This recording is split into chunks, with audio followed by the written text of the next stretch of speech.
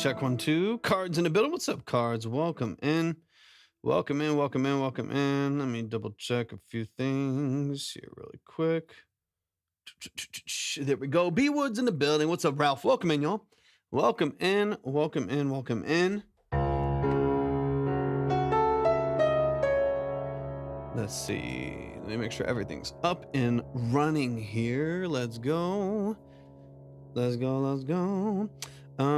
All in music, welcome in. I appreciate you tapping into the stream. If y'all are coming in for the first time over on TikTok, do me a huge favor. Make sure y'all are tapping the screen, but also just let me know where you're joining from. Let me know where you're joining from. If you make music, let me know the kind of music that you make. Sam is in the building. King, appreciate you tapping in. Welcome into the stream, y'all. But tap the screen, share out the live with a few people. Don't forget to send your harmony. It does really help out the live stream, and hopefully we'll get some music flowing here in just a little bit. In just a few minutes. Yeah, let me know if y'all are coming in. Mind rewritten. Welcome in. Let me know where y'all are joining from. If you make music, let me know the kind of music that you make. We'll get rolling here with some music and consultations, listening to what y'all are doing here in just a couple minutes. Maddie, welcome in. I appreciate you being here. What are y'all up to today? Static in the building.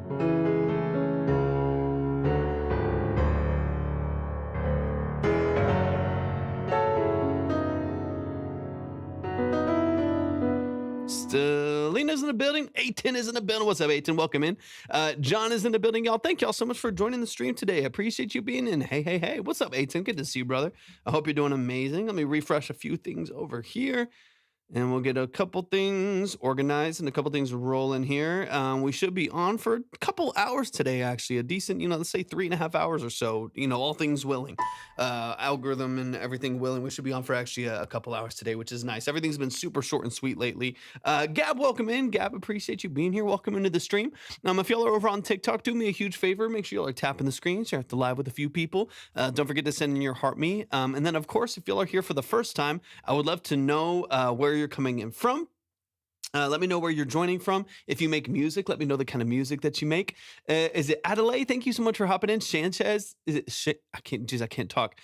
Sanchez, welcome in. Retrack is in the building. Retrack, welcome in. Thank you for the heart me. Vitals, welcome in. Rennie's Vintage, thanks for tapping in as well. I appreciate you hopping in.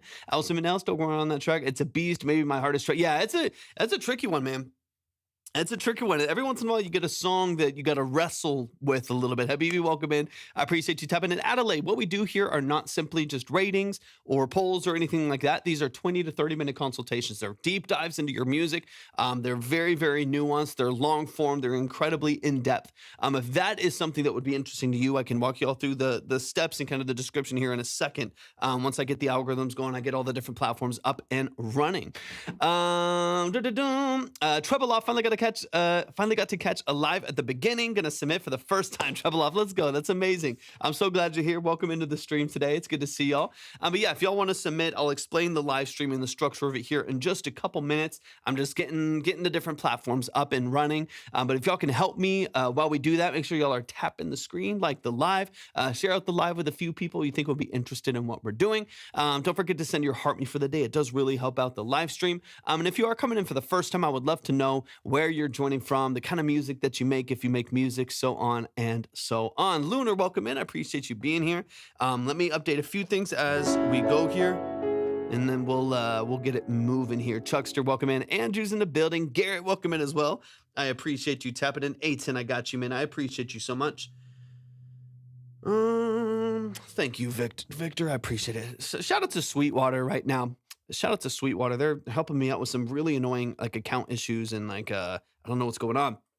If y'all have ever had weird account issues with Sweetwater, let me know. Kasani, welcome in. North Carolina in the building and slam metal. Let's go. Julie is in the building. Kasani, we just hopped on, baby. We just hopped on. I just showed up. We're going to be on for about 3.5 hours today. Based out of Colorado, mainly EDM producer, but I have been branching out with more genres. I love that. I feel like that's very, that's a unique thing about EDM, where people kind of see EDM as kind of one thing, even though there are many of subgenres, obviously, to electronic music and a lot of different forms. But EDM is one of those where I feel like you are more likely as a producer to branch out, right? Most country producers I know produce country. And that's largely largely it. Maybe they branch into some rock, maybe they go out, maybe into folk here a little bit here and there. But most of the time, I feel like they're very much so in their lane. But EDM, I know a lot of like really talented EDM producers that will dive into the world of, lo-fi and dubstep and house and hardstyle, like any number of different subgenres of like electronic music. So it's cool, man. I love that you branch out. I can't even Brittany, welcome in. Thank you for the follow as well. I really appreciate that. I can't even read music, but I love music talk. I love that. Fantastic.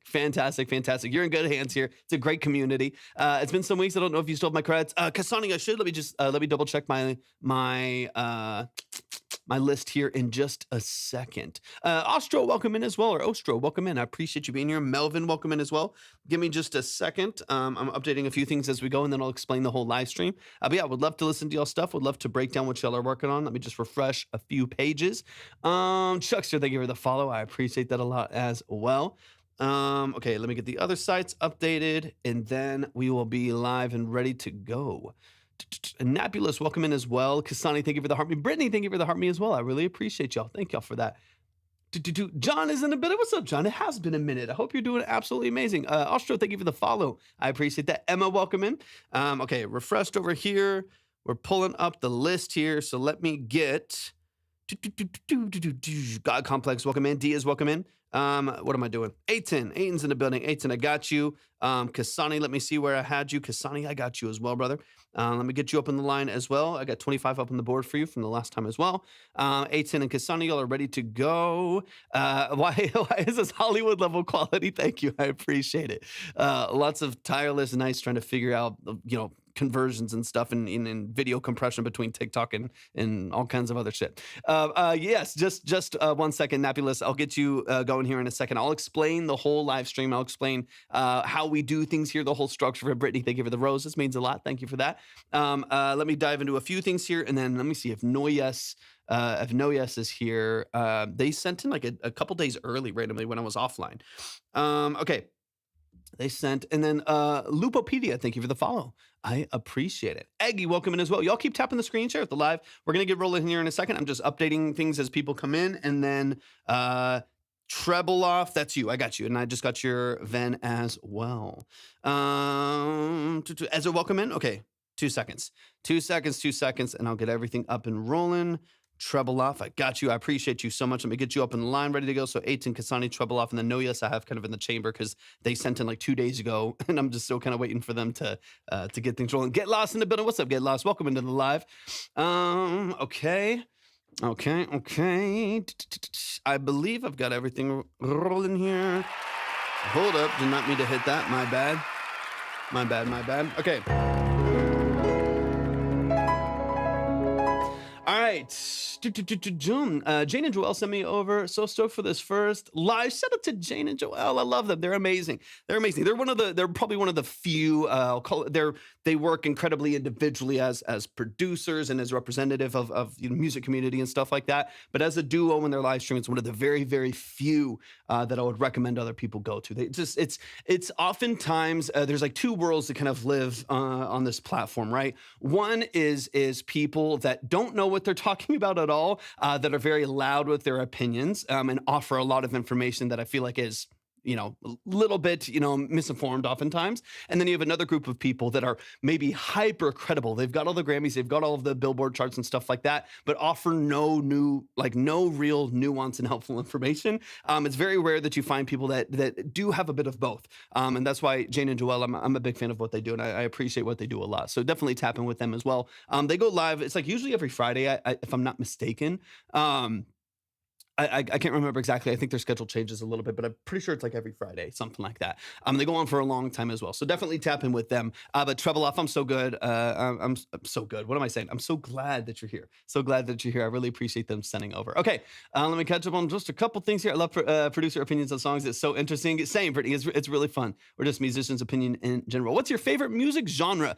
It's such a hard. People are like, what's your favorite song, favorite score, favorite artist, favorite producer? It's such a challenging thing for me to answer, just because I feel like my brain, like my creative brain, is like it's like saturated with music information.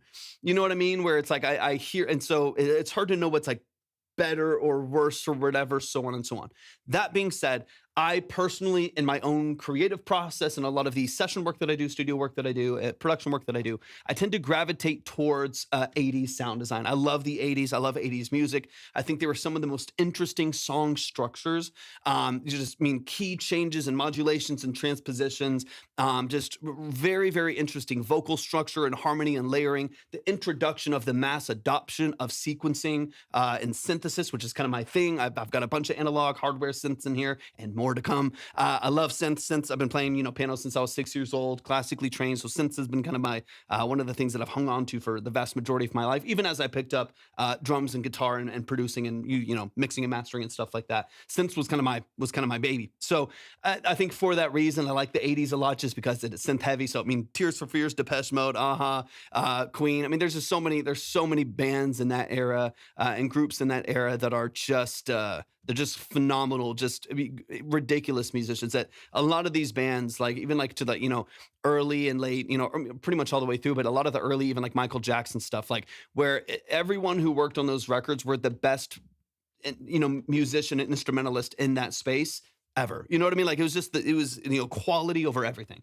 And that to me is always just, for me as someone who loves excellence and quality and effort and time put into a craft that you have painstakingly worked at, there's something to me that's really valuable about that in human expression. And so for me, that's my era. I don't know if there's a specific genre in there. I like synthwave, dark wave stuff. I love Kavinsky, Time Comp 1983, Mike Dean, The Midnight, stuff like that. But I also will, I'll branch that into some rock. I'll branch that into some pop and R&B and lo-fi, into some, all over the place. It's going to be a little bit of everything.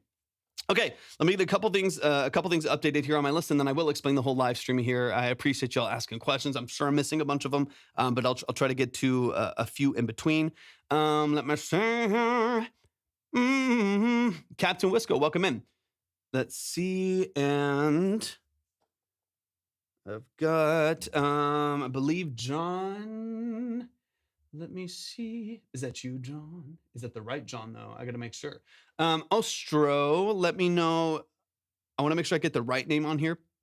What's the initials for your submission here, just so I can make sure that I get it. That's John. Okay, so that is John there. So let me get John in the right spot, because I'm getting a couple different things at the same time. Perfect, beautiful. I try not to say people's like full government, and they're like, shut up, dude. Don't ever tell me that. Erica, I appreciate you so much. That's very, very kind of you. John, I got you on the board. You ready to go? We're going to do about 7 songs today. So the line is longer today. Sometimes we do like 3 or 4 songs because these are long, detailed consultations. Okay, I'll double check everything in a sec, Ostro, but I don't think I have a full submission, but I will get everything updated here in a second. Boom, boom, boom. 18 Kasani John, Trebloff, Noyes, Mr. Producer, Craig, CPV, Zach, Malin, Mason. Okay, I've got a good chunk of people already back up there. I feel that. Nathan, it's good to see you back in here as well. Good to see you. All right, let's see. Okay. All right. Let's get into it, y'all. Let's get into it. It's time. Let's get into my spiel. I have to give a spiel every time we hop on the live and just let y'all know what in the world's going on with this weird live and why everything's taking so long, and kind of explain the structure of what we do here, because it is a little bit different. For those of you who do not know, if you've never been here before, welcome to Track Talk. Welcome to the family. Welcome to the live stream. I'm so glad y'all are here. I appreciate you being here more than you know. Taking any amount of time to, out of your day to hang out with musicians and artists and producers and songwriters and engineers and stuff like that.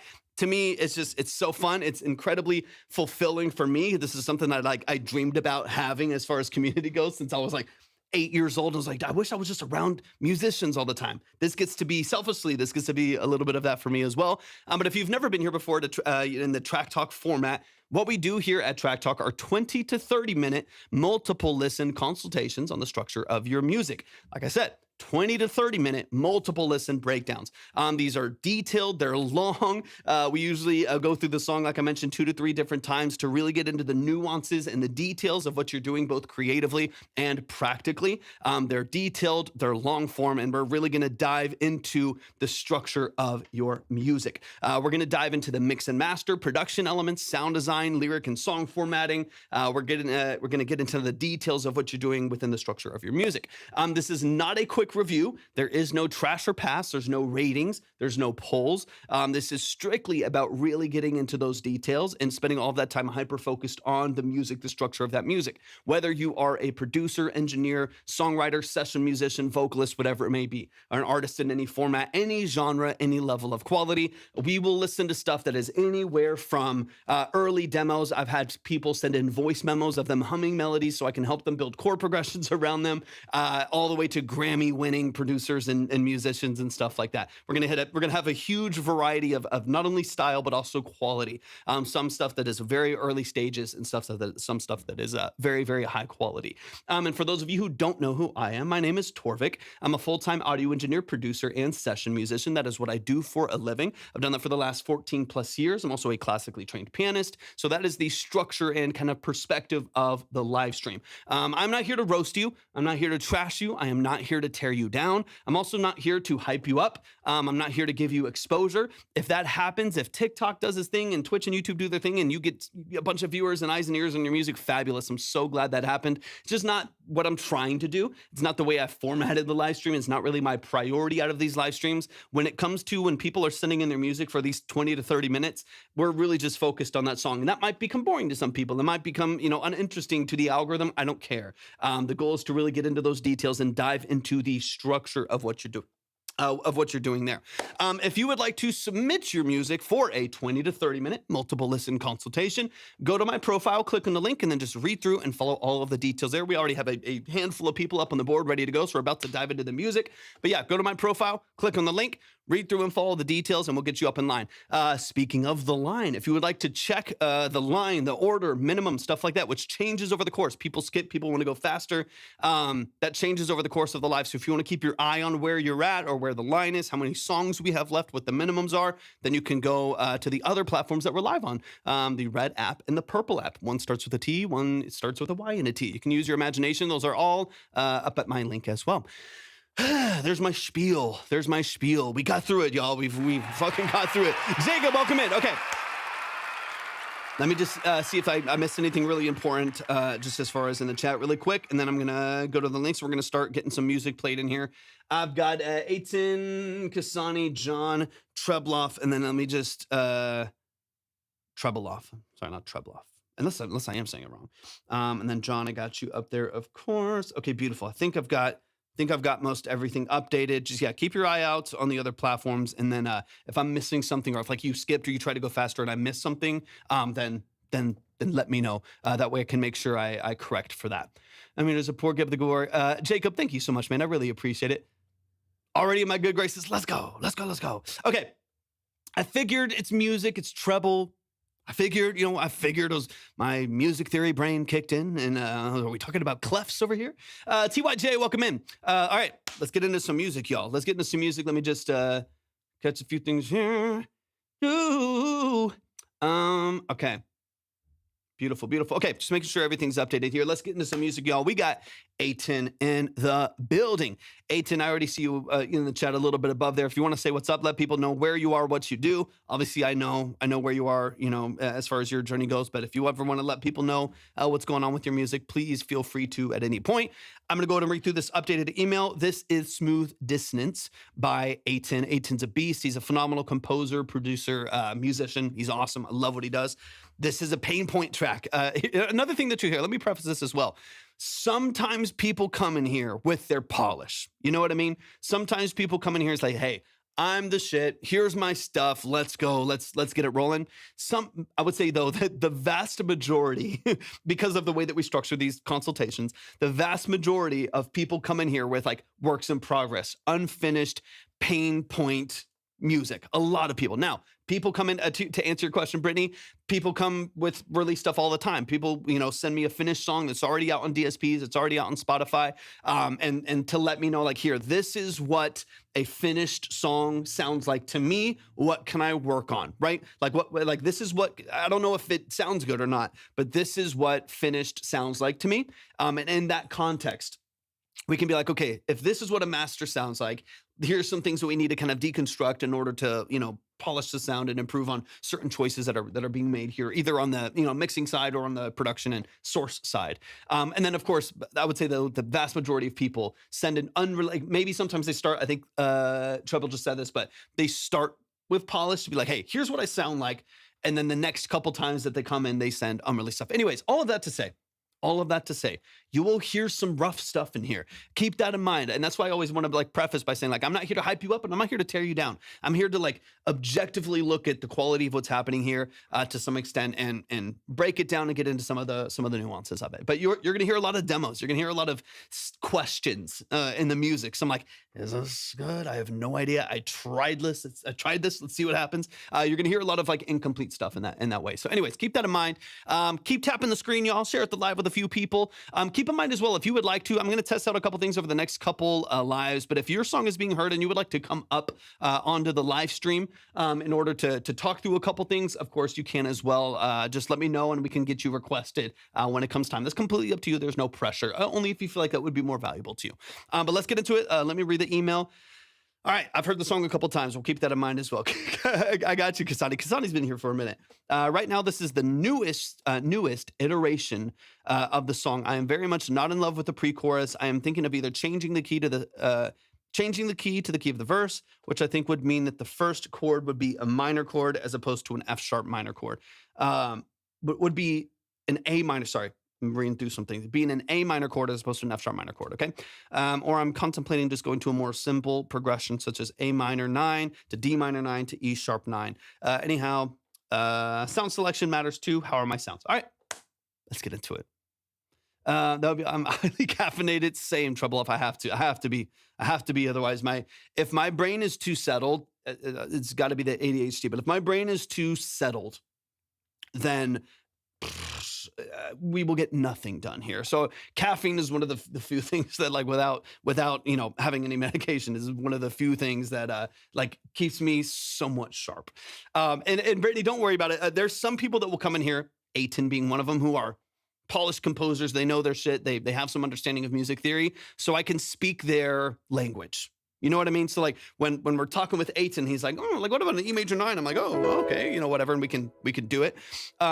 And then other people will come in and be like, hey, I'm trying to figure out like what an oscillator is on a synth, and I don't know if that's what I need to adjust, if I need to adjust filters, and they don't know anything, and we're going back to basics a little bit. So some people we're going to go super, super deep, and other people will be like, hey, how far away are you standing from your microphone? If you're too close, this is what's happening in your vocal mix, right? Stuff like that. So don't feel like every breakdown here is going to be like gibberish. Sometimes it is, but I got the ADHD too. All right. Energy is immaculate, though. You crushing it. Trebloff, I appreciate you so much. I'm glad you're here. All right, Aiton, spiel's over. Let's get into it. This is Smooth Dissonance version like 85 at this point. Let's get into it.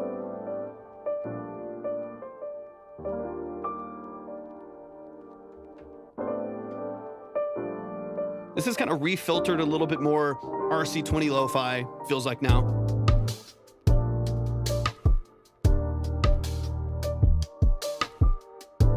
Is this the same rim shot as last time?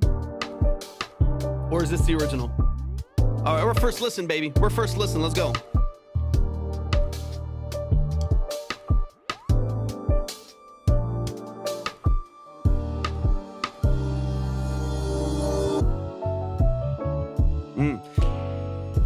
That is a nice little progression. Similar rim, yeah. I was gonna say similar. Maybe a little bit more verb on it. This is more in line.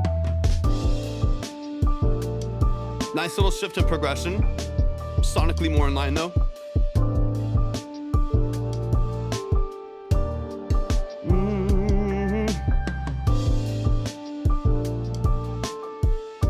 What's up, Ricks? Welcome in. We're always doing something. We're always doing something.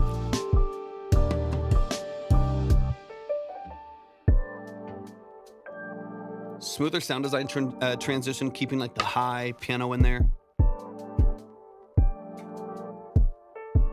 This does feel a lot more consistent, Aiton. Just definitely a little bit more jazzy, low fidelity.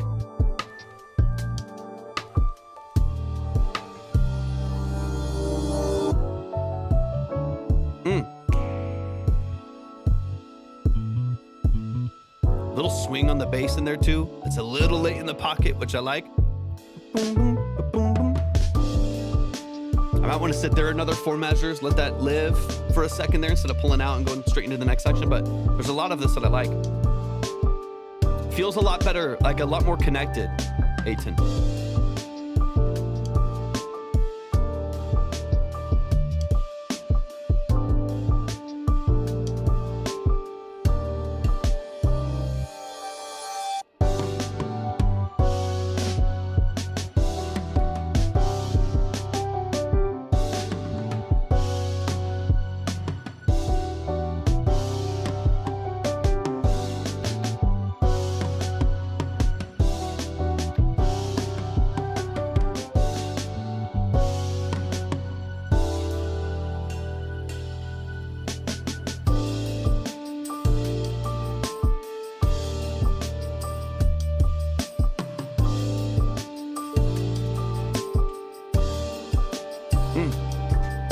Q, welcome in. This is Aiton. Look at the pinned artist. This is Aiton Music.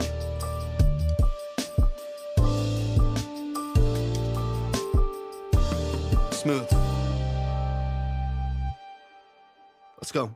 Let's go. Let's go. Y'all show some love. Show some love. Show some love. That is the family. That is Aiton Music. Aiton is amazing. He's amazing. He's amazing. He's amazing. I absolutely love what he does. Everything is smooth. It's interesting. It's quirky. The sound design choices are always unique. The rhythmic structure, the progression changes are always incredibly unique. Absolutely love and adore what Aiton does. Aiton, okay. To Aiton now. Brittany, thank you for the bubble gum. I appreciate you so much. Thank you for the gift. And for those of you, there's a bunch of people asking, Retrack, you're on it with the mod. I appreciate it, brother. If you want to submit, go to my profile, click on the link, and then just read through and follow all of the details there. If you do read through and follow all of those details, I'll get notified. I'll get you up on the board. Line is on the other platforms that we're live on, which is YouTube and Twitch on the other. You can find them at my link. Okay, Aiton. So far, I think this is my 3rd or 4th version that I've heard of this song, and it's been pulled in a couple different directions, started kind of here and then branched this way, split into 2 a little bit the last time. This version 3.7, 52026, I believe is the most cohesive version of this that I've heard so far. As far as sound design choices go, as far as the way that you've built the structure, even in these interesting like key changes and transpositions and then going back to original key, some of the accidentals within your chord progression and stuff like that, which again, keeps it kind of quirky and weird, which it should. This is Aiton. Aiton does not make straightforward sterile pop. Nothing wrong with straightforward sterile pop. There's a place for it, but Aiton does not do that. Aiton makes weird music. I like weird music. And so in this context, I feel like this is by far the best version of this that I've heard, right? As far as everything working together, the sound design choices are more consistent, like filter usage, the tape noise in the background, like some of the vinyl crackle, some of the more like lo-fi things that you have going on. They all feel much more pointed in the same direction. For that reason, I'm already like much more in line with what you're doing here. There's a little bit of a sharp transition around like 215, 220, something like that. So we'll address that. It's a little bit of a break. I would either smooth out that transition with some elements that kind of cross that bridge to lead into that last hook that you have and build up the dynamics a little bit more, and or break more so it's more dramatic, more impactful with a stronger dynamic shift going from A section to B section, right? So we'll look at that a little bit, but the vast majority of this, to me, it's like, yeah, balance it, filter it, glue it here, but this like main first 2 minutes and 15 seconds, I think is far and above way better than the last time that I heard it. Otis, welcome in. I appreciate you. Thank y'all so much for tapping into the stream today. I really appreciate it. Keep tapping the screen, share out the live with a few people. Once again, if you would like to submit for the consultations like we're about to get in right here, then you can find everything that you need by going to my profile, clicking on the link, and then just read through follow the details there. But let's run it from the top. This is the family. This is Aiton Music Productions. If you're a vocalist, a musician, and you would like to work with Aiton, he's always looking for vocalists, songwriters and vocalists and stuff like that to get on their tracks. So please reach out to Aiton, shoot him a DM or an email or whatever he has set up on his page, and get with him. That way he can start to work with some amazing vocalists as well. The production is there. The production is there. We just got to find find some voices on there. Okay. Jacob, I would love to. Everything's at my profile. Check the pin. Okay, been putting me putting me through the ringer. Yeah, no, 100%, 100%. Yeah, this is for a couple. It's one of those songs where I've had productions like this, for clients or even for myself, some stuff that I'm working on my own, where it's like you sometimes like take a turn with your production where you're like, I've been chipping away at this, and all of a sudden you like wake up one day and you realize like I'm a bit farther away than I thought I was from like my vision for the song. And usually what happens is that you keep going that direction and then the production ends up on a shelf because you never want to hear it again, or you find a way to ring it back in and come a little bit more under control with building out the structure.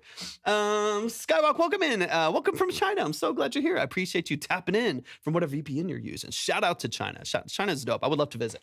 That'd be super fun. Yeah, there's a crossroads here.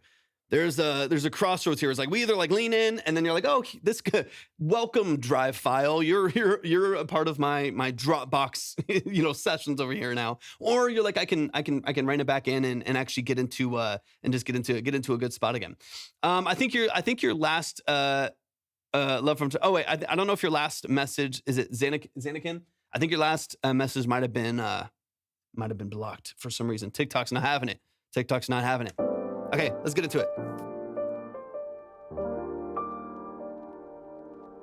100% retrack, 100%. It happens.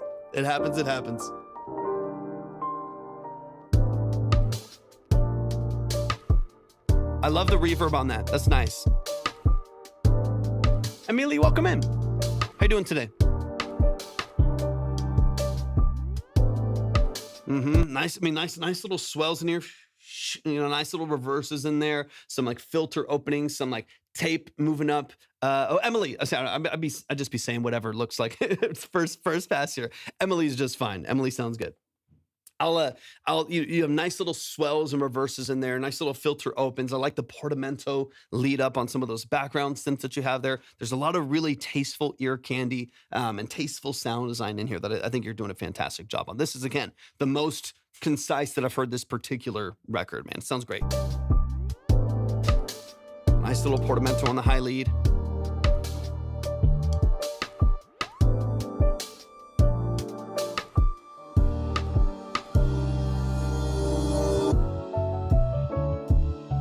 Yeah, I don't mind it. Not in love with this. So, practically sound design wise, I don't love this particular snap. It's like a little pop to me. I think we could actually like draw it back a little. Cause again, thinking about this like low fidelity sound, that's very like bright doubled, right? Like it has this like doubled open pop. That's a good layer for like another snare. And this little breakdown right here, I do think that it could be nice to control again and bring it down to like a dry, maybe still some reverb, but like a little bit more of like a dry singular snap that doesn't have as much, it doesn't have much of a double to it or kind of a snare background to it. And this little section here. You hear how it sounds like there's a big double and then a big reverb at the top there as well. So you get this like snap and then like the delayed start of that reverb, right? Like you have the decay right there in the background that pushes back, and then you get a little bit more of a decay from the reverb after that. So it sounds really, really big compared to some of the other like really tight, beautiful elements that you have here. Beautiful progression. Yeah, exactly. I love it too. Beautiful progression on the piano. Nice little dun dun dun dun dun dun. Like nice little lead line there as well. Bass is doing exactly what it needs to do. This is reminding me of some of what you were trying to get out of the bridge the last time you sent this in with the 4 on the floor. Dun, dun, dun, dun, dun, dun, dun, dun. Like that little pump that you have kind of going in the mix. This takes the place of that for me and gives you a really distinct moment in the song. But I would maybe go through and maybe find a slightly different snap there or different layering to that snap, or maybe pull back on like the delayed input of the reverb right there, so it's a little bit tighter. It feels a little bit more controlled as opposed to super open. Don't mind a longer reverb on it if that's what you want, but potentially keep it a little bit tighter without a double on it.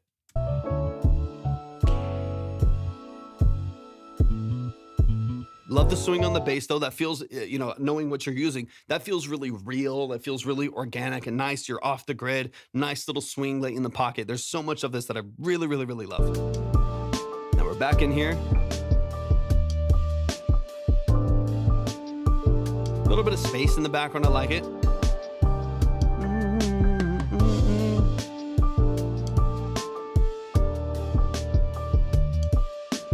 Elias, welcome in. I appreciate you being here.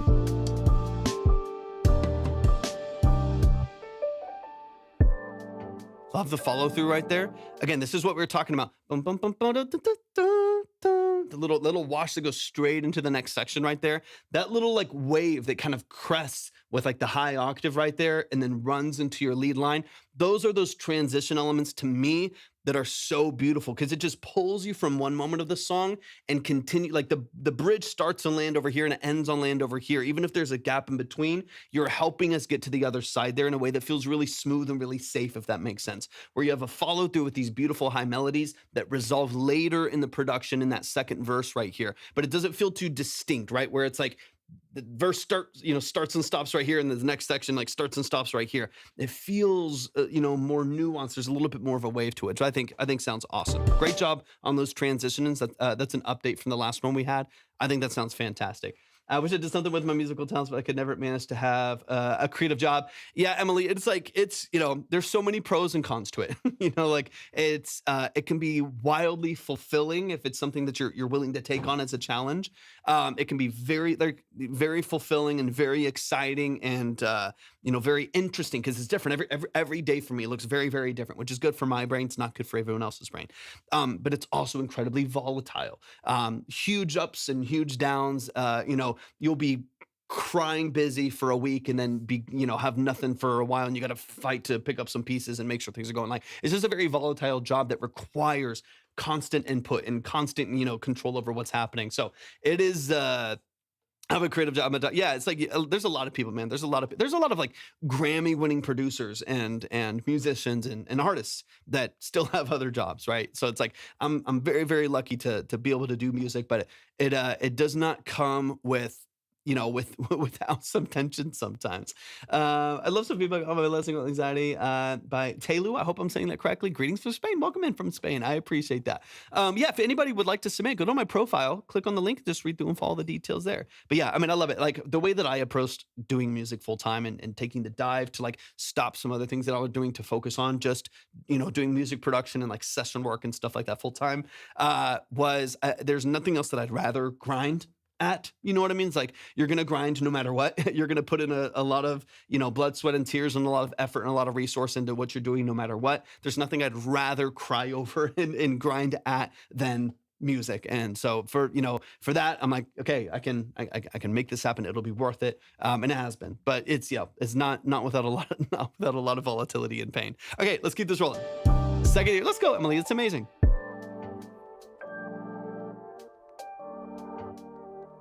This is way better. Reverses are even cleaner.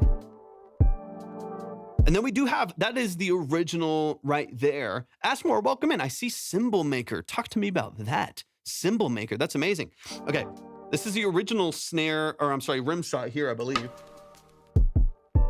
With a little bit of the extra followed noise right there, the like gated followed noise right there. I love that.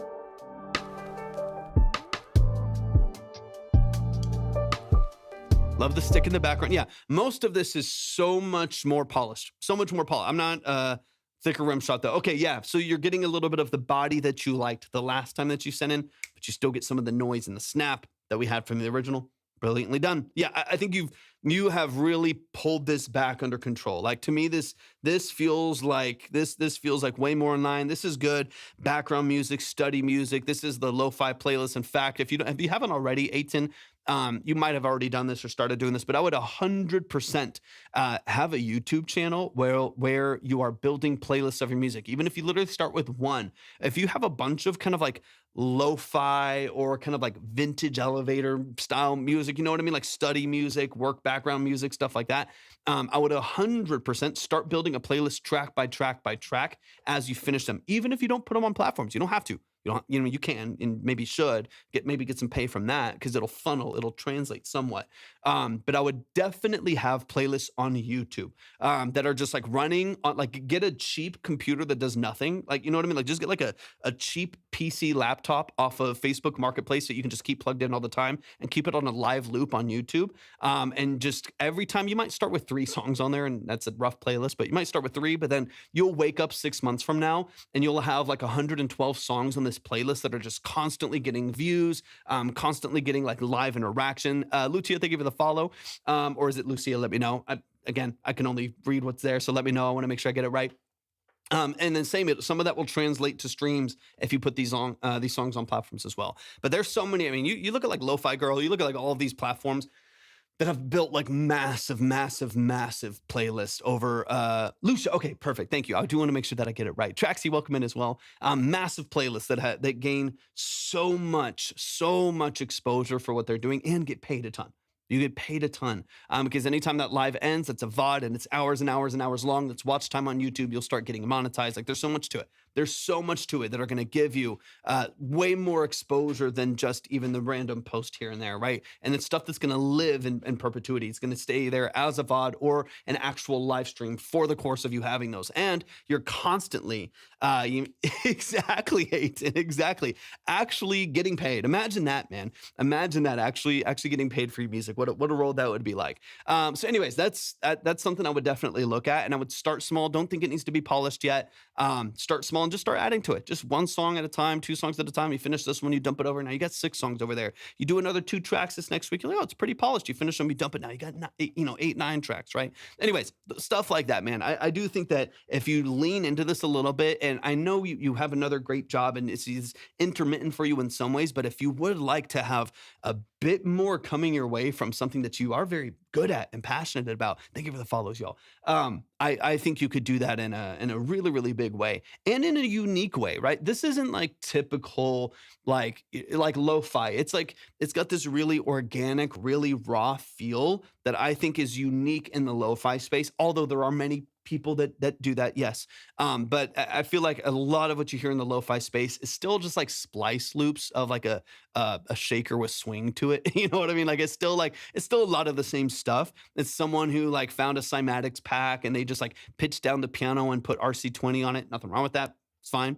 But I do think that like there's a nice little open space for you to come in and be like, here's some like really organic, like raw sounding, low fidelity production that I think would be really interesting for people to hear, and I think it would do well. Let me get into this the last section of the song here really quick. Slow down, write it, and produce it, and start spending time on that. Yep, and it's just like the way that I would probably do it is just be like strategic with your time and prioritize your time. Like for me, it doesn't really work well to like sporadically do things. I need structure with my brain. Like I need some level of like, okay, on Sundays I do this. So like what I've been trying to do lately, because I have so many plugins and so many things going on here between OBS and TikTok Live and this chat over here and this and Pro Tools over here and all these plugins and this computer and this program. There's so many things going on all at the same time. There's always something that needs updating, something that has compatibility issues, whatever. So every Sunday I check all my updates. Sometimes it doesn't line up and sometimes an update still comes in, but every Sunday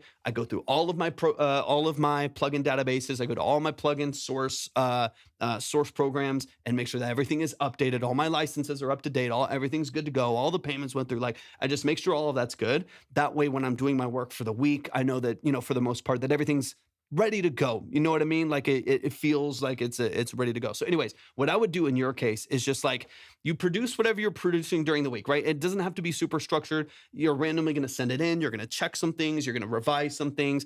Whatever you have finished, if it's 1 track, 0 tracks, or 7 tracks, whatever you have finished every Sunday afternoon is uploaded to YouTube, right? And then the next week, maybe you get nothing done. Maybe you have only revisions the next week, and that's fine. And you just like move on. Sunday, you got nothing to do.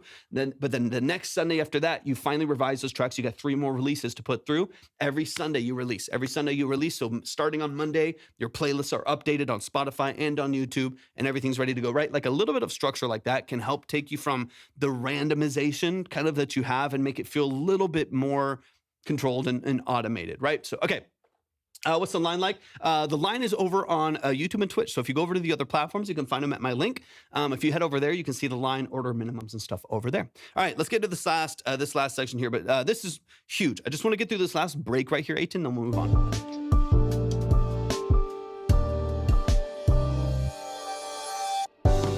So right here, you hear how there is, and again, partially could be intentional, and we can kind of balance it, right? So this is where you get this boom, and you move into a different progression. You open up the sound design a little bit. We've got tom rolls in between. So there's a little bit more movement in this section right here, right? I would either, deliberate. So if that is deliberate, let's make it feel a little bit sharper and a little bit cleaner. Either we need to hit a little bit harder on the transition on the next segment here, ending a little bit, working on the timing, pulling back a 16th note. You never know. You never know if like you pull back an 8th or pull back a 16th and it lets it breathe for a second so that you boom. So the next hit feels a little bit more impactful, has a little bit more energy to it. Or you end that line with a little, like, it could be a triangle ding. You know what I mean? Like you end and there's a little thing that hits right at the end and you tuck it way back in the mix, but it gives this little sharpness to the end of that line. Or maybe only on the first hit of the next transition, you have this one kind of boomy kick that like barely hits at the bottom of it, and it makes the next section feel really sharp and really impactful, right? Whatever it does is kind of getting through the weeds here a little bit, and it's such a small break with such light sounding sound design and production elements that there's not a ton of impact on that little break right here. So mess with timing potentially, like you said, 16th or an 8 back could help you a little bit there. How you end that break and how you start the next transition also matters a lot with how this transition feels. So 2 or 3 little things to just kind of dissect there and see what works for you. That's obviously up to you creatively. But that's just one little moment that it's like, I hear what you're doing and I didn't feel it as much as I wanted to. So I want to sharpen that up a little bit, make it a little bit more impactful. Just right here.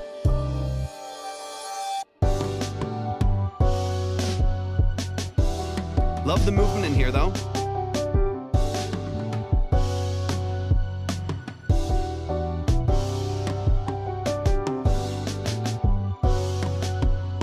One thing that I could, dude, I love it so much.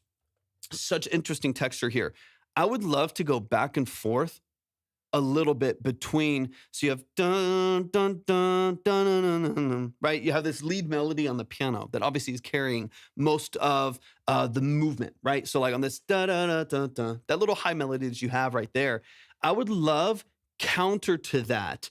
I would love to have like maybe the bass do something, maybe a walk up, almost like a call and response, a little bit of a bass melody up and then a walk down, a counter melody with the piano. So, because every other time it settles a lot, right? It settles a lot where it's a dun, dun, dun, bum, bum, bum, ba-da-na-na-na, bum, bum, bum.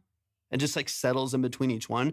It'd be nice to have boom, boom, boom, boo doo doo doo doo, boom, boom, boom, da da da da. You know, like a little back and forth between the two to keep the energy in the mix. I think once you settle on the last note of the bass, you lose a little bit of steam for a second. It would be nice to keep some of that energy in the mix, especially because to me, this is the climax of the track, right? Like this to me is like this, we hit our break. There's a big riser, big reverse cymbal. We hit a break. This is kind of like our big breakdown at the end. This is your bridge, right? Revamped.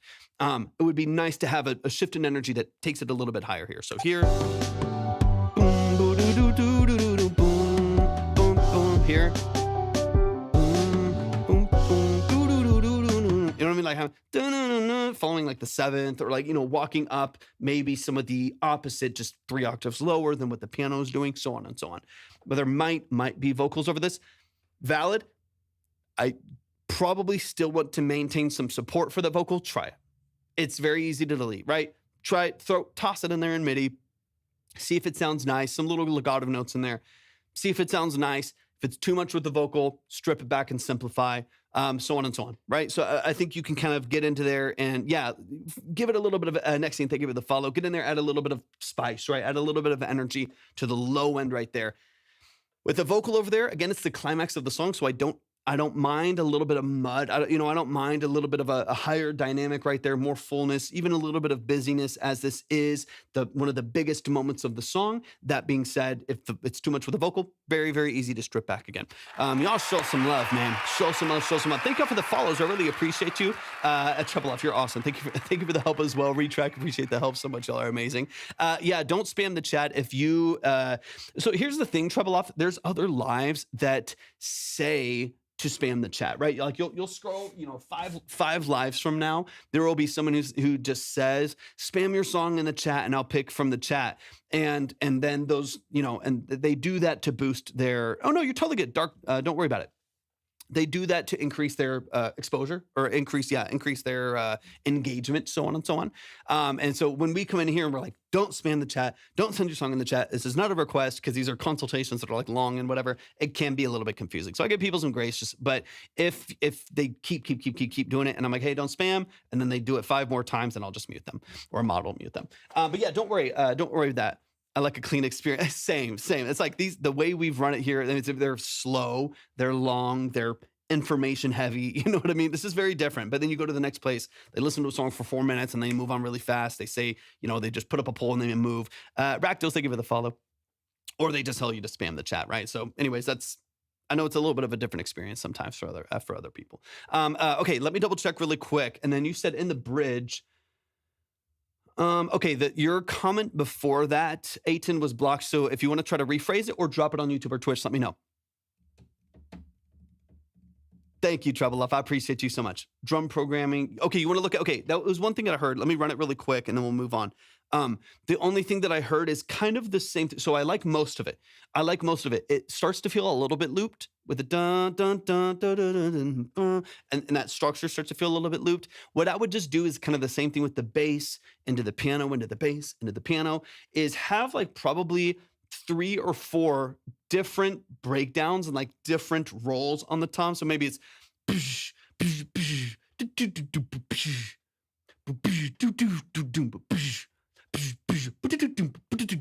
you know what I mean? Like every time that you do it, there's like a slightly different edge, maybe a slightly different tom to snare, back and forth in communication right there.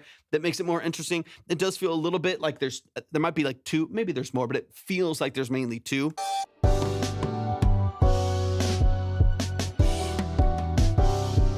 That's early, right? Back. That's different.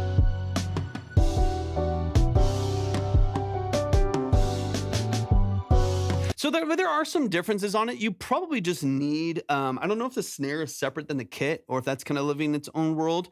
Yeah, I think probably what's making it feel that way is maybe when these things hit. So I'm going to back it up for a second. It actually might, to be honest, it might not be the drums. It might be everything. It might be piano, bass, Rhodes, right? Like it might be something else hitting too linear. I'm gonna run it back really quick. Matches.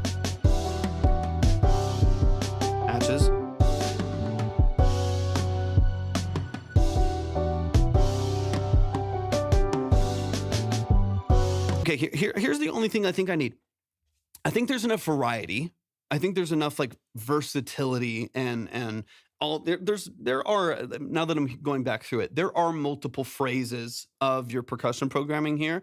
I think what I need is some new information, fairly strongly, Benjamin, thank you for the follow, fairly strong new information. Whether that happens vocally, there might be room for that. Like there might be a high falsetto vocal ad-lib right there that we don't know. That might be enough to do it. But on the production side, if we're here, sound design wise, right? We're in this box right here.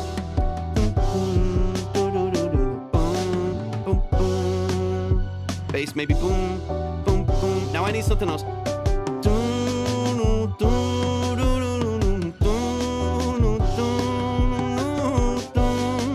Like I might need some like nasty Korg Triton lead, cheap sounding string over the top right there to do maybe like a 3rd note harmony to the high piano, something to like give it a little bit of edge. Ryan, thank you for the follow. Dan, it's so good to see you, brother. Hope you're doing amazing today. Welcome in.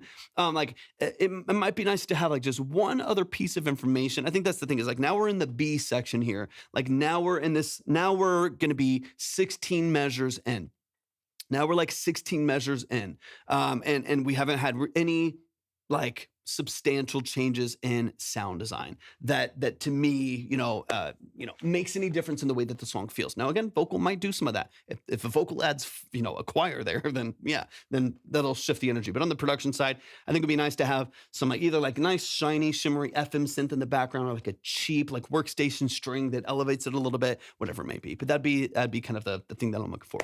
Do you have connections? I guess it kind of depends on what. I know a lot of people that do a lot of stuff, but I'm not someone who spouts connections and like that I'm here to connect people. I know a lot of people that do a lot of really cool stuff. Billboard charting, iTunes charting, Grammy winning, Grammy nominated, whatever people and stuff like that, which is cool. But that's not something I brag about or espouse or anything like that. I'm not. If you are here, then it's not typically because I'm going to connect you, even though there are other spaces that claim to do that.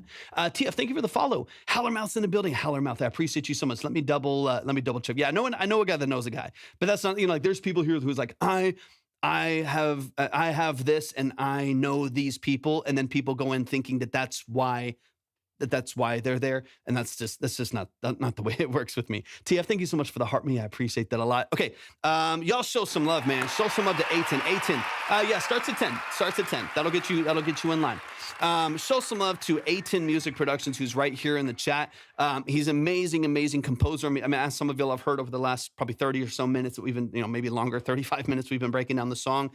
He's an interesting musician. He understands chord structure. He understands harmony. He understands scaling and phrasing. He's very, very, very talented. I think, Aiton, that you are a revision or two away from the structure of this being done. I think it's way closer than where it was the last 2 times I heard it. Feels way more in line, way more in the right direction. Some a little polish on the transitions, some very minor structural changes, and maybe one element at the end. You're right where you need to do, man. Or right where you need to be. I appreciate you so much, brother. Thank you so much for sending that in. Let me get the line update really quick. Lucia, I got you. And let me also get a couple other people up here. So Lucia. And let's see who we got over here real quick. And then I believe, dude, anytime, man, JS, I think that's Hellermouth, right? Let me just double check. I'll update everything here in a second. But Lucia, I got you. I appreciate you so much. Perfect. Hellermouth, I appreciate you so much. I just want to make sure I get the right names up on here. Let's see. Lucia, I got you. Thank you so much for your submission. I really appreciate that. I'll double check emails and everything here in a second as well. Oh, hold on. I got to do my... I got to do my puzzles. I have a live appointment. Let me see. Appointment on June 6th for Def Jam Atlantic and Empire, but I'm not sure about the opportunity with Atlantic. I mean, that's cool, man. That's cool. The way that I approach like stuff like that is you have to just be hyper specific with what you want to get out of what you're doing.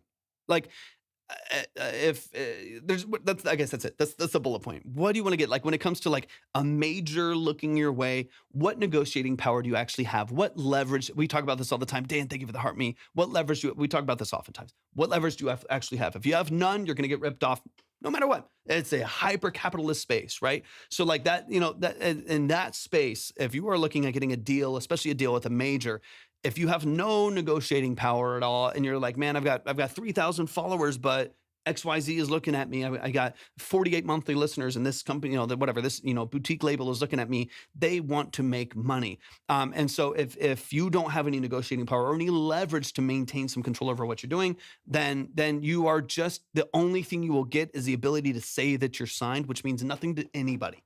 It's just like a little bragging rights or something like that.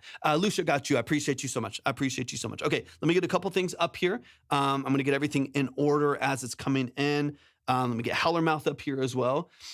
100% Treble. And again, like I'm not anti-label, and I'm not completely strictly pro-independent. It depends on what you want, and it depends on who you are. It depends on what you want to manage in your music career, right? I know people that have gotten individual signing deals and publishing deals and single deals that have been wildly beneficial to them. Shouts to them. A buddy of mine who I've worked with a couple times, he just a couple years ago, he got signed with a single deal. Sony paid him like 30 grand for a song. After the year was up, it was his again, and he just kept pushing it. Has multiple million streams now. So he got 30 grand on it and a couple $1,000s in his pocket in his own independent releases of the song. Like crushed, and he's back, and he owns his masters, owns the master of that single, right? So like for him, didn't have to tour, didn't have to do anything, just kept making TikToks, kept doing his thing, right? Beautiful, fantastic. And then I know someone else who's like, I didn't realize that I just signed with some random boutique label from some like CEO label guy here on TikTok. And he's like, and he owns my music in perpetuity forever. And I don't even know what to do. He owns 50% of everything that I do forever, and it's signed. And I had my and they have not, they have 400 followers. They have nothing. Like I just can never do anything again. And so anyways, and then they're like, okay, I guess I need to make a new artist. I guess I need to be a new person to make my own music again now. But I lost the 10 years that I built what I wanted to build with this artist and the sounds that I was, whatever. So people get messy. So anyways, all that to say, if you're going to sign. There's nothing wrong with it. Just know what you're doing. Talk to a music lawyer. And I'm not super connected with those people. I'm just speaking from my own experience and the experience of the people around me. Okay. Hellermouth, I got you. I appreciate you so much. Thank you for the love. Let me get Lucia pushed up as well. I appreciate y'all a lot. Thank y'all for your generosity. Let me get y'all moved up the line as well. I'll try to keep everything updated here, and then we'll go ahead and dive into the next track here. So just make sure that I'm caught up on everything. Lucia, you're good. Hellermouth, you're good. And we're updated on here. I'll answer one more question and we'll get into the next track. Excuse me. I need more water. Any advice for a songwriter from the Pacific Northwest? Shout out to the Pacific Northwest. Beautiful. Wanting to get songs cut by independent artists. You gotta tell people what you're doing, right? So if you're a songwriter from the Pacific Northwest, get good demos together and show people. There's no real workaround to that. I, as someone who's done a lot of collaborative songwriting, and I had a single publishing deal with a song, this is years ago, but 8 years ago, 7 years ago, whatever it was. Like all of those opportunities happened because I just did it and I showed people that I did it. I was able to build demos myself and stuff like that. But like, get good quality demos together. This is not pro or anti-AI. It's not what I'm talking about, but I wouldn't use AI just because there's some limitations to publishing rights for that and that actually getting placed, and even just the emotional barrier that most prolific songwriters have to using it. So that's not to be like, whatever. I'm just saying, practically speaking, it's a practical step. If you want to get it cut by artists, most people, there's going to be, especially the ones that are going to pay you, the ones that are actually going to cut tracks, most of them have either a practical legal barrier to that on the publishing side and the right side and even the mechanical side with their label and what they're allowing and what most like DSPs are allowing and processing. Anyway, so build good demos, and then you got to tell people what you're doing. I would post, if you build a song, you're really proud of the song, get it demoed well, and then post that song 3 times a day on every single platform for the next month until someone picks it up. Retrack, thank you for the goats. I appreciate you, brother. Open mics are open. Open mic nights are underrated. Go out and meet people. 100%. Nothing beats meeting people and showing them and sending to them. It's everything. Quite literally, every single success or every single client or every single opportunity I've ever had in music as someone who now does it full time and has for years, like every single piece of that success has happened because I have shown people. Every time that someone hires me for synths, it is because I posted a synth video and they said, I see you have a Juno 106. I really want a Juno 106 on my song. Or like, oh, I have this like kind of like 80s pop record. It's like a weekend style 80s pop record. And I see you have a DX7 or whatever. Like, I want that on my song. Can I hire you for the synths? Right? Every single thing, whether it's a mixing and mastering client, a production client, session work, whatever it is, it has happened because I've shown people. So if there's an area of your business that you would like to grow, there's an area of your music business that you would like to gain clientele in, selling your music to, selling to songwriters and to demoists and stuff like that, you've got to let people know what's going on. You got to show them that you're real. You got to show them that you do the thing that you're doing.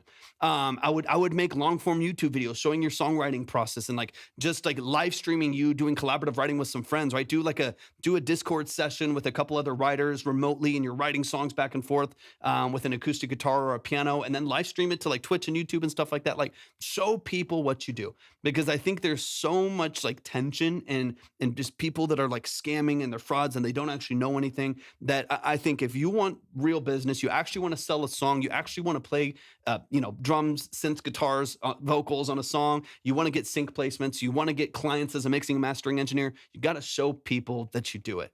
Be out there, right? Anyways, you never know what hidden gems your cities. That's so true.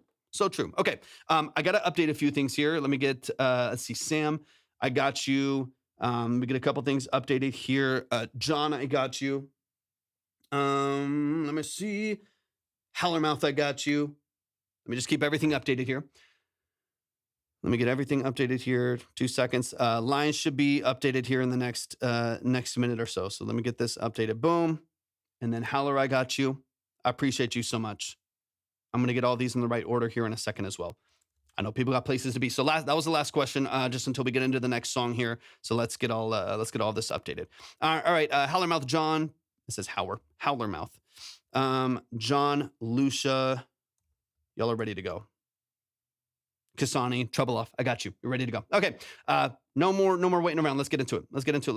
We've got Howlermouth in the building. So let's get and let's see real quick. Howlermouth, did you send in? Oh, there it is. I got you.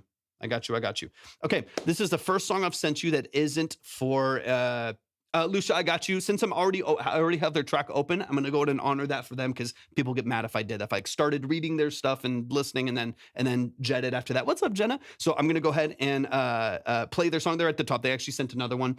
So I'll play their song. I'll update your line. I'll get you in the right spot. I appreciate you so much. I'm gonna make sure I get everything in order. Just want to make sure. I would just, if that were me, I would be pissed. Okay, this is the first, chill out. No, I genuinely appreciate it so much.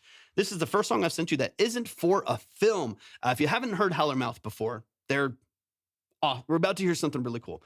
So this is my music for me. Let me know what you think. Okay, so this is called Quit. That's the name of the song.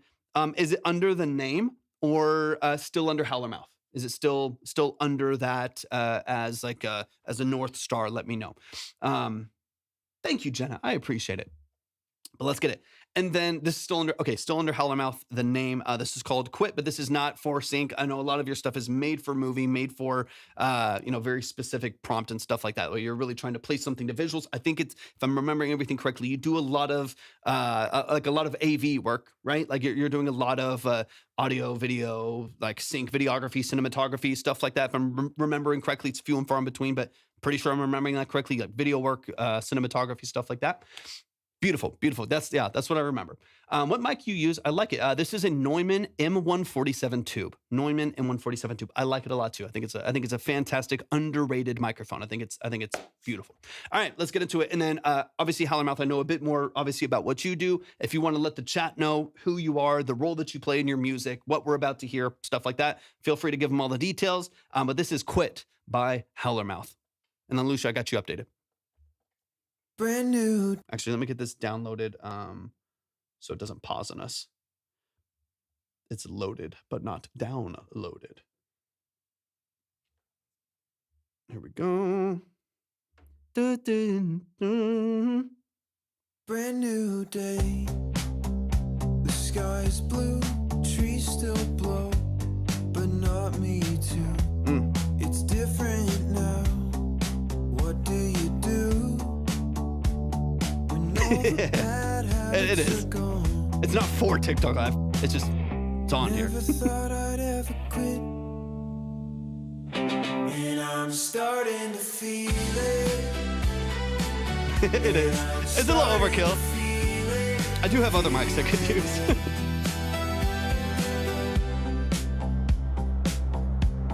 I got some new friends. They talk the same. Let's go, Howler. They all think that I should play the game that I used to, but I can't, 'cause I'm not like that anymore. I know.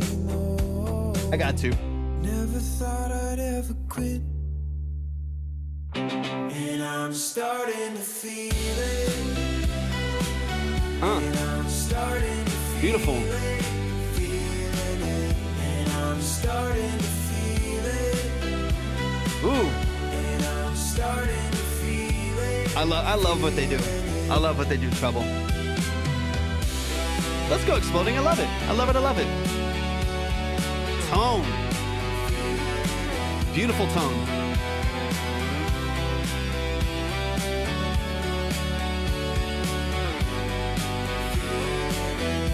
I'm starting to feel it.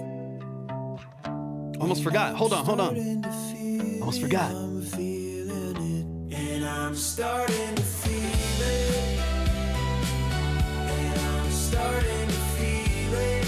Feeling it. And I'm starting to feel it. Beautiful. Beautiful. And I'm starting to feel it. I'm feeling it. so good. It's so good. It's so good. It's so good. Y'all show some love. And we're back. And we're back. And we're back. Y'all, please show some love to Howler Mouth right here in the chat. This is called Quit. Again, they typically do a lot of stuff for sync, for film. They are an incredible film. I've seen some of it was so funny because the first time that I think I ever heard, hold on, I gotta, unless free tracks in here, I gotta block and ban people. There we go. Boom. People come in here spamming. The first time that I ever heard Howler Mouth, they sent in, I believe it was a music video for one of your first songs. And this was like an artist at the time that like you didn't have a ton of exposure. So it was Mania. It didn't have a ton of exposure. The song I think had just come out. So you had a few monthly listeners. I don't know, maybe a couple hundred. I don't remember exactly, but not a lot of exposure, right? And I think Libby was on there with me. I think Libby, my wife, who's sometimes here in the stream. Actually, we're going to bring Libby on here probably fairly soon. We want to do another stream together. But Libby, my wife, she was in here. She was doing some of the consultations with me. She was doing some like branding, imaging, aesthetic stuff. She's great on that side. Anyways, she was here with us too, and we're like, this is like a movie. Like the music video was so high quality. Like it was so beautiful, so well put together, so well structured. We're like, how is this possible? Where we're like hearing like, it's like this is like an unknown band with like A-level music video like execution. It was so fun. It was so fun. So anyways, that's Howler Mouth. Go check out what Howler Mouth does. You know, find their stuff, show them some love and support. But this track is for Howler Mouth here. So let's get into it, man. Let's run it from the top. I love everything about this. Structurally speaking, it's concise. It's very, very well executed. I still don't have much exposure. LOL. Film takes up most of my time. Need to do more marketing. 100%. I mean, that's like my problem as well, where like I don't have a lot of time for like my stuff, right? So like I work on people's music every day. I'm doing sessions. I'm doing productions, mixing, whatever, tracking synths, whatever it may be. I'm always doing that. And so then I never really have a lot of like creative capacity or like mental or emotional capacity to be like, you're a creative, you should do stuff, you should, really like, it's really, really challenging when you're constantly working in a space to be like, now let me shift this energy towards me where I know it doesn't make money. You know what I mean? Like, or it's not a primary factor in how you create what you create. You know what I mean? They're very much so passion projects. That can be challenging. That can be a difficult thing to do. So I can relate to that in some sense. I heard one of the Stranger Things, another 100%. It does remind me a little bit of Joe. Speaking of Stranger Things, Zayo, thank you for the follow. It reminds me of Joe. Not exactly, but a little bit. DJ, if y'all know what I'm talking about. Which I think Libby and I both love his music, so that's a compliment in many ways. Okay, let's run it back from the top. I love so much about this structurally. Yeah, 100%. I love the structure of this. I love the sonics of it. The mix is beautiful too. I'm assuming this is the version that's in distribution. If you said it's coming out in June, it's coming out in a month or so. So I'm assuming this is the version that's out there. This mix currently is really smooth. It's really airy. It's really open. That vocal is crystal clear and smooth right over the top of the mix, beautifully compressed without being suppressed. I think it's beautiful. I think it's fantastic. June 23rd, this is the final party. Yeah, sounds like it. I don't want to be like, here's all these things. I was like, no, it sounds good. Like trying to find an issue because I think it might not be out, like some people do. I think it sounds fantastic. I think it's a really, really beautiful production and mix. Sonics are great. Is it Tiff Renee? Thank you so much for tapping in. I appreciate you being here. If anybody wants to submit, I got 5 songs left. We got 4 on the board. So that means we probably might save a few people today, but we got 5 tracks left. If you would like to submit, everything's at my profile. Click on the link, just read through it and follow all of the details there, and we'll get you up on the board ready to go. Let's dive in. Let's dive in. But if you want to check the line, which I would, I usually tell people, keep the line up on another platform, on another tab or whatever. We're live on YouTube and Twitch as well. The line is always up there. You can see how many tracks we have left. You can see the minimum at the time, which changes over the live based on how many people we have left. You can see where you are in the line. Okay, let's get into it. This is Quit by Howler Mouth. So for this, largely what I want to do is just point out things that Howler Mouth and the people working on this track are doing so that everybody can garner some experience from what they're doing as well. That's something I always really love to do when we do get, like I said, we'll get some very unfinished works in progress that need a lot of work, that need a lot of structural changes, and we'll get some very, very polished stuff like this. When we get really polished things like this, I like to really get into the nuances of it and the details of what's happening in the layering of the track and the production and mix of the track so that everybody be like, oh yeah, that's why my vocal doesn't sound like that. And we can kind of get into the details of it. I do think that it can kind of help come at it from a different perspective as opposed to, let me try to critique something. Let's celebrate some of the things that are happening so that you can mirror some of that in your own music. Okay, Howlermouth, let's get into it. Brand new day. Step 1, early introduction to the vocal. We're half a second in. We're locked in. I talk about this all the time. I guess I will. It's just me production and all. Fire away. Did you mix it too? Did you mix this as well? Or did you send it to an engineer? You mixed it too? Come on, dude. It's great. It's a great mix, man. Honestly, it sounds really polished. I'll give my DSP threshold spiel here for a second, just before I move on. For those of you who do not know, there is a threshold on most major DSPs as to what counts as a stream and what is paid out as a stream. It's typically 30 seconds. I don't know if it's exactly that on every single platform, but like Apple Music, Spotify, YouTube Music, Amazon, like most of them, like Tidal, Deezer, I think most of the major ones is 30 seconds. What that means is that the song has to be streamed for at least 30 seconds for it to register as a stream and for you to get paid out through that DSP, depending on their splits. Okay. That being said, that means you could have 1 million people listening. I say this every time. 1 million people listen to your track for 27 seconds and you will see 0 streams and get $0 from it, right? It's why it's so important that especially newer, smaller, more underground, undiscovered artists need to polish their intros. And that doesn't mean you can't have a long intro. I like just musical, interesting intros. I as someone who's a musician, I love just hearing interesting intros and stuff like that. But I would make sure within the structure of your longer intro that you introduce yourself as the artist somehow in that first like 5 to 10 seconds for the most part. Long enough, we can listen to, I love actually listening to long intros. I don't mind it. This is a great example, and we'll go back to it here in just a second, right? Just in just a second, we'll dive into actually what they did and stuff like that. But this is why, and you can do this any number of ways. You could do this in like sampling your hook and putting in the intro, like the instrumental intro, filtered out with the chorus in the background with a bunch of reverb. You could start the song with the hook and like a low hook before you hit the actual verse. You could take a deep breath. You could just like start a sample on a hip hop track and just go, like just that, you know what I mean? You could do all of this, some interesting stuff. You could say something, you could talk, you say, yeah, right? Like, I know you could do anything, right? There's a million different ways, or start early like this, where it's an immediate introduction into the structure of your song, right? So there's a lot of different nuances to that.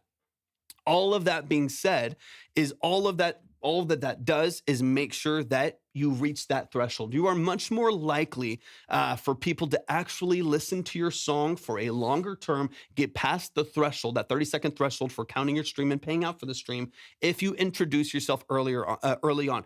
There is so much music on all of the different platforms out there. I think it's 1 million songs a week at this point, something crazy, something insane like that, like 1 million songs a week that are put on platforms.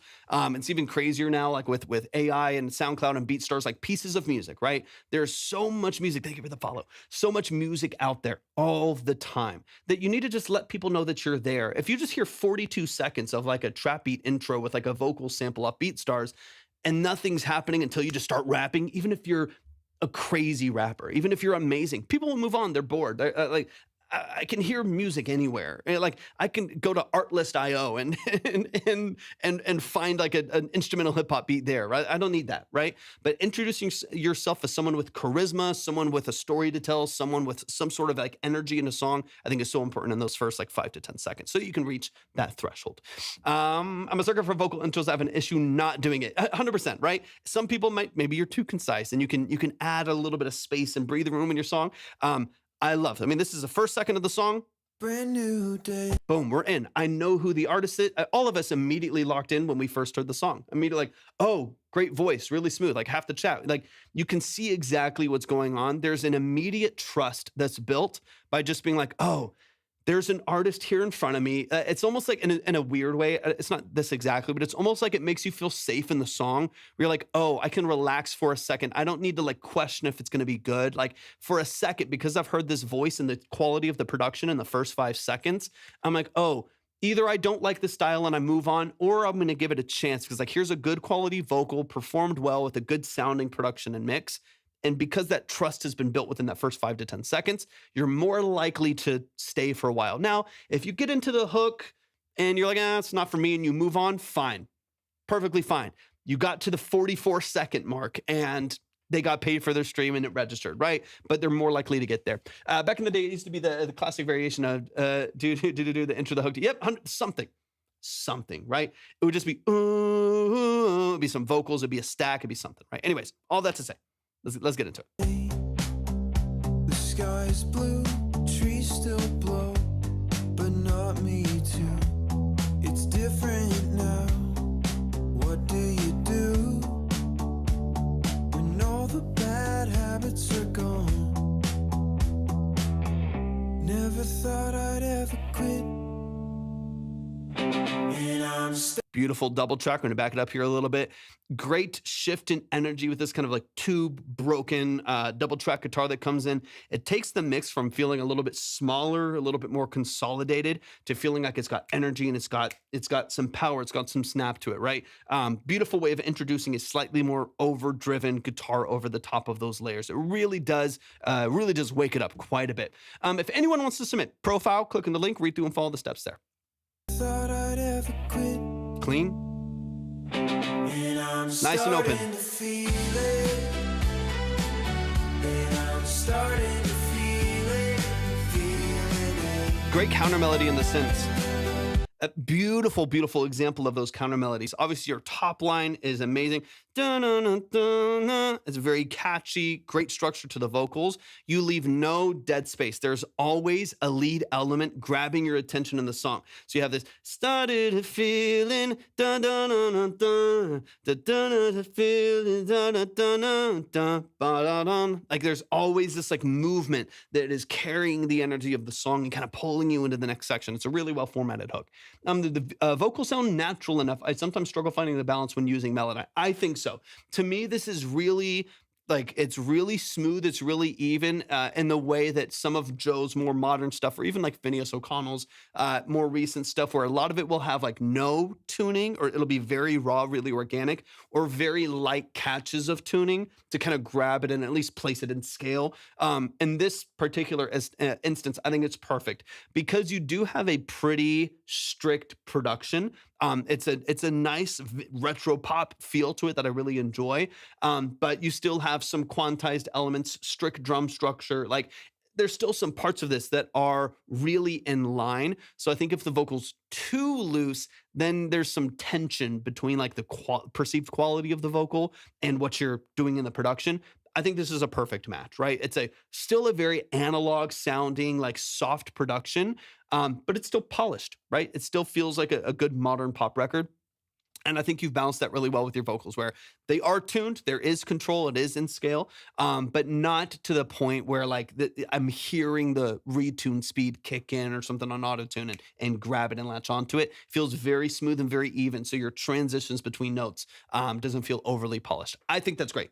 Now, one song to the next is going to be a different story, right? And this particular song, that feels really smooth and really even for me. I think if you were, if modulation was reduced just a hair more and your retune speed was faster on any automatic tuning, I think and it just sounds like a little over digitally controlled and artificial compared to how warm everything else is. In this instance, I think it's really good. Okay, let's back it up a little bit.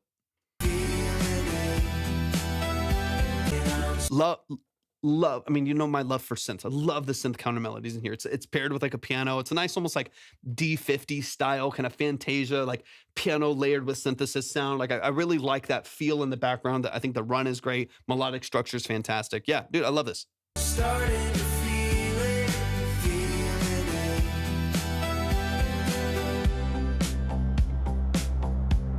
it. I got some new friends. They talk Simple the interlude. same. They all think that I should play the game Love it. that I used to, but I can't. 'Cause Beautiful harmony on the guitar on the left side now. You have a nice double track of like your main rhythm, like the main structure of the song. It's moving with the bass. That's handling it really, really well. And then on the outside, just on the left, you get this nice little like third note harmony that's like following just above the bass line right there. Like you get this really nice energy. Again, the reason why it's not just to, be yapping the whole time, although I know I like to yap a bit. The reason why I'm saying all of these things is because I want y'all to start like listening for these things. Whether you're a country artist, you're doing rap, R&B, pop, hip hop, rock, whatever it is, listen for what's happening in these structures that make it feel balanced, that make it feel wide, that make it feel dynamic and interesting to listen to. And part of that is just these tiny little ear candy details where the verse starts one way and then all of a sudden you get a little third note harmony on the left side, and then all of a sudden you hear this big bell that's like way in the background on the right side just to kind of accent the next transition right there. The bass stops for a second, which changes the dynamic. It's these like small details that we're talking about here that are the reason why, whether you like the style of music or not, it feels high quality. It feels polished. It feels wide. It feels open. So that's the reason why I'm like stopping it and like calling out all these individual little things that we're talking about here, is because no matter the style of music that you do, whether this was like an EDM remix, these small little next steps and like stair steps and dynamics are those details that make it really, engaging and exciting to listen to, no matter what the style is. Took forever to download that lead synth sound. Hated it for so long. I feel that. It's oftentimes, I've been doing a lot of work now, especially because I have, all the synths in here, spending a lot of time on source sound design and trying to do as little in the box as possible. Not from like some ego standpoint, but just because I want to commit to my creative ideas. And so one of the reasons why I've been doing this, like I have, some, synths behind me and stuff like that, which you can't really see on TikTok, but with some of the synths, and I have another rack over here with a bunch of like rack synths. When I'm doing stuff with these synths, it's like, for me, I want to get better at trusting my instincts creatively and committing to the idea. And then of course, from there, you can edit and move and morph a little bit in the box. But because I'm using a lot of these, sometimes without any MIDI at all, it has forced me to like trust my instincts and like initial sound design. So I don't know, that's probably a horrible idea for most people, where like you probably need some editing time, and I probably do sometimes too, but it's been an exercise that has helped me a lot of just committing and moving on with a lot of the things that I'm trying to create in my music. And it's helped me get away from like all of the fatigue of the decisions after the fact, of just like, I put my guitar pedals together, I dialed in the tone on the amp, and I tracked it exactly. I made sure that the mic was exactly where I wanted it to be. I tracked it as clean as I possibly could, and try to get the best possible part of the recording right there, as opposed to just like, oh, I just like tracked it and I went and did it, and I'll just like, I'll fix it later. You know what I mean? Like that to me is been very helpful. I legitimately almost left it out, which would have been an abysmal decision. Now I love it. 100%. Frankie G, thank you for the follow. Yeah, there's so much to that. I love it. I'm obsessed with it. I think it's a great counter melody. It really fills in the gaps of the song really, really well without having to do too much. All right, let's keep it rolling. But I love the third harmony on the left side. Absolutely love it.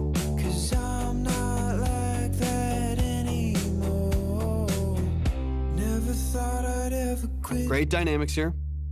I mean, when we're talking about dynamic range, like this goes down to nothing. It comes down to a mono like P bass in the middle of the mix, right? It comes down to like literally nothing here.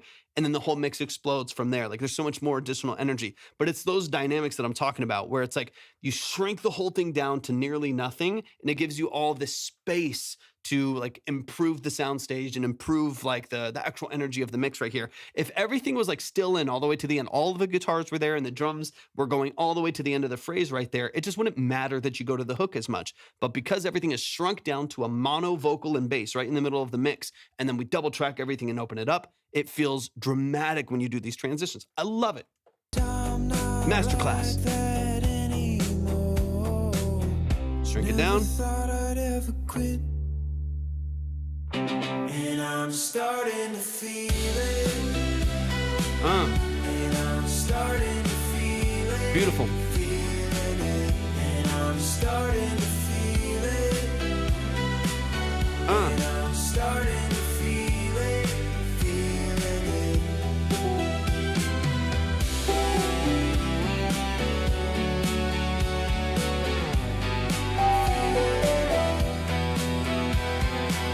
Great tone.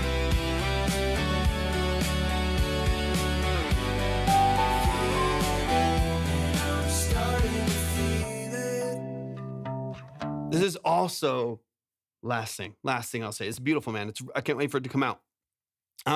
It's also so annoyingly catchy. This is a great sign of a really well-structured hook. Again, this has nothing to do with liking the style or the song, even for anyone coming in.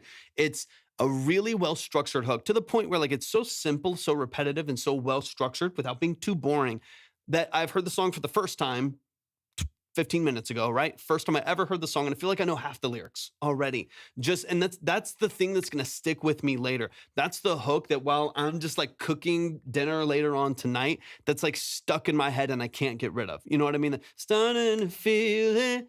Dun-dun-dun-dun. Like those melodies, the consistency of the structure, that's what's going to be stuck in my brain. Those sticky, gluey melodies and lyrics that work really, really well together and are really solid and really, really repetitive in a way that's not too monotonous and too boring. You definitely know half the, yeah, right. It's like, that's the main structure of the main structure of the hook right there. And I think it's executed so well. Tobias, welcome in. The cues right here. Cues right here. Boom. It's got such a great structure. So anyways, those are the things where like when you're building song structure, you're a songwriter, you're whatever it is that you may do, and you're building song structure for your songs or you're working with other artists, you're producing and, doing, vocal work and stuff for other artists.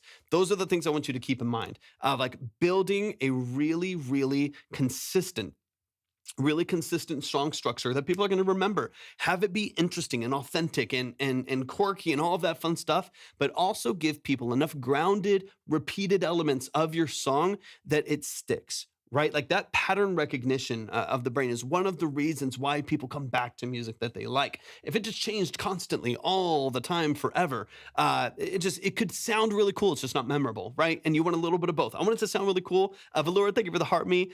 Blade Money, good to see you. Thank you for the follow as well. There's so many interesting things that are going on, but they're still grounded in pattern recognition and stuff that's going to make that song stick. But y'all, please show some love. Show some love, show some love. Yeah, Tobias, I'm backwards on my screen. This is the line right here over on the side. Y'all show some love to the family, Howler Mouth. I love and appreciate what you do. Blade, thank you for the harmony.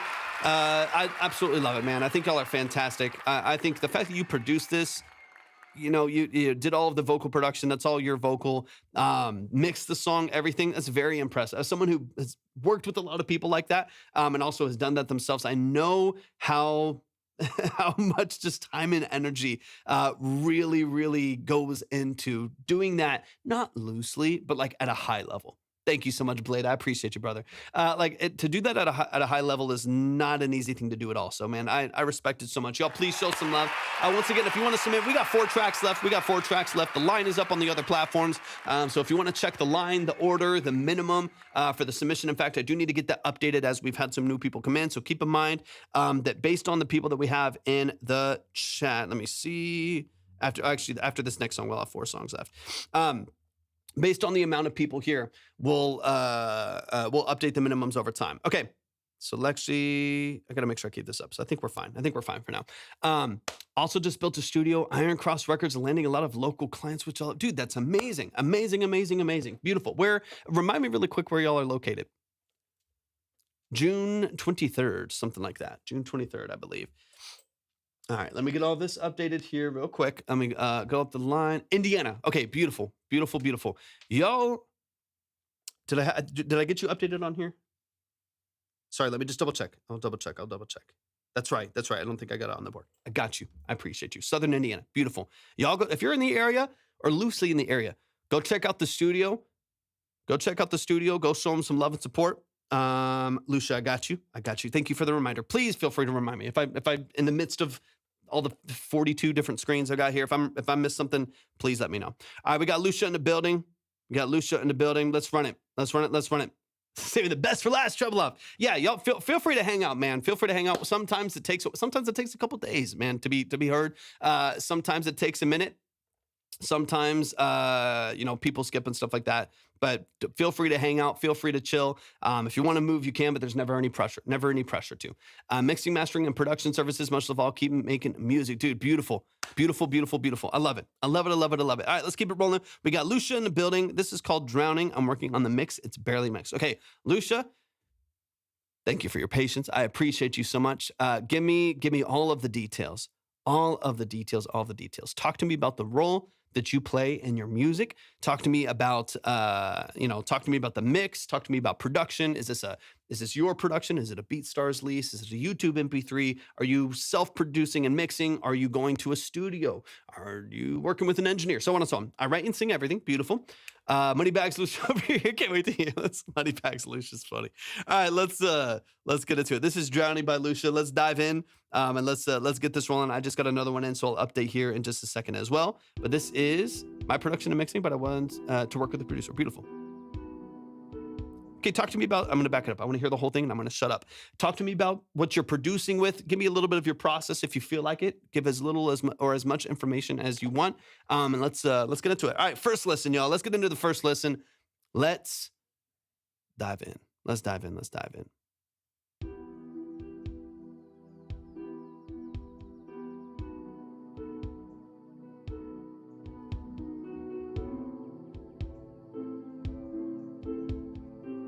Got you, Kylan. Sorry to hear that. I remember this time, Nathan.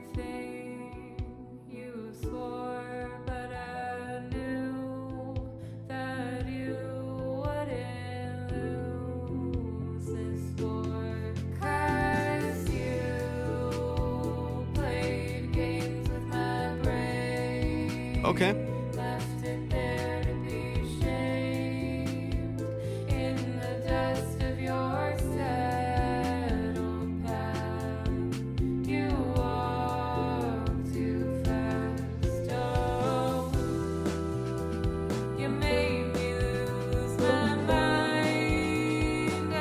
Okay.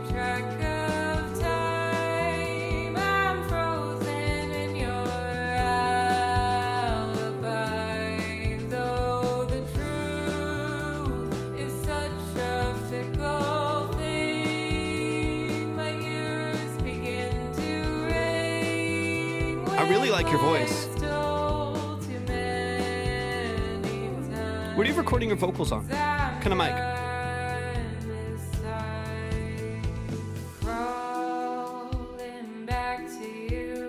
That's a good thing, Nathan. I could see you doing some like Aurora style, a little bit more like textural, character-driven productions. I think it would be really interesting. I like the projection on your vocal. AKG mic and skull whistle. Okay, cool.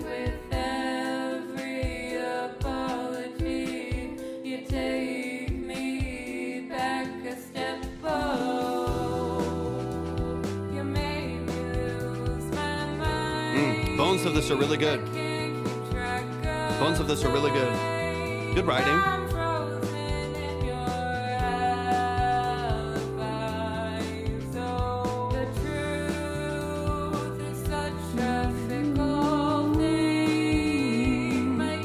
Great melody. Nice like lift right there.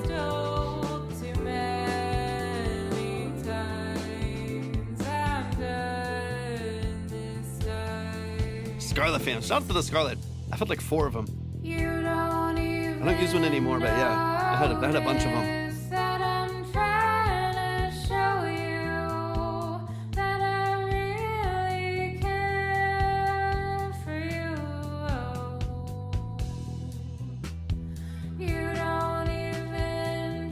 That's true. That's true.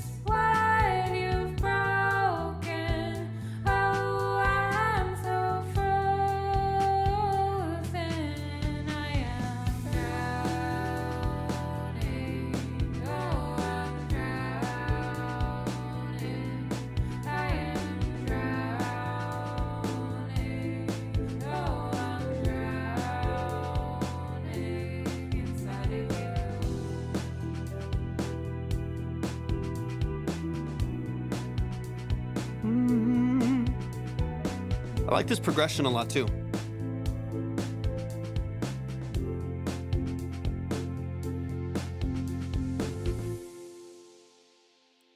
Show some love, y'all. Show some love.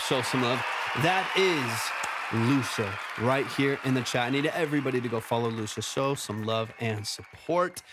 They produced this. They did, as far as I'm aware, they did everything that we are hearing right there. So please show them some love and support. Go follow them, Lucia. Let me know as well. Let me know as well if you have anything released like to Spotify so people can follow you over there as well. They can go stream your stuff and show you some love and support on the other platforms as well. Romaine, welcome in. I appreciate you being here, but give it up one more time. I'm updating the minimums really quick since we are at a full line right now, so people can, nothing really said. Beautiful. Robert, welcome in. The line is, people can still submit, people can still come in, but technically the line is full, which means the minimum goes up because otherwise I wouldn't have time to hear everyone. We got 4 songs left after this. But y'all please show some love. That is Drowning by Lucia. Let's get into it. There's a lot of this that I really like. I love your vocal tone. I like your songwriting a lot. I think your melody choice is fantastic. I think like the structure of your hook, the way that it like that build up of like vocal melody where there's a constant ascension to that melody, I think you've executed beautifully. Now, this is a fairly simplistic production over what you have the capacity to do now. In order to build a structure your vocal fits over. So I'm not mad at that at all. We can talk about a couple details or maybe some ways to turn to maybe polish some of it. But even that being said, I think you've done an absolute fantastic job. Fantastic job as far as like building a song structure, executing with your vocal. There's just some little polished things in here that we can get into as well. But y'all, please, one more time, let's get into it. Let's get into it. Let's get into it.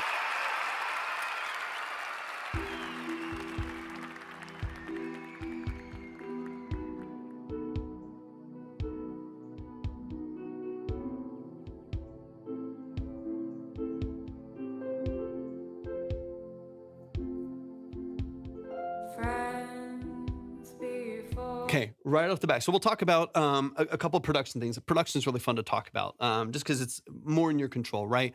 You said you're using a lot of Logic Session Player, right? Which is where they build out, I think, like a lot of some of that like production structure with you based on what you're doing. If I don't use Logic right now, but right, it's like some of it's like automated structure building. Am I kind of remembering that correctly? Where it like helps you build the chords and like stuff like that, or am I making that up? I want to make sure that I'm like listening for the right thing too. You put in the chords and then it kind of, okay, got you. Yeah, you put in the chords and it kind of builds some of it out for you. Okay. Yeah, perfect. Awesome. So I'm assuming then that most of the sounds that you're using are stock in Logic. Is that correct in assuming? Or do you have a couple other additional VSTs and plugins that you're using as well? Or is most of it stock in Logic? Let me back it up a little bit. I want to hear this, the intro.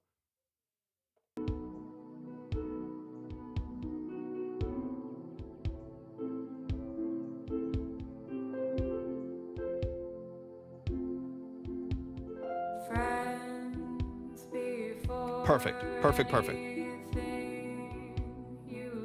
Okay, I'm going to give you one recommendation that will open up your sound selection options by a lot. Now, Logic has some of the best stock instruments out there. Pro Tools has a lot too. Pro Tools is what I use, but Pro Tools has a lot too with Expand and with a couple other like Battery and stuff like that. Like they have a ton. They have a ton too. Most DAWs do. Most DAWs come with a bunch of, of their free plugins and stuff like that. Logic has some of the highest quality free instruments and stuff like that out there. I think Logic is awesome for stuff like that. If you would like to expand that, just starting to explore Splice, beautiful. Another option for you, in fact, I'll show you, boom. Let's move over here for just a second. I'll show you something over here really quick. One that I would look at is called, let me see, Labs by Spitfire Audio. So I'll add one down here. This is actually a Spitfire. It's a Spitfire library right here. If you don't have Labs, if you have Labs, then we can move on immediately. If you don't have Labs, I'm going to show you.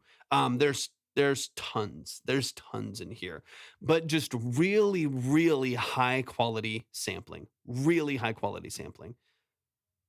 Hopefully it doesn't make me like login or anything. Okay. Oh yeah, there we go. And it's free. Okay, Labs is free. So especially if you're starting with stock stuff, and you don't want to drop, $400 on plugins and get a bunch of big libraries and stuff like that, Labs for me is one of the best broad like plugin packages that you can get for free. I don't really know if there's anything out there that beats it. From guitars and strings, piano, drums, like all the way across the way. But figure out how to use it. I'm just getting into videos. Okay, dig into it, because one of the biggest things for me is like drums, right? So I'm gonna come here to the drums, and you can always find more. Like they're vintage drums, right? So like right here, what's up, Boofy? Good to see you, brother. Hope you're doing amazing. So when you're getting into like drums, so I'm gonna use like the 75 kit here. Let's get this on here. Oops, that's still my piano. Let's get it over here. Boom, boom, boom. Right? Like really organic texture, right?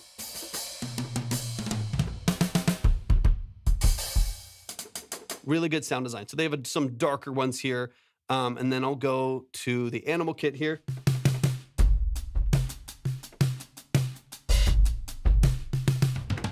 Again, like these sound more. Listen to the sampling change. I'm gonna turn this up a little bit. Listen to the sampling. It might not come through that much on TikTok. You can see the different snare hit sample changes. Like there actually is like 3 or 4 different sample layered velocity changes between 0 and 127 hits. Like, so you actually get, like it sounds more like a real drum set. For a free plugin, this is great. So what I'm kind of, anyways, that doesn't matter. We're nerding out for no reason. The reason why is like when I'm hearing your production, this is why I'm like, let's do free, right? I've spent hundreds of dollars on drum plugins, and some of them are really cool and some of them do some really cool stuff. You don't need all that for free. When you have like really organic textures like this, one of the first things that I notice is how sharp, clean, Carlos, thank you for the follow, sharp, clean, and digital a lot of the sampling is for most free plugins, right? So when you're using like stock pianos, like the FL piano and stuff like that, or using like the stock drums and Logic, and it's building out the structure for you through session work, like all of that stuff, it sounds super, super strict. It's quantized perfectly in MIDI. The velocity is all almost exactly the same. So you have it all capped at like 100 or 127 points. And so it feels very like clean and digital and rigid and artificial, as opposed to it feeling like very warm and natural and organic, which is what I hear from your voice. Like when I hear your voice, what I don't really get out of it is like this really like polished, perfect, really modern sound. I would love for this to feel kind of like vintage and warm and reflective, and I don't want it to feel too like pristine, right? So I think it could be nice to have. I'm going to switch back to the 75. Like some of these like darker samples, to me, would work a little bit better than, like it's really clean as opposed to,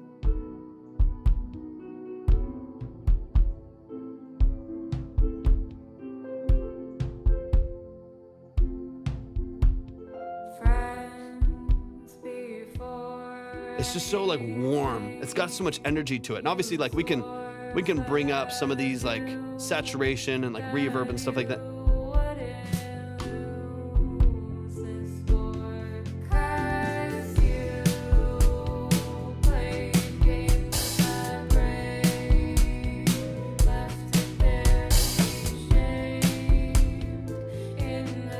Just has so much of a more warm sound. Too much reverb. That's crazy. It's crazy, right? I'll switch just for the sake of hearing what you.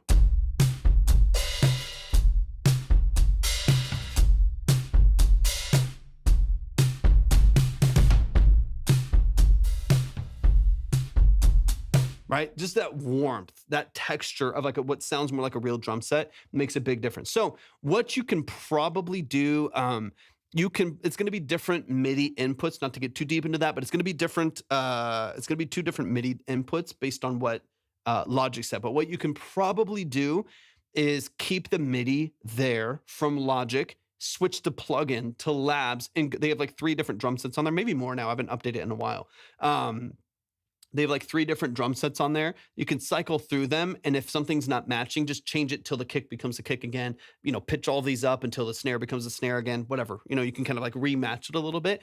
If you can get into the details of working with labs, there's synths and drums and so many strings and pads and textures. It'll make music, like if you feel like when you're first starting out with your productions that your music just feels a little bit dry and a little bit sterile. I think if you can lean into it a little bit, and just changing the sound design to a less rigid sounding piano, more organic drums, some really nice pads in the background, I feel like your music will kind of come to life. Because again, structure of it's great. It just has a bit rudimentary sound design choice now because it's very simple, right? It's just kind of based on the organic, like early structure of Logic. So if you can build it out a little bit more, it's going to sound dramatically more interesting to listen to than the really like clean, rigid stuff that's there by default. Now, sometimes the stock dry thing works. It does, right? It's like sometimes it just works. In this case, your progressions are really interesting. Your lyrics have depth to them. Your melodies and the chords here are really unique and quirky and interesting. So what you don't want is to then have like a really rigid production with like a really interesting vocal structure, right? I want the music to reflect the lyrics and vice versa, and then the mix to glue all of that together.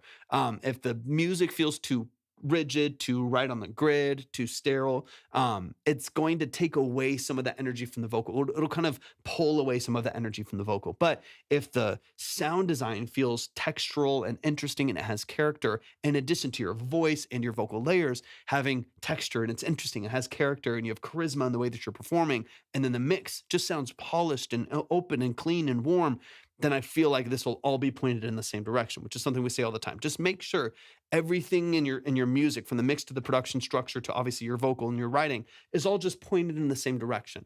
They don't have to be perfect because there is no perfect, but they're at least like pointed in the same space so that they're all working together to give you like the common goal of what you're trying to get out of your music. Okay, let's get a little deeper into the song. But anyways, just sound design wise, I think Labs is it's gonna change your life. There's gigs and gigs and gigs of samples and different instruments and stuff on there, from great sounding pianos, drums, synths, pads, all the way across the board. So I think that'll be really helpful for you to just expand out of stock, without having to spend a single dime. I love spending money on plugins. Not anymore. I don't really buy plugins anymore, but it's, I have a lot of plugins that I really like and I go to all the time. It's not necessary. There's some great stuff out there for free. Okay, let's get back. Let's get back over here and boom. All right.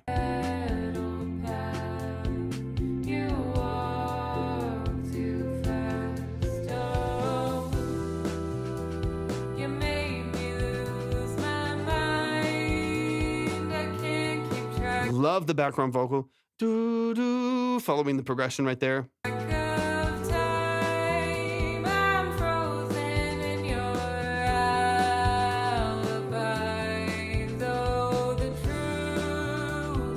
Beautiful. Okay, so one really quick on the vocals. We'll chop through a couple different things just really briefly. Right now, all of the vocals are kind of coming at you from the same direction, so they're all kind of right here in the middle. Yeah, of course, Phantom.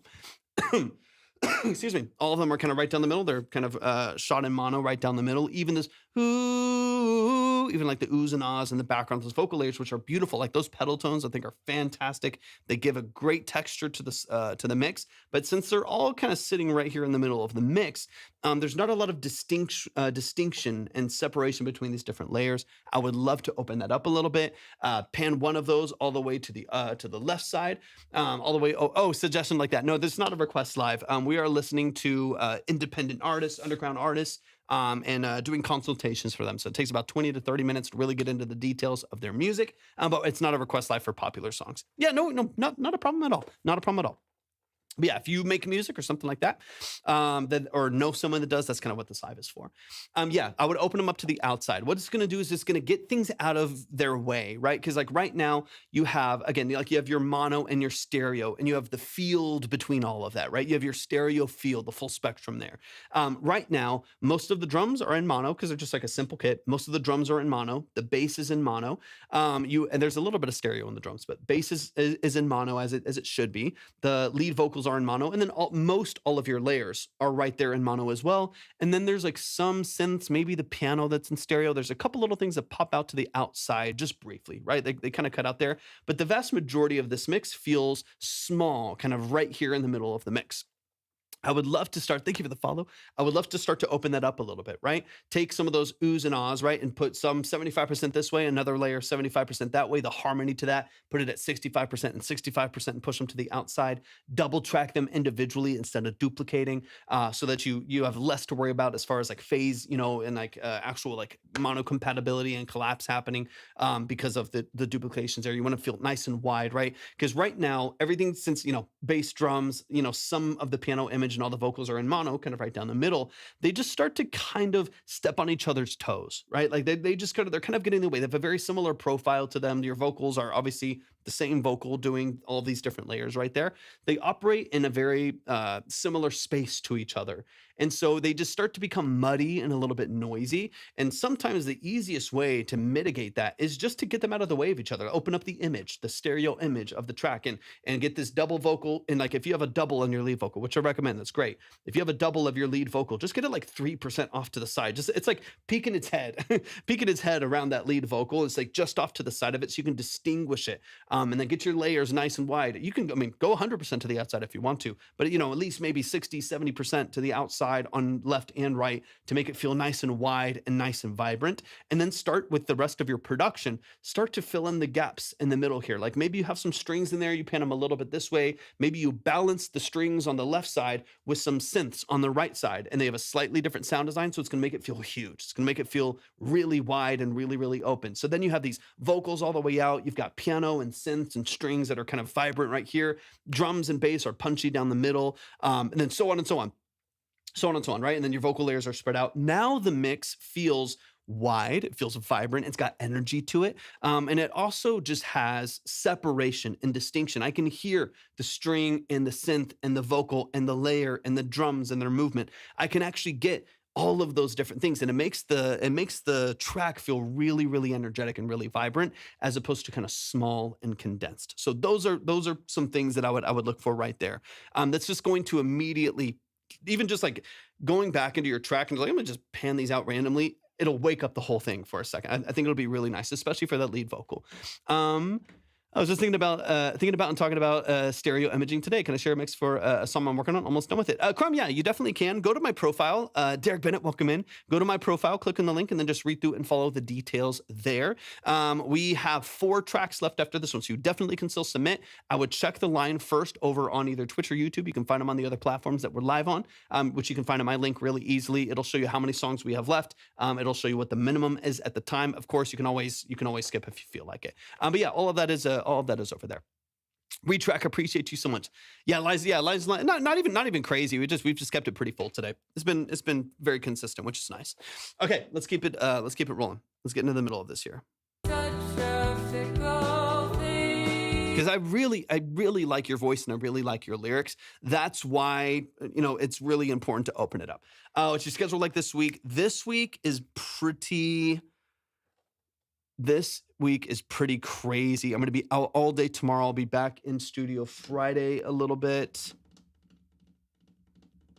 Probably next week is for sure more free. Next week is for sure more free. Thank you so much, Trebloff. I appreciate you, Slava. I appreciate it, man. It's really fun. I always feel so humbled when other people recommend coming here. It's a very, very humbling experience. So I'm Trebloff. I'm so glad you're here. I look good at a different as we know. Could you put my song? Of course, John. I got you. Yeah. If you come back in tomorrow or any other day, I got you, man.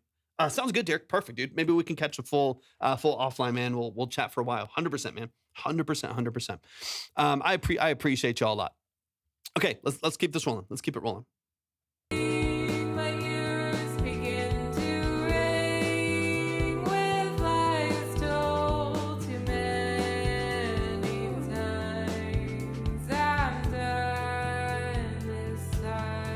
Because I do hear a little string pad in the background, right? But again, it feels small. I like the progression of the bass. I like what the piano's doing. So again, I think the vast majority of what I'm hearing, I'm enjoying. So kind of my bullet pointed, like loose suggestion is just improving the sound design of what's there. So whether that's like a better drum plugin, maybe more like real sounding. Like I have this, I love this upright piano. This is from Roland. This is paid, right? But I like, that's a too much reverb, but I'll give you the dry just so you can hear it really quick, but.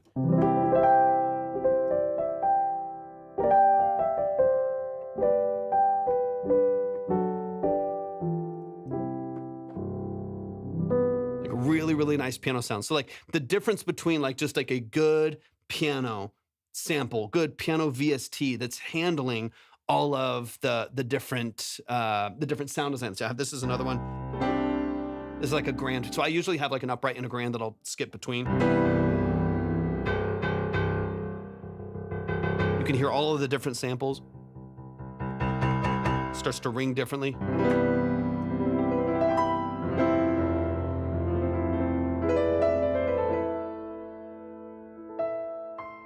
So when you have a good piano, the way that it affects the whole thing, and then this is compounded, right? So if you're like all of this, imagining a world where we have really like good, beefy, punchy, warm sounding drums with a really good piano VST layered on top. Now, again, some of what I'm playing here is it cost, but good sounding piano, good vocal recording, good positioning, a nice sounding bass, like all of this stacks up, right? It all adds to the whole picture that we're working on here, right? So every different thing that you improve in performance, you improve in sound, you improve in like the actual sonics of it, it makes a massive difference in the experience that you hear, right? Because if all of this adds up, if the drums have a better quality sound design, if you have maybe and the bass, I actually don't mind the bass too much, but with the bass, if that's improved, you have better structure on the piano, all of that stuff, this whole song transforms in some way just by changing the sound design. So that's what I'm like, get you a handle. Like the Labs has some great pianos as well. Like just really brief, I don't want to spend too much time on this, but just for the sake so you can hear, because you're going to dive into it a little bit, I'll show you. They have a grand on here. I have the soft piano on here. It's really good, really good. And then this intimate grand. So this is, let's see, this one here. And again, these are free. So.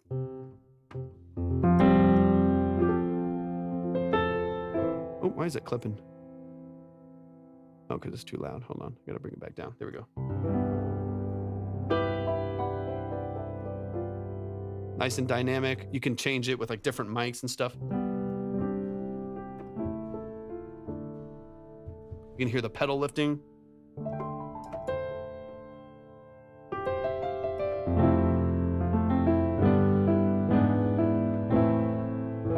Like there's a lot better than just like the natural soft stuff. And I'll show really quick, just for the sake of it, I'll show you the soft piano, just because this is a really popular sound, a popular sound that you'll hear a lot. So.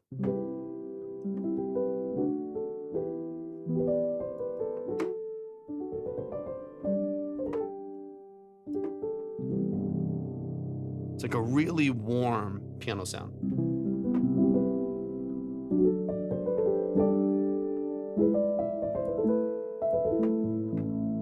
Right? And it just sounds a lot better than like your typical rigid stock piano, right? So that's what I'm talking about. Like when I'm hearing the song, thank you for the follow, I appreciate it. There's a lot of details in here that what you're doing I like. What was even kind of kicked out by Logic I like. It just comes down to improving sound design choice, and then positioning a lot of these things. And of course, the overall mix will get glued together once you're a little bit deeper into that process. But okay, let me go a little bit further here.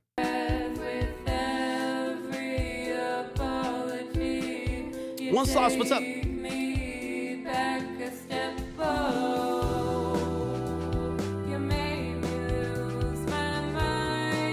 And then really quick, I think your name starts with an S. Crumbs World, just confirming really quick. If you just submit it through the website, just double check really quick. It's why I tell people to go check the line, just so you can see, because when I only have a couple songs left, I update what the minimum is so that people don't submit and I know I won't have a chance to hear them. I try to mitigate that as much as possible, so as many people as possible. Wait, you're Crumbs World? One Sloss, you're Crumbs World? Hold on. Okay, this is two different accounts. Okay, I got you. So just double check that for me. That way, okay, perfect. Sounds good. I was like, hold on 1 second. I was having like a weird deja vu or something. Yeah, double check that. So if you go to either Twitch or YouTube, you can just find it at my link. Just check over there, because over on that platform, that's where the line is. I update the minimum just to make sure that when people come in people come in, that I make sure there's as high a chance of possible that I'll be able to hear them today. Otherwise, people come and go as we go through. You want link and made payment. Okay, let me double check for that real quick too. Give me just a second. I want to make sure that's updated. Same thing. SOHM, or is it SOM? I want to make sure I get the name right. Same thing. Check the line first if you don't mind. That way you can see the minimums over there, and either let me know if you want me to save it for it'll be Friday's live. 15. It's 15 right now. It's just as people come in, because I have 4 songs left. So if you were to submit at the bottom, you'd be at least number 5, sometimes more if more people are coming in and submitting. So I know I wouldn't have time to get to you. So I don't want people to submit that low if I know when I have to change. Yeah, I got you. And then I'll update after that, because that will raise it again for the next pocket, I believe. Yeah, 100%. And then that's why I always tell people, keep an eye out. Just keep YouTube open on another tab or something like that, because you never know. Like today, a couple people came in and they sent a whole bunch just to go fast and go first. And I want to make sure that there's that you just have it up on another tab. That way you can kind of constantly kind of see where it is. Kylan, I have you up on the board. So I have you up on the board. I think with the new submissions, you're lower now. So I think you'd be saved currently speaking. Obviously that's up to you. There's no pressure. But currently speaking, I think you'll be saved if a couple new submissions are coming in. But then, Som, let me know what you want to do as well. And I'll make sure I get you in the right spot as well. Let me see. I got you. Once lost. I got you. So let me get you up there real quick. And then we'll get back into the song 100%. Appreciate it. All right, you're up there. You're up there. I got you. And then again, just keep it updated because it might move. It might move around a little bit. So keep YouTube up on the tab. All of that's at my link. If you go to my link, you can see all the tabs up there. Okay, let's get back into it, Lucia. Let's get back into it. I'm so glad you're here. Thanks for hopping in. I appreciate it. If you have any questions, just let me know, or just go through the form as well.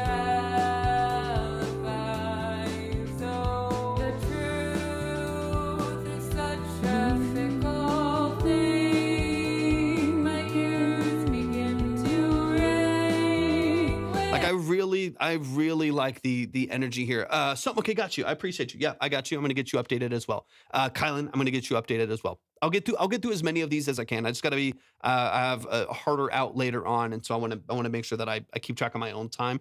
And then again, like I always say, worst case scenario, if it gets saved, it gets saved, and I'll make sure y'all are taken care of. In fact, just a quick reminder as well that if you have your credits saved. Like if you don't get heard and we have to save your song, I will add 5 more to it. So the next time you come in, you'll get a boost. So just as an example, if we get to the end of the night and I have to hop off and your song is still up there and you had 15 on the board, the next time you come in, you'll have 20. I'll always make sure that if we ever save you, I'm going to give you a boost every single time. That way you get a little bit of a higher chance of getting heard faster the next time that you come in. Always try to do my best to make sure you all are taken care of. Okay. I'll get the line updated here in just a minute so I can focus on the song. Definitely, 100%. There's nothing like the sound moving in a room.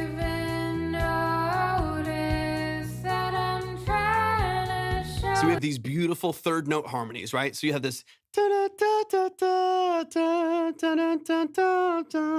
like beautiful third note harmonies in the outset. I love them so much that they're stacked again right behind those vocals. So opening that up is going to give you such a dramatically more open experience of the song. So I'm really, really excited about that.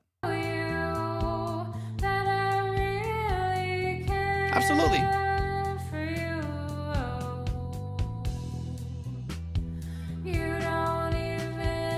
Yeah, always, every time. Always make sure you look good.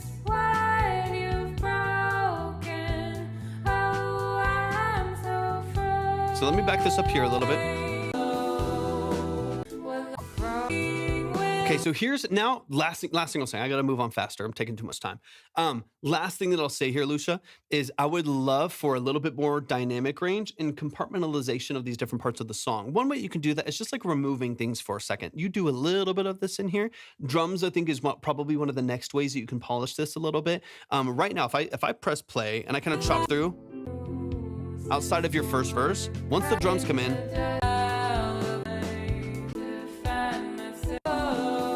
even through your bridge,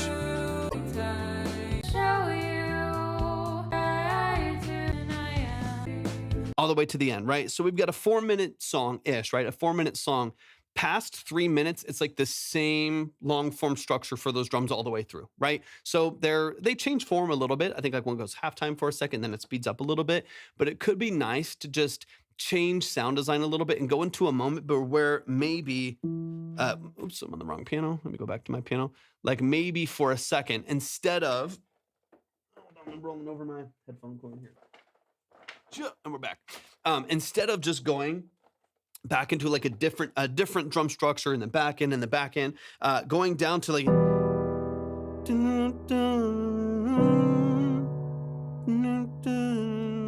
maybe it's just piano for a second.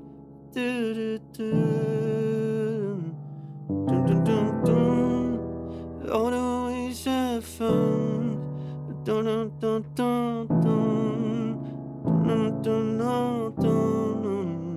And then bring in the drums and the bass again. Like maybe bring it down to like just slow down piano for a second with some like strings and pad with a little bit of maybe texture in there, and then bring the drums back in for the last hook again. As opposed to the drums being in once like the first hook starts, the drums are in there the whole time.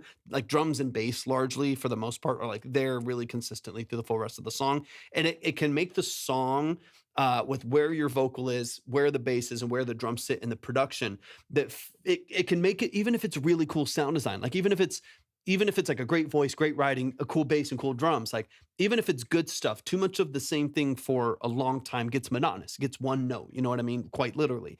And so if you want to make it feel a little bit more interesting and engaging, like we're kind of talking about with a lot of this to listen to, the push and pull of like adding and taking away different elements can definitely help with that.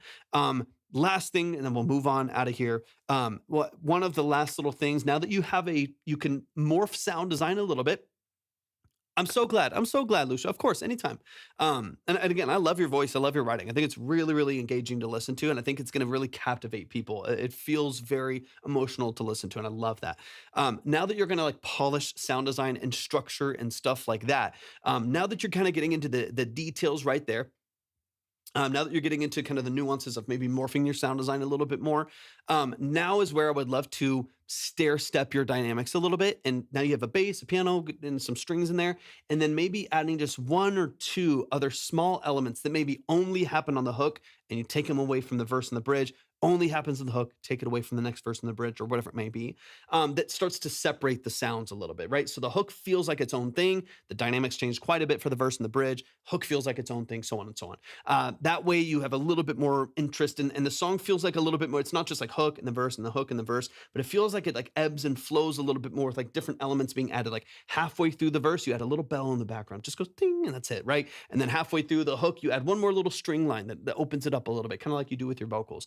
The way that you kind of morph and take us on a journey with this production structure is going to really help just maintaining interest in the song, all of that good stuff. Y'all show some love, man.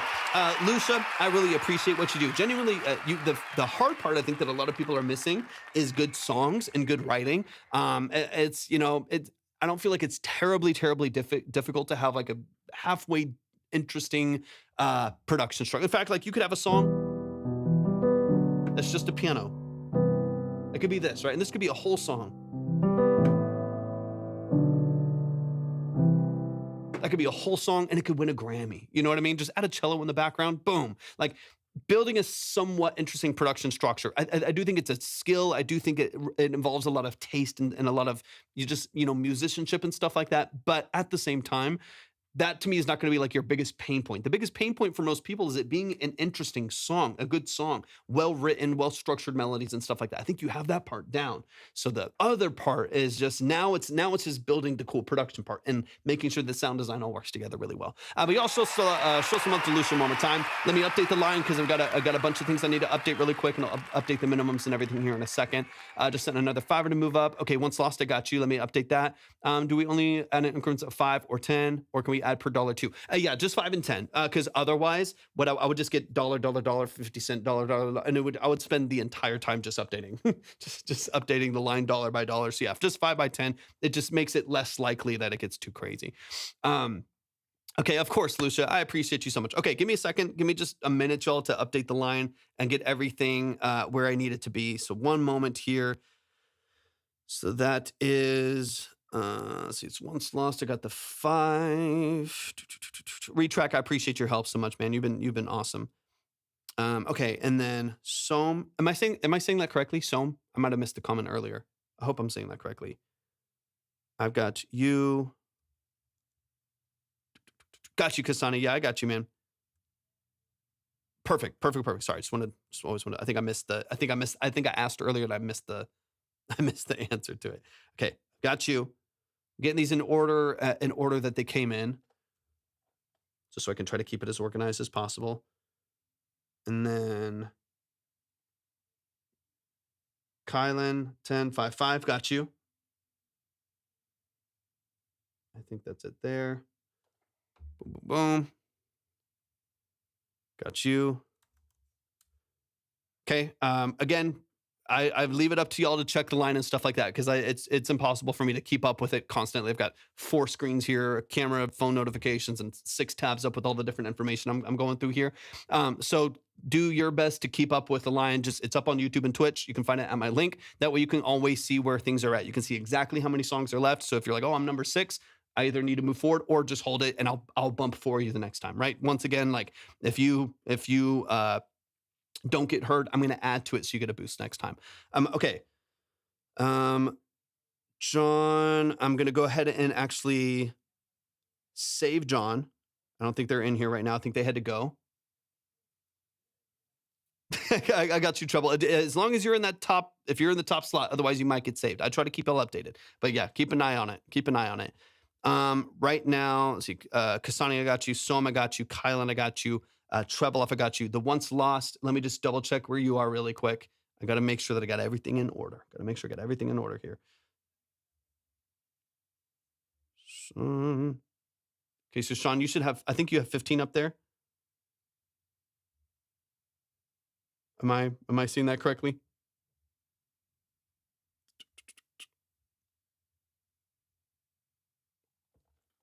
Okay, you sent another 5. Hold on. I'm not seeing it. Let me just double check. I just want to make sure I don't miss anything. So I've got, let's see. There's John's. There's Sean. So there's your 10.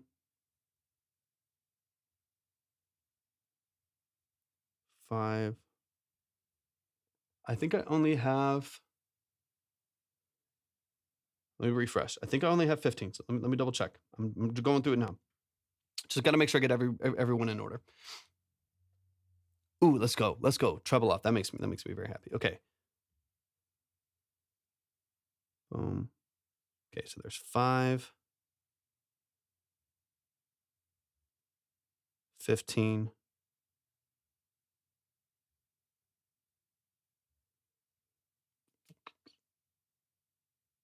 Yeah, I think I only got 15. There's the 5. Oh yeah. Oh, okay. No, we're at the first time. Okay, yeah, I got you. Okay, I was gonna say I think I only had the 15. Okay, I got you. Got you. I appreciate it. All right, so let me get you updated. Again, keep your eye out where we're at, and we'll move. I'm gonna close the line here in a minute too. No, don't be sorry. You're totally good. I want to make sure I try to stay on it. Okay. So there's one's lost. Da-da-da. Boom, boom, boom. Okay, Kasani's in the building, right? Yeah, Kasani, I saw you a second ago. Okay, let's keep it going. Y'all keep tapping the screen too. It just keeps the algorithm awake. Just keeps it awake so people are hearing what y'all are doing. Tap the screen. Don't forget to send your heart me. It only costs a penny. It really does help out the live stream as well.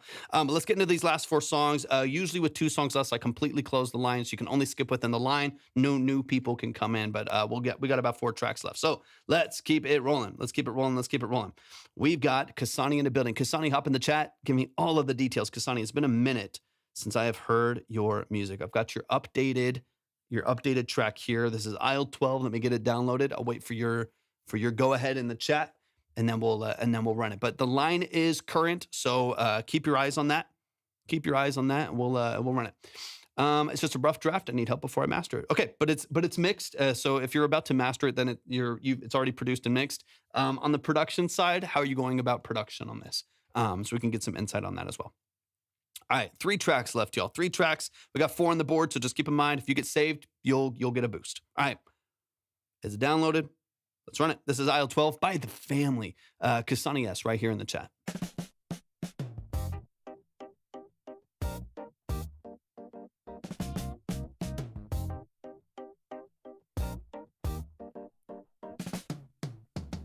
Can I get someone to come and go and clean up? There's a spill on aisle 12. She wasn't careful with my heart, the way she grabbed it when she took it off the shelf. See, here I'ma come now. Clean up, I'ma end off for sure now.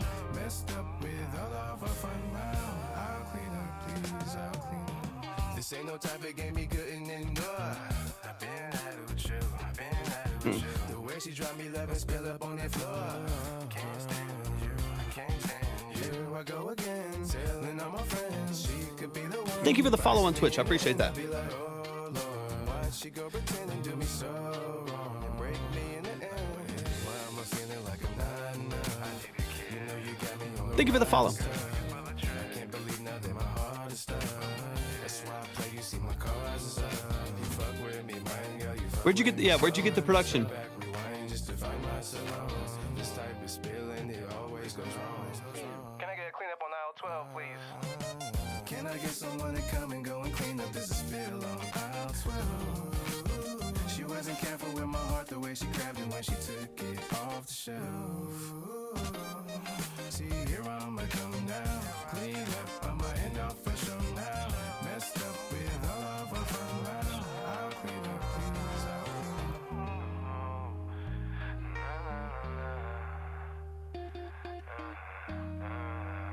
up. Yeah, you can hear the aliasing. I've heard Kasani's music before pre this too, so I can have kind of a gauge of what I've heard before versus something like this too. Jesus, what the hell? Y'all show some love. Show some love. Yeah, that's what I was going to ask once we got through the first initial listen here. Kind of what your process is right now, what you're looking to do, even what you want to kind of get out of this experience here too, because you can hear it, and so it kind of depends on what you're looking to do, what you're looking to get out of this, what direction you want to point yourself musically. Let me know. Answer some of that stuff. Front room, so good to see you. Welcome in from Seattle. I appreciate you being here. Tigri, thank you so much for tapping in. I appreciate you being here. Where can we submit our songs? You can submit by typing !submit right there in the chat. Hold on. Kicking cables. Type !submit in the chat. I'm sorry, this is only on Twitch, just for those of you who are getting confused. Keep in mind that this is the line right here. So we have 3 songs left. It's a 15 minimum right now because we're kind of towards the end of the song. You can actually 3 songs. Okay, hold on. Actually, I need to update that because that is actually a lie. That is not true. Based on how many we have in here and how many are left, would have to be 25. So just keep that in mind. You still definitely can, and you can completely ignore that if you want to right now. We'll be live again Friday. The beat sounds like it when I first heard it. Yeah, 100%. But on the vocal side, are you using anything? Let's back it up. Let's get into it. We'll dive into a couple things because I know you're going into wanting to master some things here pretty soon. But let's get into it. Where did it go? Where'd the track go?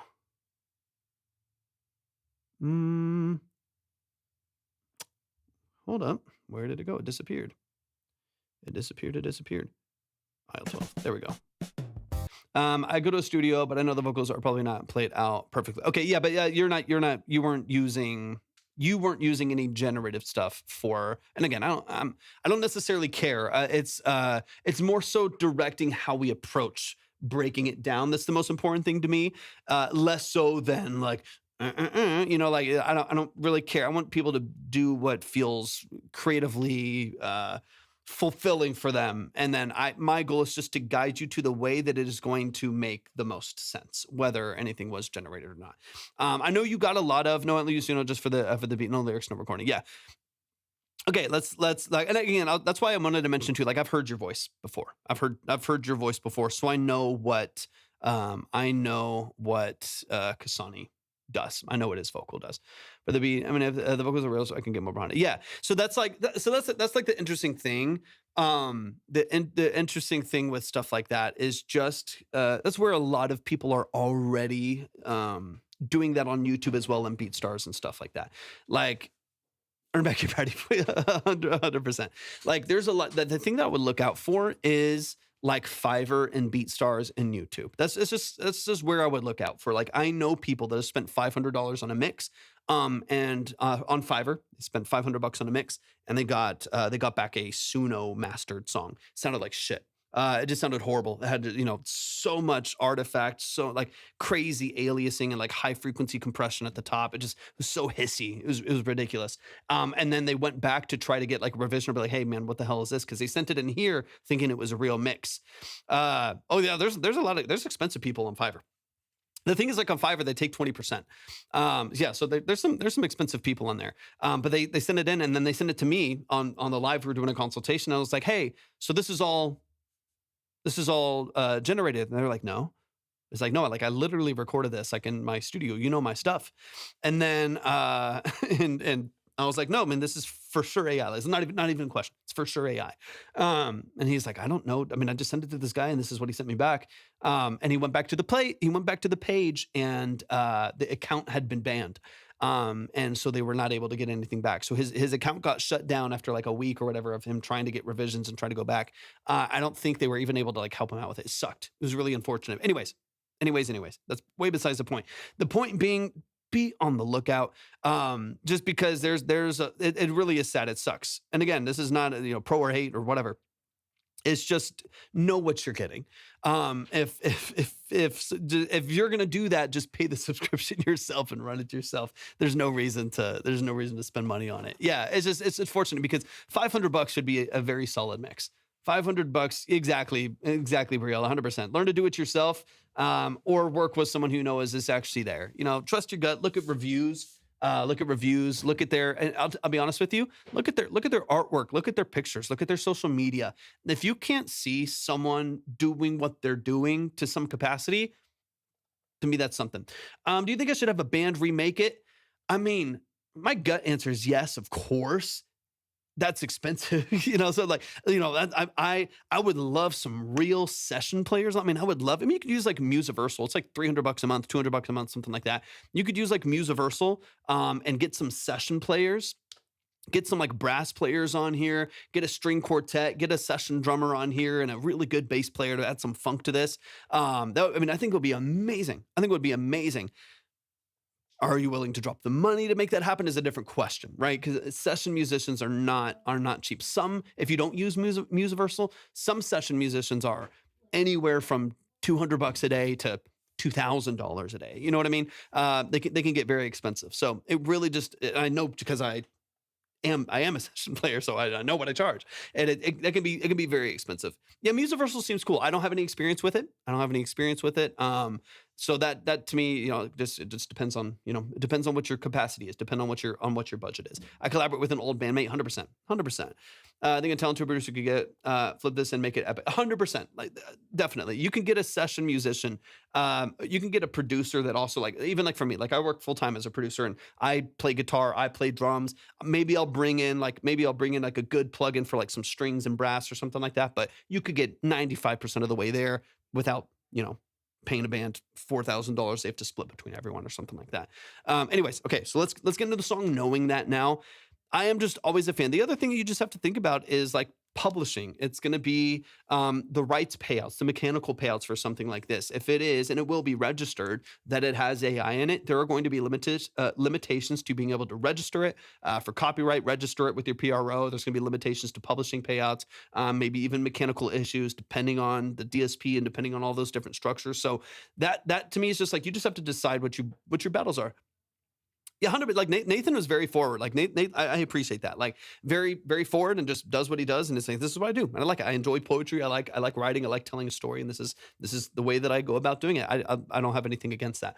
But yeah, it just kind of depends on what you're looking to get out of it. So if you are wanting to make this a song and a record and you want to push it and promote it and get yourself out there, then you're going to get way farther down the road of pursuing that with real musicians. 100%.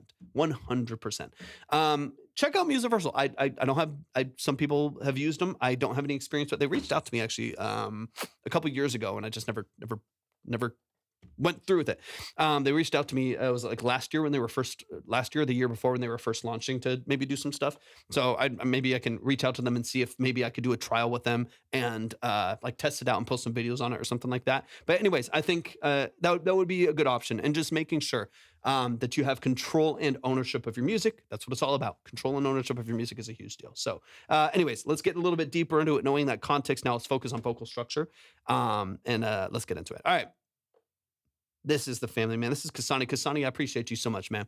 Trebloff, I appreciate you more than you know. Thank you for the love. I use some VST for drums, bass, and done keyboards. My collaborator plays guitar. 100%. I love that. I'm all for it. And here's the thing too, like when you are paying for a VST, or you've licensed a VST from another company that already paid them, those people were paid, right? So like when you download a Spitfire Audio VST piano, there was a session player that was brought in who played those notes at every velocity change for each sample for each 88 key, right? For that piano on that specifically. There were engineers that were paid to mic it. Those people were still paid for the craft. So when it comes to like generative stuff and like the actual generation of stuff that was not agreed to be licensed and then not compensated for, it's one of the gripes of AI. Everyone has their opinion on it, right? But one of the gripes is there was no agreement to license that information and use it to train. And then there's no compensation on the other side of it, right? When you're actually using actual session data. If that is the case, VSTs, people are like, well, VSTs have been around for, it's a very different subject, right? VSTs are paid for. These session musicians brought in are paid for. Splice samples, although license free, are paid for, right? And so that's like when you download an Oliver drum loop, those were paid for. They're getting license royalties from it. It might be owner bias, but I really don't think the pop punk Suna song I made sounds a lot. No, it was one of the better quality ones. Yeah. So anyways, that's the difference, right? The difference is someone who has been compensated. Even like there was not a lot of great licensing laws before like 1991, 1992, right? Like before then, people would just like, even Dre and like people, like they would just sample whatever, whenever, and there was no issues with it. So people will kind of call that out. But what did they do is since then they changed license laws. They changed royalty structure to where if you get caught, you can still do it technically, but if you get caught using something that you don't have the license to, you don't have the rights to, you will get charged. You will even be charged back royalties for it, right? There are bands right now that make millions a year because some rapper in 2004 used their song without getting rights to it, and they sued them, and now they get like, $800,000 a month in royalties from this one sample at the beginning of like a Hove song, right? Like it happens. Now there's protections to make sure that people are compensated for the usage of their skills and their craft. Side note, side tangent. Okay, with VSTs you can still manipulate it, changing keys and versions. 100%. It still has your input. All right. Sorry, we're off the rocker here, y'all. I gotta run.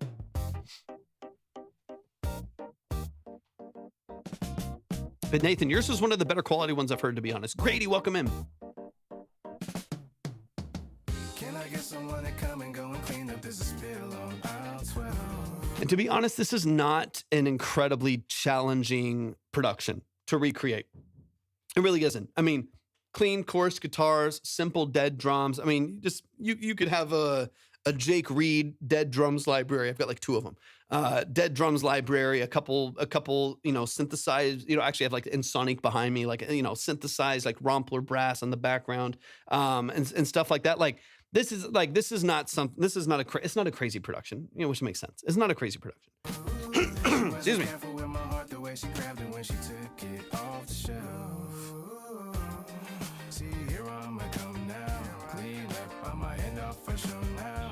Okay, as far as like actually beautiful.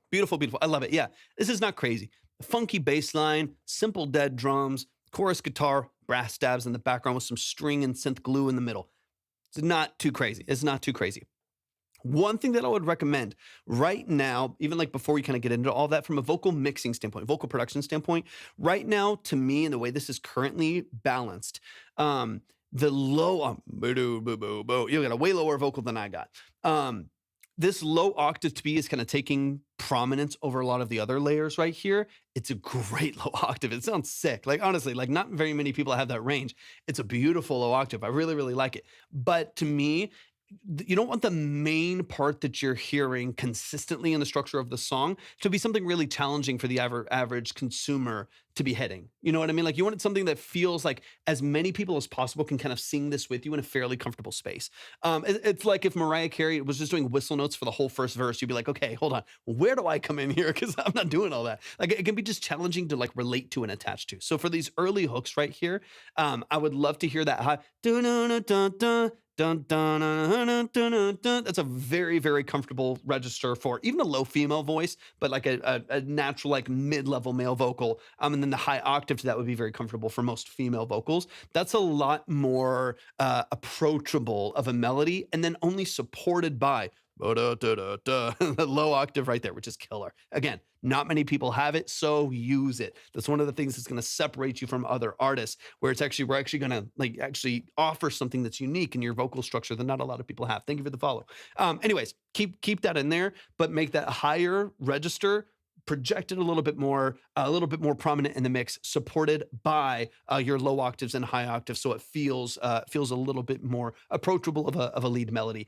Brielle, thank you so much for the follow and for the heart me. I appreciate that a lot. My Mac freaks out sometimes when I have too much. No, I mean, same. I mean, Trebloff right now.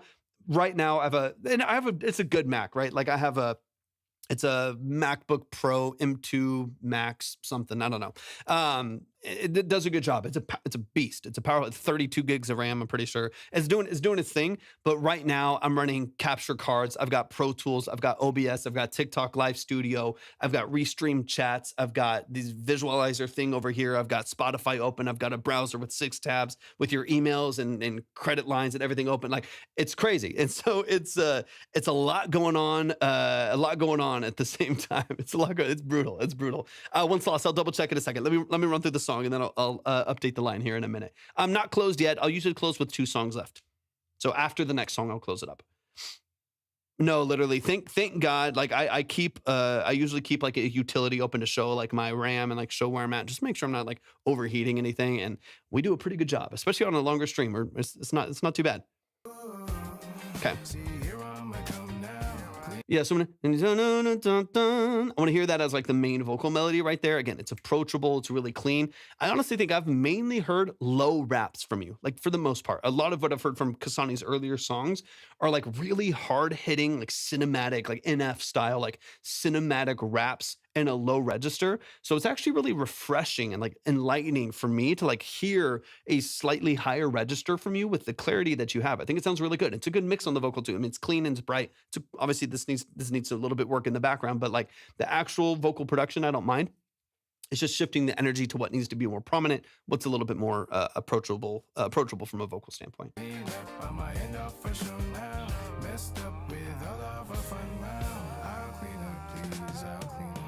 This ain't no time for game, me good and endure.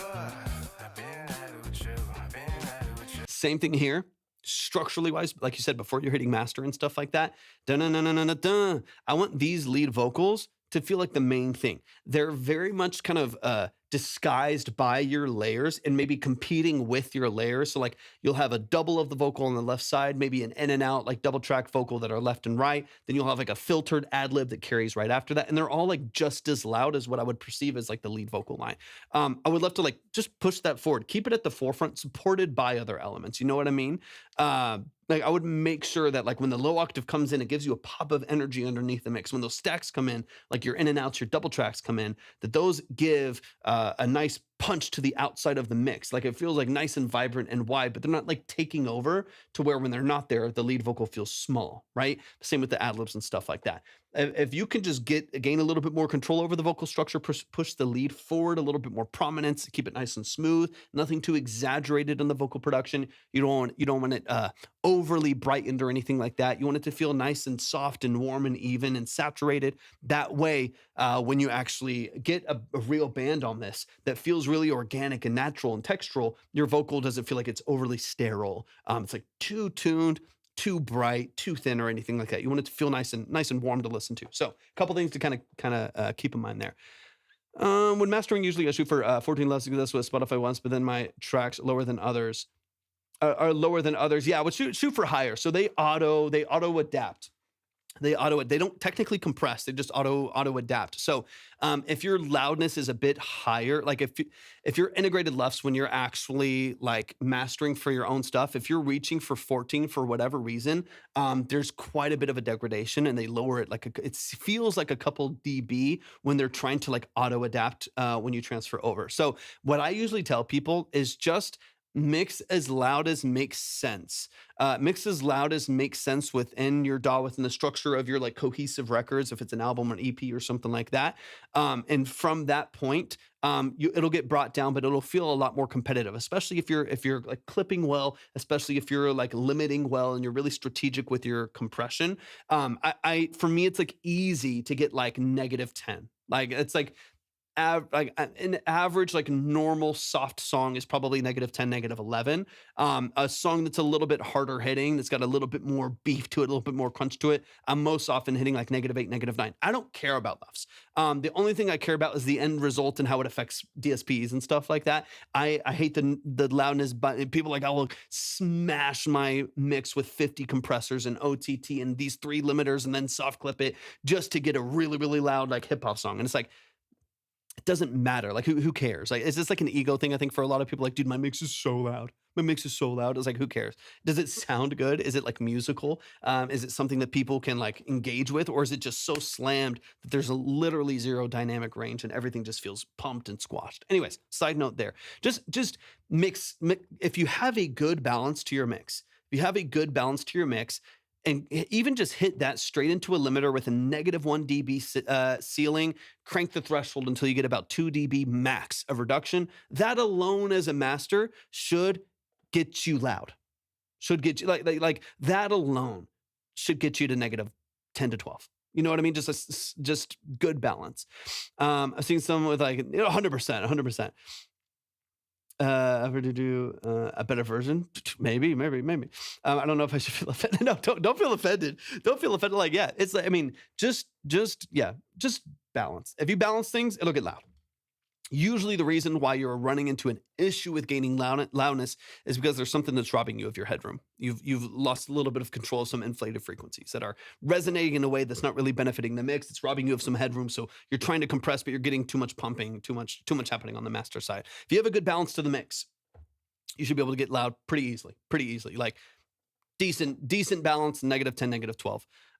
And then past that, it's you can do a little bit more on your buses and stuff like that if you want to push it, soft clip a little bit, whatever. I presume at least no brick, but 100%. And if it's good, it's good. Treble. If it's good, it's good. I'm not too worried about it. Liz, welcome in. Liz, it's good to see you. I appreciate you hopping in. Okay, let's push this a little bit forward.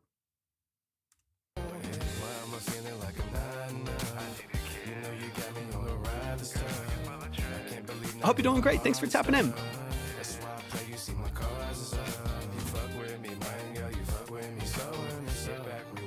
Like you can hear like da da da da da da da da da. Your background vocals are like just as prominent as some of these other elements. So my brain, when I'm trying to like distinguish the song and get like the separation, when like I'm trying to hear like, what do I sing with you? It's a question I always ask vocalists when they're recording their stuff. Like, what do you want me to sing with you? What part of the melody? This especially happens with like melodic rappers who are they're not even really singing, but they're just auto-tuning everything. And they kind of have melodies, but kind of not, but the melodies never repeat themselves. So I'm like, what do you want me as the consumer, like me as the listener? What do you want me to sing with you? Like what note should I be hitting on the hook when we're getting into this hook? Thank you for the follow. I appreciate it. What structure do you want me to be a part of? And if that's not clear on your end, then it's gonna be very challenging for people to like relate to the song, latch onto it, even like learn it on those first couple listens to like be able to like sing it and love it for themselves. And so that's why one of the reasons I bring up the layers and stuff here is because if your background vocals, like your harmonies to the melody, like your third notes or fifths or even octaves, and your ad libs and echoes to some of these different melodies that you're singing are just as loud, if not sometimes louder and wider than that lead vocal, then it's really challenging to know like what to sing with you. Because my brain kind of jumps over here for a second. It takes a little, rabbit trail over this way and then kind of comes back. So I would really lean into making sure that lead vocal maintains its prominence, supported by, accented by the backgrounds, your ad-libs, your layers, your double tracks and stuff like that. Because there's some good structure here. I really like the vibe and the aesthetic and the whole feel of this, but I don't want to miss out on the song, like the actual song, and its actual core melody, because these other layers step on the toes of the lead, if that makes sense. Okay, let me get into this last little section here, and then get the band, baby. Get the band. I'm excited. I'm excited to hear what that's going to sound like.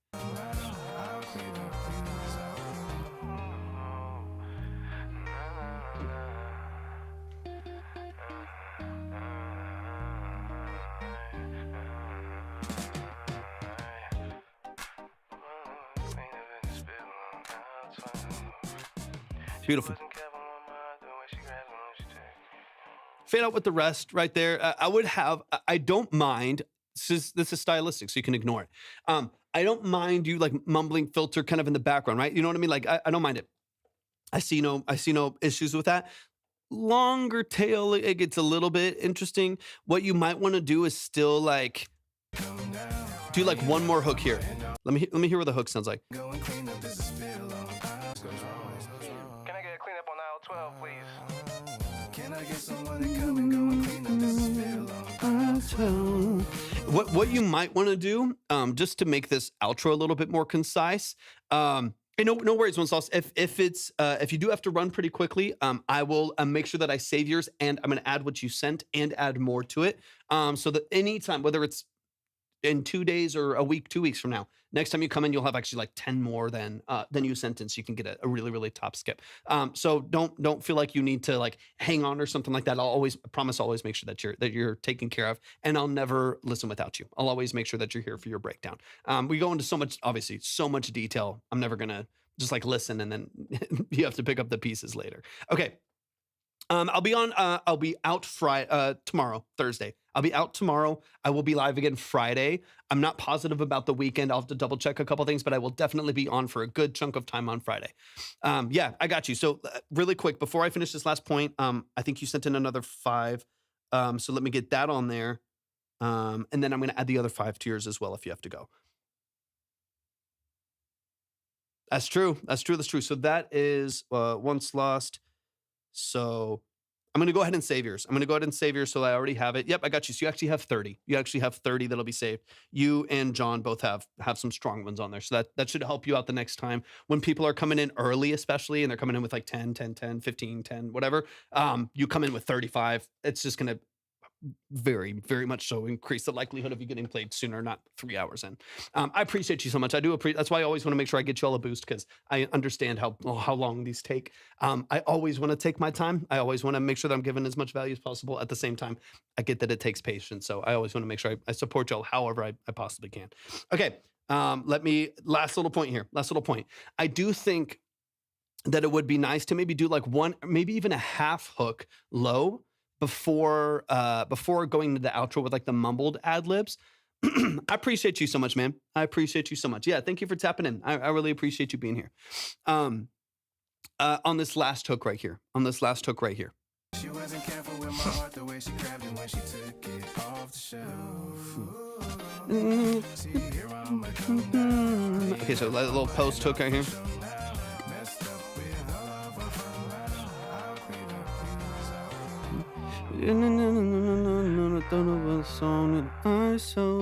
Like one more, you know. Myself. You know what I mean? Like, dude, perfect. Yeah, if you have a revision on it, perfect. Like, because right now it's like it goes down to the low mumbles for like another 8 measures, and then you still have like an outro to fade out from there. Honestly, dude, that puts you, if you just kind of do another half of a hook there, maybe you don't do the tag at the end, but like if you just do another low hook right there with maybe just like that, maybe take out the low octave and just do the higher one. You can even maybe copy it over if that's easier. Something. Or you might want to change the energy though. Like sometimes you want to retrack a distinct hook there so it doesn't feel like you're just like a copy over of the energy. It's like a high energy hook on a low energy part. Feels weird. So you might want to track it there, see what works. But it could be nice having that little extra texture right there at the end, and then only recheck. I got you. And then only doing the mumbles on the fade out, right? So like you do like here. And then if you retrack with the band, maybe don't bring the drums back in. You know what I mean? Like just bring it down to here. Once it's only guitars at the end, keep it there and then fade out. You don't think you need to bring like drums back in and then fade. It's too much of a roller coaster for no reason. The song already has good dynamics. So like do your last big hook do a low hook and then fade out with mumbles, just piano and bass or something, or like guitar and bass or something like that, like something simple. It'll keep the dynamics a little bit stronger without it just being like 8 measures of mumbling. It'll be a full, like, 8 measures of another hook and then 2 measures of ad libs while the song fades out. And it's a little sharper. It's a little bit more concise. Y'all show some love, man. That's Kasani Es right here in the building. That's the family. I love and appreciate you, man. Thank you so much. Lil West, thank you for the follow. That's the family, man. Really, really appreciate what you do, Kasani. And this is a big jump forward. I'm really excited. I'm really excited for you to build this out with a band as well. I think this is going to be another level for you. I think it's going to be brilliant. Y'all show some love to Kasani. Make sure that you're following the family. Vontae's in the building. What's up, Vontae? So good to see you. I appreciate you, man. It's good to see that name in here. Torvik is in the building. Absolutely take SoundCloud. Line is closed though now. Yeah, we're in our last couple songs.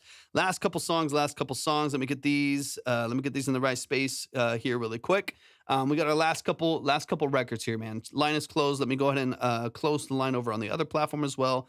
Last 3 songs. We will be live again on Friday. I will definitely not be live again tomorrow. I'll be back on Friday. So for anyone that has their song saved, just keep that up. Demi, thank you so much for tapping in. I see you over there on Twitch.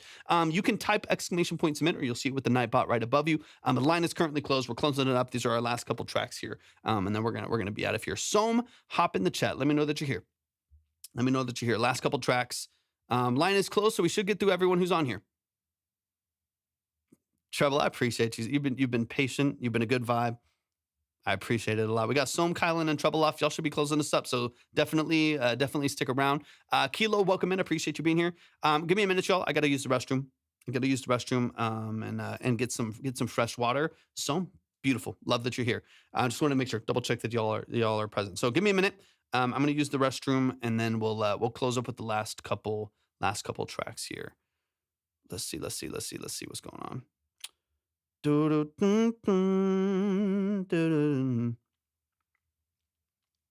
right, 1 minute, y'all. We'll be back in just 2-3 minutes, and then we'll get into the next few. Thank you, Kylan. I appreciate you, brother. I appreciate you. All right, so once again, Som, Kylan, and Treble. Y'all are closing this up today, so definitely stick around. If you got to go, let me know. I'll save it. But right now, I've capped it, so y'all are the last couple. All right, I'll be back in a minute.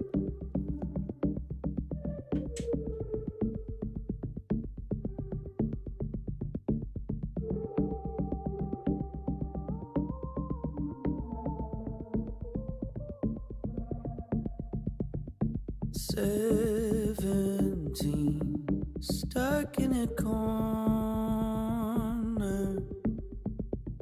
7 weeks marching in order, solitude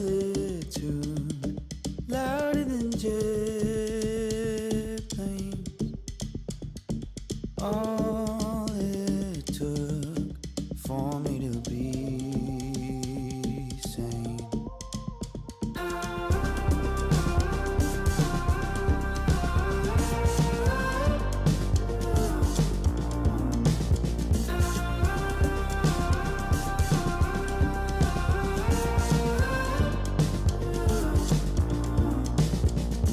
Lucky draw got me this headspace. Fucking flaws marking the airwaves. Somebody said I could be anything. My body shakes, don't say the same thing.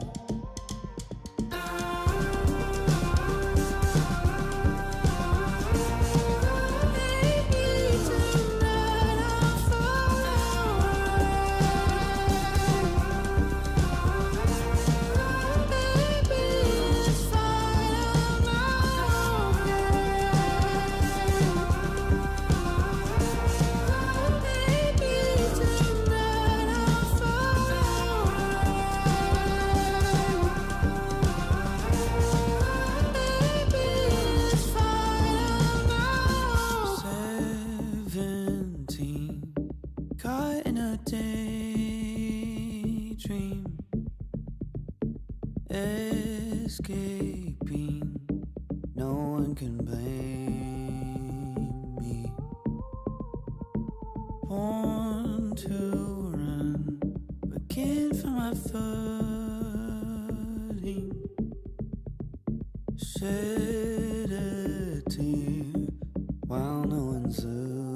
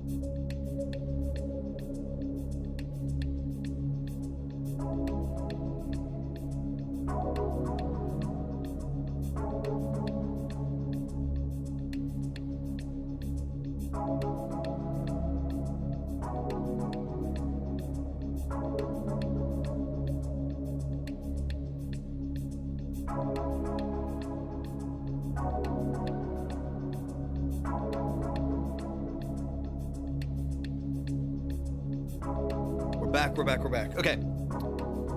Let me catch up for a sec. Let's catch up for a sec.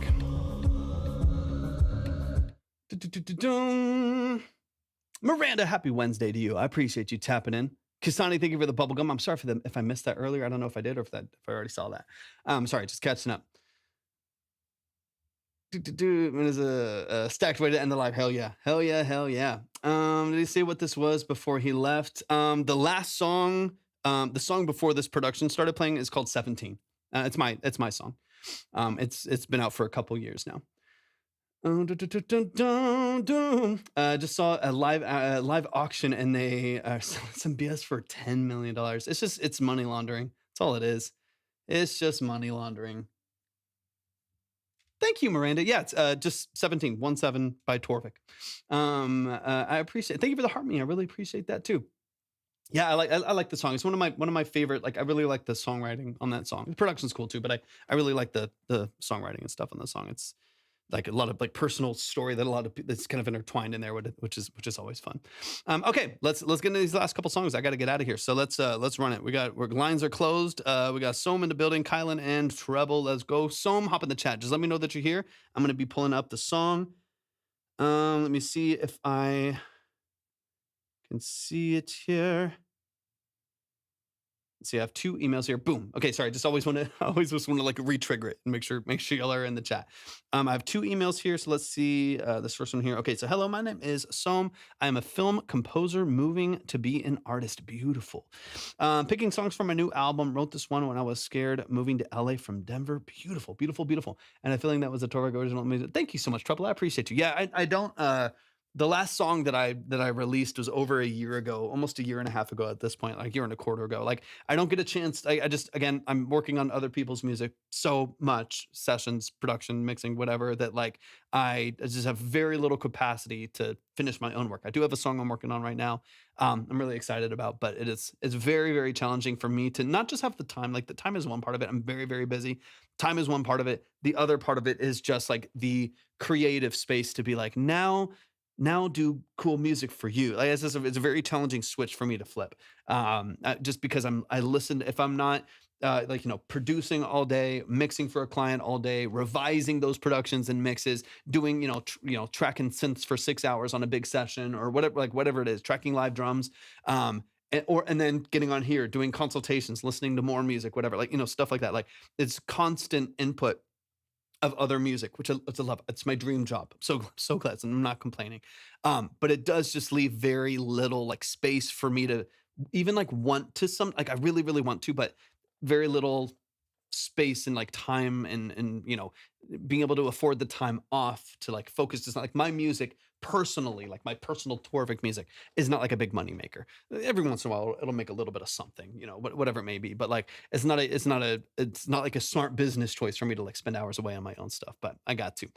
I'm in Denver. Shout out to Denver School. I've been a couple times. It's very, very cool. I deserve time and brain space for your own creativity, advocating for thank you, Miranda. I completely agree. It's one of my kind of like New Year resolutions, kind of I'm forcing myself to. So I do create a lot for myself still.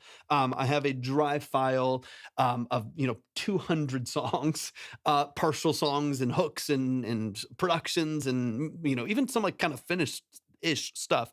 But very little capacity to see it through. So I have like probably 3 or 4 songs that I've created in the last couple of weeks that I just have to finish writing. I have to like officially track them, get rid of the scratch tracks, like filled out the production. But I'm also, another challenge is, I don't even know why I'm ranting on this, just ADHD, but another challenge is my studio is very much in transition all the time, where I'm always getting rid of and getting new stuff in. Like, so like I sold a bunch of synths. I got a couple new synths in. I have a new rack over here. So this rack is getting filled out with some new stuff. I am selling my drum set the Pearl drum set that I have in here. I sold 2 other drum sets. I'm selling this 3rd drum set to get in a new drum set in here, like a vintage Gretsch.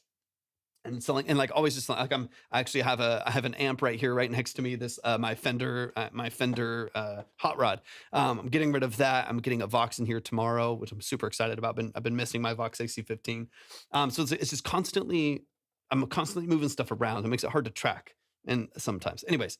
Something Mr. Torvik better than any prompt just from his smile. That's actually true, Time-Mind. Science says. Time-Mind, I appreciate you having it. If a friend takes a week and he leaves and does music in Airbnb, that's only his work. Yeah, I would love that. I mean, I know some of y'all know Danielle. Some of y'all know Danielle Duray. She's phenomenal, one of the best artists on this platform. She does stuff. It might be who you're talking about, but that's someone who does that a lot too. They'll just like go into like the hills of Tennessee, or like go out into some random like Airbnb in Michigan or something like that, and just take like a week or 2, do a writing camp, bring some artists in there, some instrument musicians in there, and then just ghost the world for a minute and get in the art, which I think is cool. But no, you said his, so I don't think you're talking about Danielle. But Danielle does that a lot too. Hopefully we'll have an opportunity to do that with her in October sometime. That would be really cool. Take a week or 2 and go out to the mountains and just have like a writing camp out there with some other really good songwriters and producers. Would be cool. Okay, enough of that. This is Soam in the building.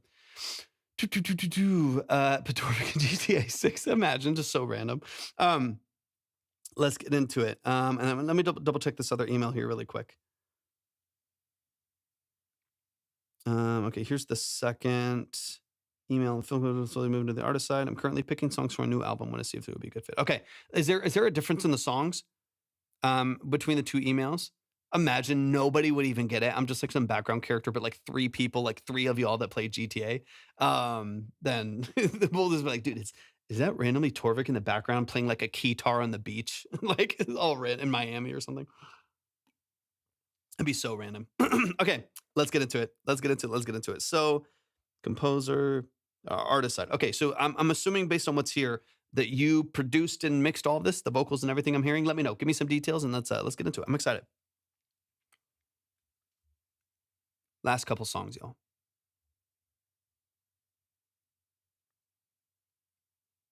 Okay, cool.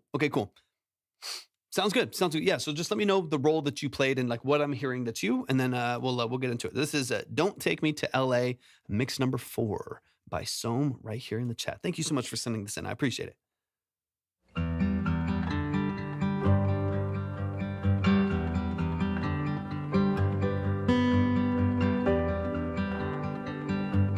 Nice already. Nice weighty. I'm just a mountain boy, honey. I found you on the beach. You brought me back to the mountains again, and now you're asking me to leave. Please don't take me to LA. I don't wanna go. Don't take me to LA. 'Cause I like the snow. I like the doubles. Whoa, whoa, whoa.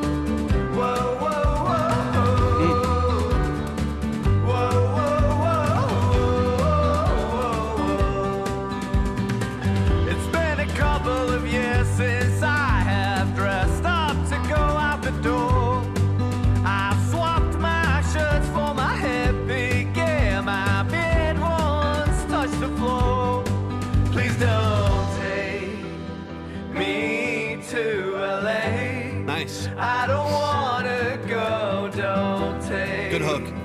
me to LA, 'cause I like the snow.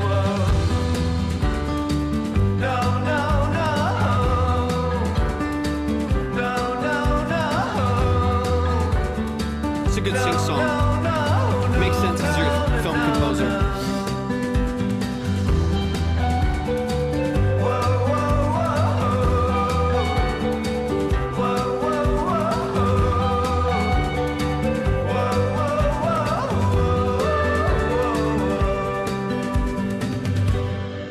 At the end, I'll be alright. Bet you already knew. As long as I got you by my side, I'll go to the moon.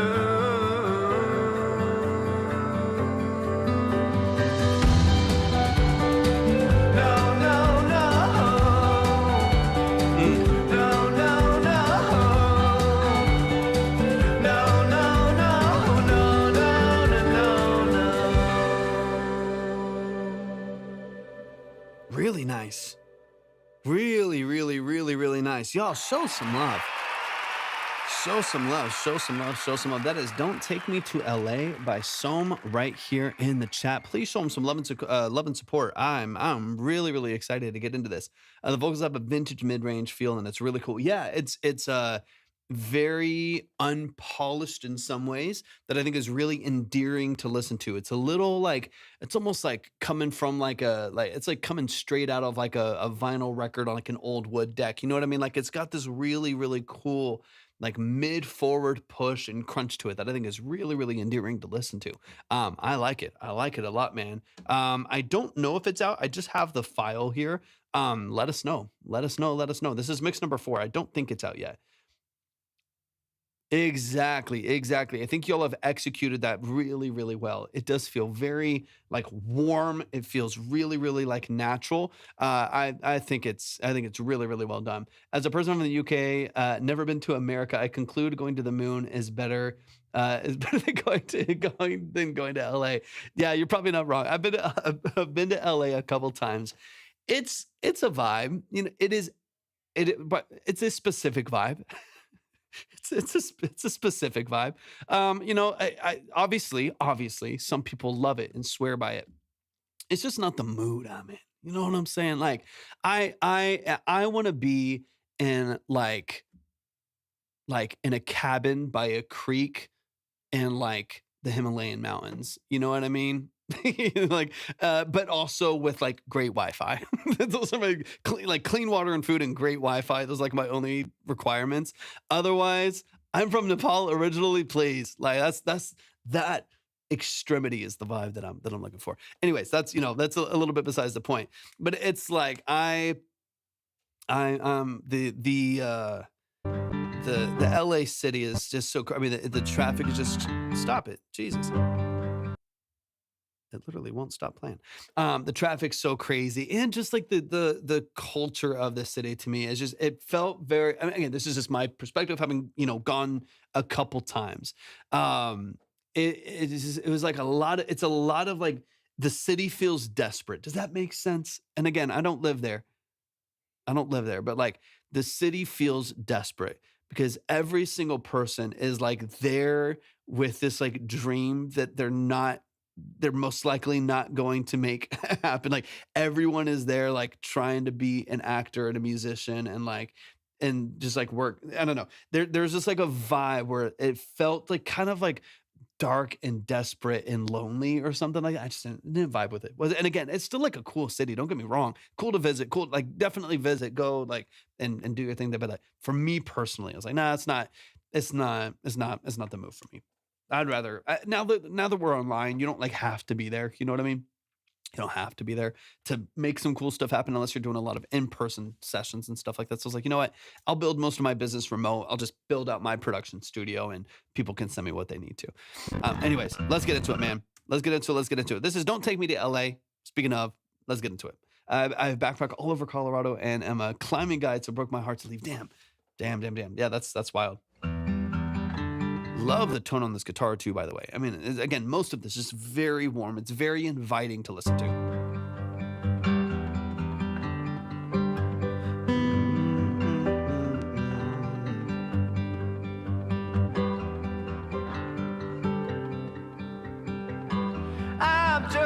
a mountain boy, honey. I found you on the beach.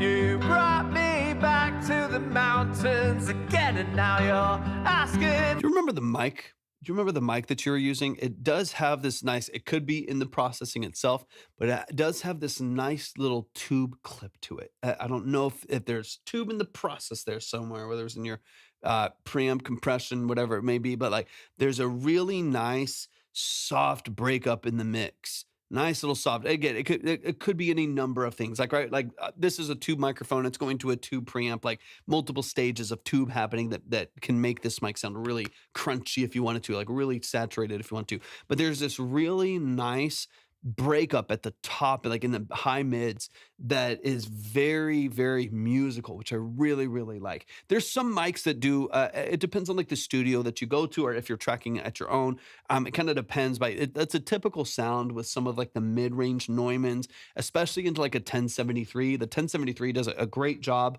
of breaking up those mids when you push the preamp. It does a really, really great job of that. It's the reason why people like it. But regardless, I like what it's doing. It doesn't really matter what it is, but I like what it's doing. I like that it has this edge to it.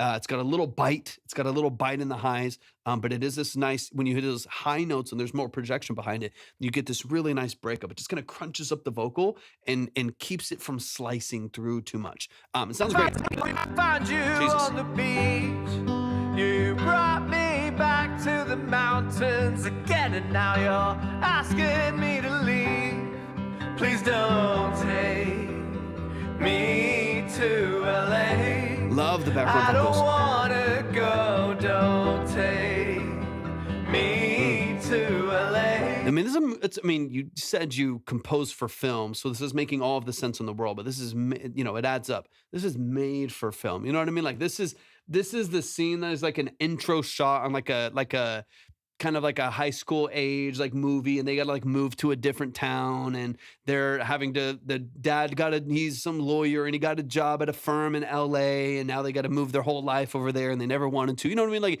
I can already see the whole show. And that's a beautiful tool to have, like a beautiful thing to be able to pull from when you're making music. When people can immediately see the film, they can see the show, they can place it already. That is obviously going to increase the likelihood that people want to pick up stuff like that for film. But obviously, you know that world better than most, probably much better than I do even. But I love that about this is like, as soon as I'm hearing this, I'm like, the hook itself, the way that it's sung, I'm immediately like plucked into your world. You know what I mean? I'm like, I feel like I'm pulled into the world of the song, and it makes it really, really enticing to listen to. I like it a lot, especially with how raw it feels. It almost feels like a live track kind of a feel, which I really enjoy. Anyways, I love this. I don't even necessarily feel like this needs correction. This needs correction. What I like about this, again, if this were a different artist, right? If this was 2 artists ago and this was a modern pop record, I'd have all these notes of like what this vocal needs to be in order to match the vision of the song. What I love about this is it's intentional. So when things don't feel intentional, they feel really disconnected. The piano is dark and warm, like live tracked upright, or whatever it may be. Like you have this like really beautiful double tracked guitar. It's warm, it's mid forward, it's kind of filtered in a little bit. It's not too like direct and bright and open. The vocal is the same. The whole image of the song aligns in the way that it's mixed and performed, in the way that it's written, and of course the musicianship overall. It's all pointed in the same direction. I absolutely love that. I absolutely love it. So to me, it's like this mix on the wrong song would be completely off. You know what I mean? The vision that you have for the song and the fact that everything is there, everything matches that aesthetic and that vision, to me is just a sign of like good structure from top to bottom. 'Cause I like the snow. Whoa, whoa, whoa. Nice. Whoa, whoa, whoa. I like this a lot, man. Whoa, whoa, whoa. It's been a couple of years since I have dressed up to go out the door. I've swapped my shirts for my headband gear. My beard once touched the floor. Please don't take.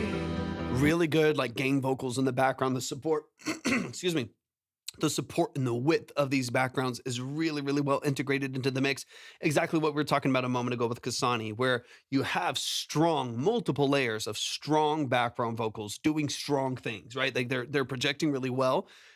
They are only supporting the lead. They don't take over. They don't step on their toes. They're what it sounds like. There's maybe some like mid side in there, carved out the middle of the mix, the nice and wide, nice and open, without stepping on each other's toes at all.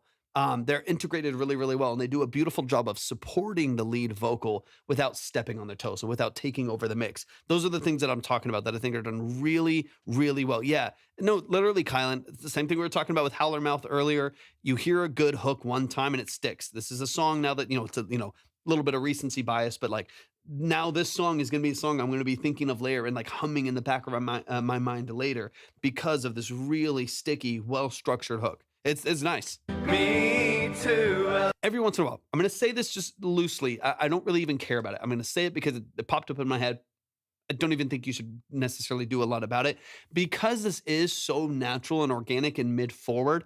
Every once in a while, depending on the note and the register that you're singing in, you do get a little bit of kind of nasty resonance, like a little bit of ringing in the mids every once in a while, just because the whole track is kind of pushed that way.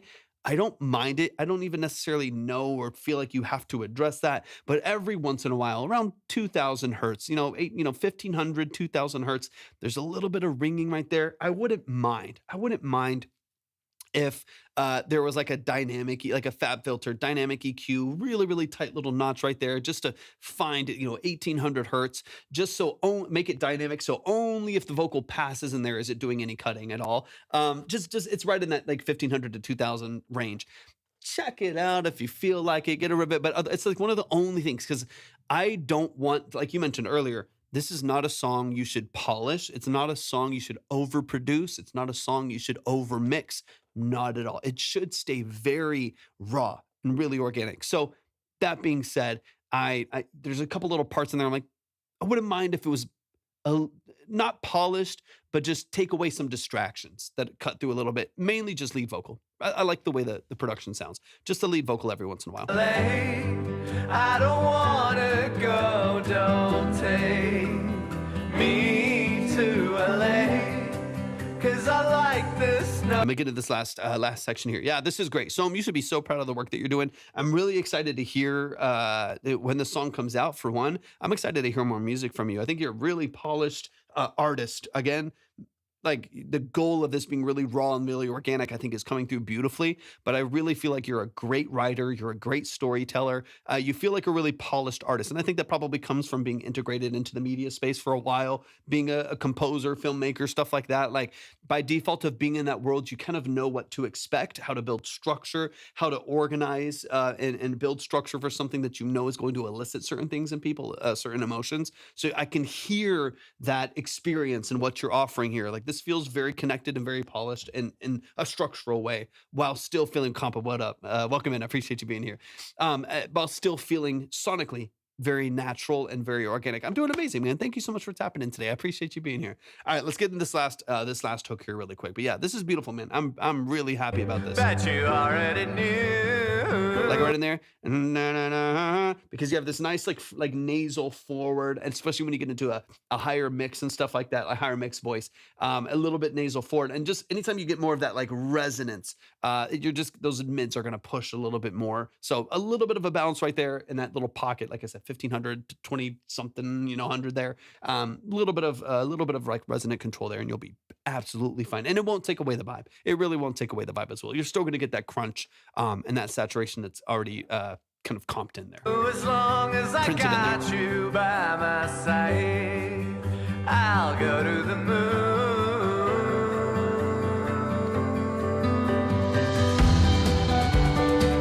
No, no, no. No, no, no. No, no, no, no, no, no, no.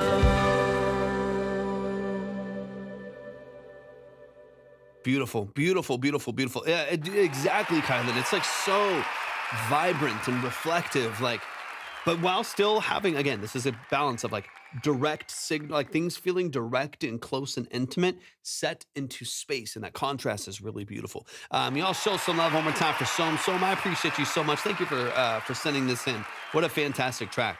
Really, really well done. I wouldn't touch that too much. Don't Take Me to LA by Som. Please follow them. When they got music coming out, please show it some love and support. Beautifully, beautifully, beautifully done. Let's run. I got to move quick. We got Kylan in the building. I'm going to try to go a little bit faster on these last couple while still doing the whole thing.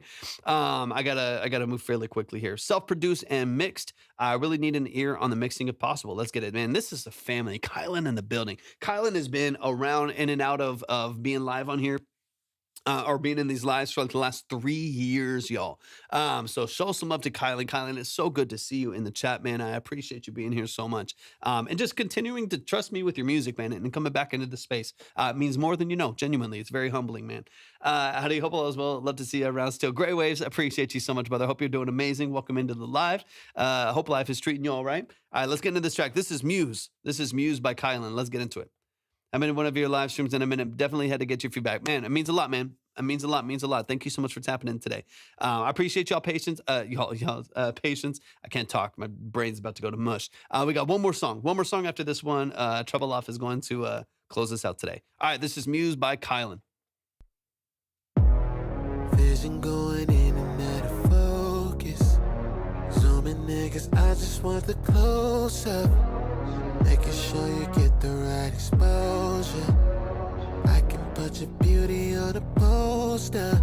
So I call your name, tryna keep you in a frame. Might need a different lens, but you never change.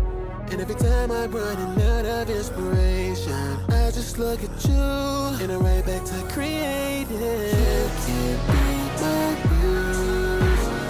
Help me write a song tonight. Keep my eyes on you. Great melody. And mimic what you do till it comes out right. You can be my inspo, you can keep the tempo, you can write the intro, let's keep it simple. You can be my muse, 'cause I'm in love with everything you do. Great AAVA on the songwriting there. That's beautiful. When I'm finished taking all your photos, maybe I can capture you in slow-mo. We can make this song into a slow jam. Then we'll use the footage for the promo. So I call your name, tryna keep you in a frame. Might need a different lens, but you never change. And every time I'm running out of inspiration, I just look at you and I'm right back to create. Help me write a song tonight. Keep my eyes on you. You do till it comes out right. You can be my inspo, you can keep the tempo, you can write the intro, let's keep it simple. Vocals killer, man. Be my muse, 'cause I'm in love with everything you do. When I look at you, I feel it's like that. Maybe wanna write a novel, 'cause you're my muse, you're my muse. Yeah. Nice, man. Cool production, too.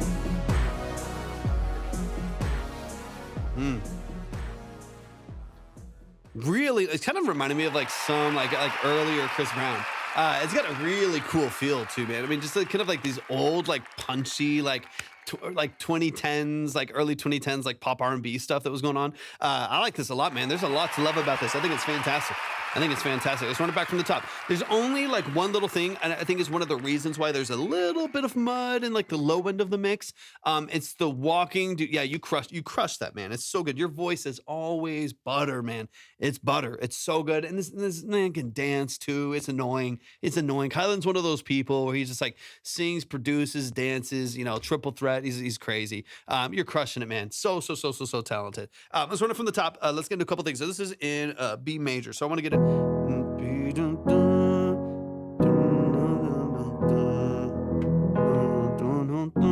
Like, dude, beautiful structure. I love the progression on here. On the 1/3, that's the B over D sharp here. Right, so this da da da da da.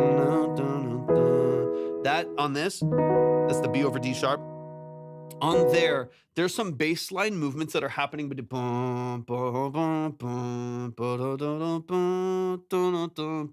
right? There's like kind of some movements in the bass line. I think that is part of what's making it feel a little bit muddy, because I think there's multiple layers of different synths that are doing different things, which I love, especially as someone who is obsessed with synths. They're doing a lot of different things.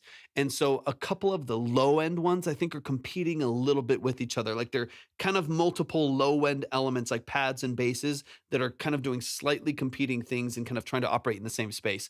What you might want to do, I'm going to listen again, obviously, and get more nuanced with it. What you might want to do, is keep one of them a little bit more rigid. So like maybe you have a higher, like maybe one is here. Let me go to my other piano for a second. One of them is here,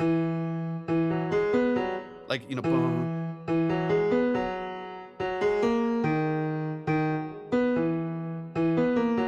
right? Like something's up here. Maybe something's up there, but the low one is just,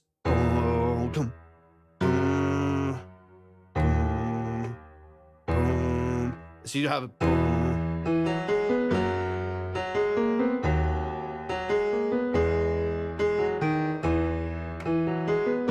like they would kind of like work together. Yeah, 4, 5, 3, 4, exactly. So like those would kind of work together, as opposed to them walking together and maybe having a couple of different feeder notes in between that are stepping on each other's toes just a little bit here. So I'll listen for it. I'll try to get more nuance than that. But Nicole, welcome in. Good to see you. But that's kind of what I would listen for. The overall balance of everything else, I actually really like. I really don't mind it. The vocal is clean and clear, shiny at the top of the mix. You might have some fresh air in there, or like a high end exciter or something like that. Maybe, I'm not positive. There's a little bit of shimmer at the top right there, a little bit of artifact, potential, like, high frequency aliasing that's happening. It might be because of fresh air. If you do have it in your chain, if you do, maybe just drop it down 10% or something like that, so you have a little bit more warmth to the vocal. Still bright, still airy and open, but rely more on your EQ and saturation than maybe a high end exciter. Something exciting at the top end, but whatever it may be, fresh air or soothe or whatever it may be, just dial it back by 10%, 10, 15%, whatever it may be. That way you still get the brightness, you still get the edge that you're getting from it, but you don't get the kind of like little whistle and like, shimmer at the top end of it. It just makes it feel a lot more artificial. So if you can back off of that a little bit and rely on your like compression, saturation and stuff like that to make it sound, really punchy, and a little bit less of the kind of the hiss at the top of the mix. You mainly hear it during your verses because there's less to disguise it. So yeah, that's one of the very, very few things. I'm hearing the new Soothe has been outstanding with the update. Considering it, dude, go for it. I haven't had Soothe in like a decade. Maybe longer than a decade, but yeah, about a decade since I've touched it. I haven't found it necessary, I guess, is like one of the only reasons I haven't done it. I've paid for so many plugins, like I'm kind of in a dry spell with plugins. I just don't, they don't excite me anymore. They don't, I don't find them to be like creatively inspirational to me on the, mixing side or on the tracking side. So I've invested all of my money to the tracking side, like like instruments that inspire me, amps that inspire me, gear that inspires me, and stuff like that. Soothe to me, no, 100%, 100%. And I've had a lot of those, right? Like I have had a lot of those, even like like on the tool side, where like once I'm tracked, like what do I do to kind of like edit and stuff like that? And I don't know. Soothe to me is just, I have found, asked an original, dude, it's one of the best mics for the price. It can be a little bit harsh, so it can be helpful to tame. But it is one of the better mics for the price, though. I mean, any mic under like $300 tends to be a little bit harsh. It just does. There's usually some overcompensation with cheaper microphones to make them bright, so they sound better out of the box, right? Anything under like $500, you're gonna experience that with a AT2020, the MXLs, the even like the cheaper Lewitts and stuff like that. Like they tend to overcompensate a little bit, but it's a pretty bulletproof mic for the price if you can tame it. I feel like Soothe is just oftentimes it oftentimes is a Band-Aid plugin to just getting the source right. Not that you or anyone uses it like that necessarily. I have just found that almost every single time I've heard soothe or have heard something that was an issue and then found out that it was soothed that was the issue is because it's like dealing with like some resonance and stuff that would have been taken care of by just like moving the mic on the guitar cab an inch left where it was like set up better, making sure that like the overheads on your drums were actually just in phase, so it wasn't creating all these other issues and stuff like that. So I just need to, no, 100% great. It's my fault. I take complete responsibility for self-leaping off the path. But anyways, yeah, that's my thing. It's like with Gullfoss and Soothe and like stuff like that. It's like if I feel like I'm not getting something out of the source, like if I feel like my vocal is coming in, and this mic, this mic can handle anything. Like, and it just there's nothing harsh about it. It's so I have to like force this thing to be harsh if I want it to be. If I find that this is like if I find that something is harsh or I find like something is not working for me, I just won't record it and I will work on it until the source is where I want it to be. But that's also me. I this is not for everybody, and I don't expect it to be for everybody. I like taking a long time on stuff. Like that's just me. I completely understand that that's the worst decision for someone else. Someone else should probably move way faster. They should pump out a lot more music. They should finish things a lot quicker. I like to take a long time. I like to like create challenges and work through them and stuff like it's one of the things that I enjoy about mixing. And if I don't do that, I will lose interest in it, right? And so I mean, I have a tape machine down here. I just got a tape machine. I'm going to be diving into like fixing that. I've like fixed some old synths, and like I like, dude, no, I love it. Like to me, it's like working through a mix, working through a production. I am not someone who likes to whether or not it would end up a better product. I don't necessarily even care sometimes. I want to enjoy the process of making music for as long as I have the capacity to, right? And so, and fixing music and mixing it and stuff like that. So for me, it's like I get very little joy out of like blasting through mixes and just being like, here's my template I used on another artist and like tossing it on there and just moving on. I'm just like, I don't know. But other people are like, dude, if you're not releasing a song every day, you'll never make it in today's music. If you're not using this tool or using this whatever to like make your process faster, you'll never write enough songs to make it. And I'm like, then I'd rather not, because then I'm not doing the thing that I'm enjoying anyways. Like if I'm just forcing myself to like, succumb to the hyper capitalist side of the arts industries, then I'm like, then I've lost it. And I'd rather just work another job. But I love music and I love making music. I love working on it. And so I'd rather take my time with it and enjoy that process. And I feel like I've had better outcomes because of that. And so that's one of my things with like just the fixes where it's like, when I require, when I'm tracking live drums, especially like I love tracking live drums. When I'm tracking live drums and like I have an issue where like there's a phase issue or like something's not adding up and there's some issue in tone or whatever, I enjoy the process of having to like sit there and like move. I'm like moving the MD421. I'm like moving it around to the other side of the head so it's not picking up the bleed from the cymbal. And then I'm putting it higher and I'm pointing it down more towards the edge to take some of the boom that I'm getting from the center of the center of the batter. And then I'm like, okay, well now that kind of actually changed the image a little bit based on where the overheads were. So I'm going to adjust those, measure them to the snare so the kick and snare on mono in the middle. Like I like that challenge. It's like fun. It's a fun puzzle to me as opposed to be like, oh, there's like a phase line plugin. I'll just throw it on there. I could, and I probably will sometimes. These aren't rules, right? There's sometimes where I'm like, okay, yeah, that sounds perfect, except for this little thing. Let me fix the little thing. That's where Soothe can come in, right? Where like overheads are a little bit harsh. It's just because of the room I'm in. So I'll just shave that or whatever. But I like it. I like being like, oh, the snare still sounds like shit. So I need to tune it better. I need to actually like tune the snare and like change the mic that I'm using and move it around and like retrack it, put it in a different, let me try putting it in a different compressor or a different preamp. Like that to me is like one of the fun parts of like creating, mixing and tracking music. So anyways, that's a long rant for no reason. I got to get out of here. I think that the source probably sounds better in the end, 100 times out of 100, 100 times out of 100. And then what's fun about that too, Kylan, is like, if the source sounds amazing, which when you're working with like the great musicians and stuff, when the source sounds phenomenal, the little candy you put at the little cherries you put atop in the plugins are just like the sauce. You know what I mean? Like when you track with like a 251 in a tight room on a vocal into like a CL1B and like a vintage 1081 or a TG2 Chandler preamp or something like that, and you run everything like in a beautiful chain, that vocal is mixed by the time it hits Pro Tools. You know what I mean? Like it's mixed by the time it gets there. So then when you add like a little bit of one of these extra little, you add like one other, like maybe you add a little RVox on there, you add a little like Valhalla reverb, you add just a little bit of that, dude, it's magic. You know what I mean? Like it sounds crazy. Way different than like even this. Like again, I have cheaper I've had many cheap microphones. I have some cheaper ones. I have a TLO 102.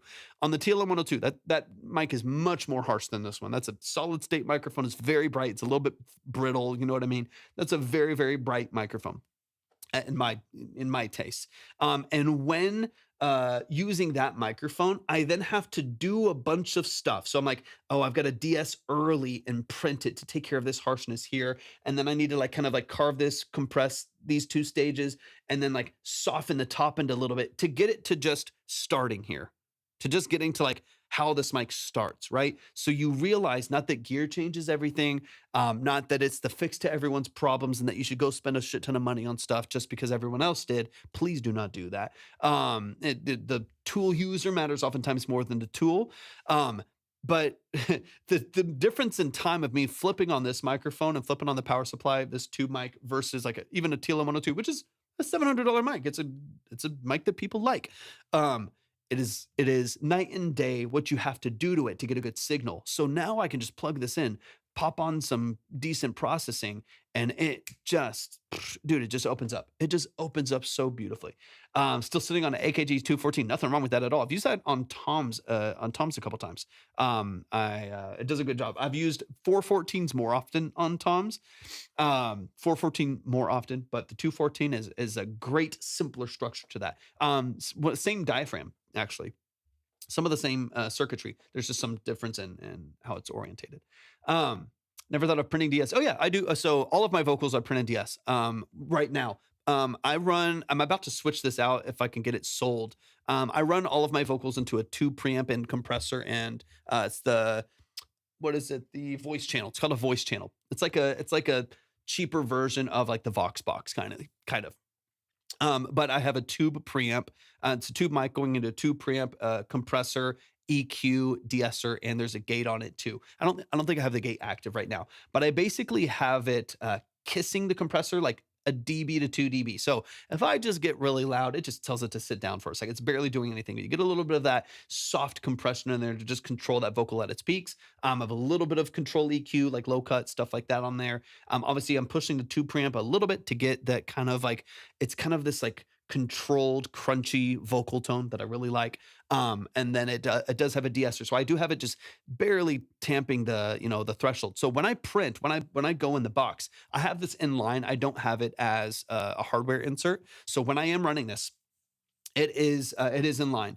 That way I print it. So whatever I record on here, it's printing compression, it's printing de-essing, it's printing EQ. So by the time it hits the DAW, like I said, with those other, 251 stuff like that, it's locked in. Like it already sounds pretty good. It's pretty clean. It's pretty controlled. So by the time I add like auto tune or I add, some other plugins and stuff for that, this is already a pretty controlled. There's not a lot of bad things happening to the vocal. I'm in a good space. It's a treated space in here. I've got, sound panels and heavy duty theater curtains and, other stuff on the wall and whatever in here and ceiling cloud and whatever. So it's a controlled space. And then I have a good mic going into a pretty good preamp, and it makes the job later so much easier. Okay, I gotta move groove here.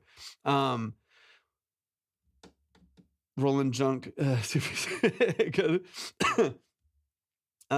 me see. But I need 50,000 of debt with Sweetwater hardware to be a pro tour. I mean, Great Waves, I agree. It's one of the funny things of like being an engineer where I'm like, dude, literally use whatever the hell you want. Put a 57 on everything.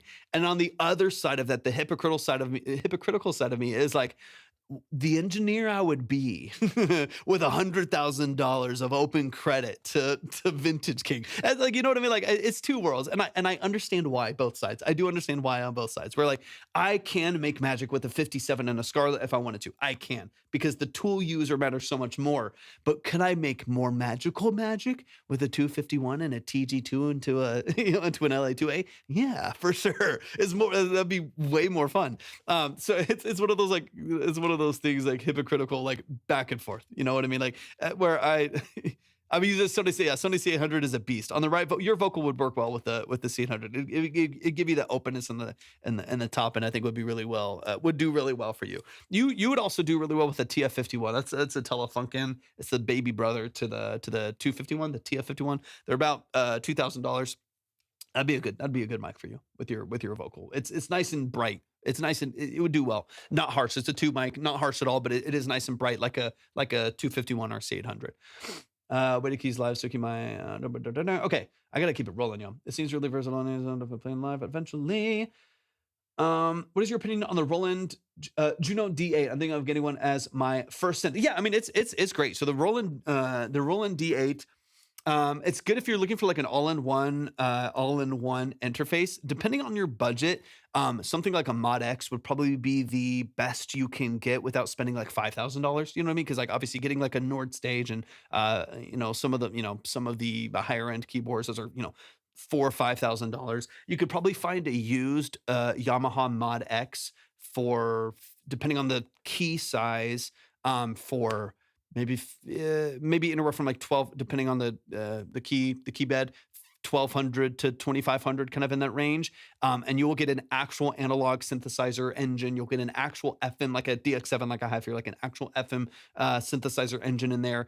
They're fantastic. They're amazing. If I were to have like an all-in-one, like maybe a synth I took on the road to do gigs and like do stage stuff, I would probably get a Mod X, because you're getting like, I think there's like 4 or 6 real individual synth engines in it, which is awesome. And they sound amazing, right? As opposed to just like kind of Rompler style, or even like some of the other Juno series. I used to have a Juno DI before I got the Juno 106.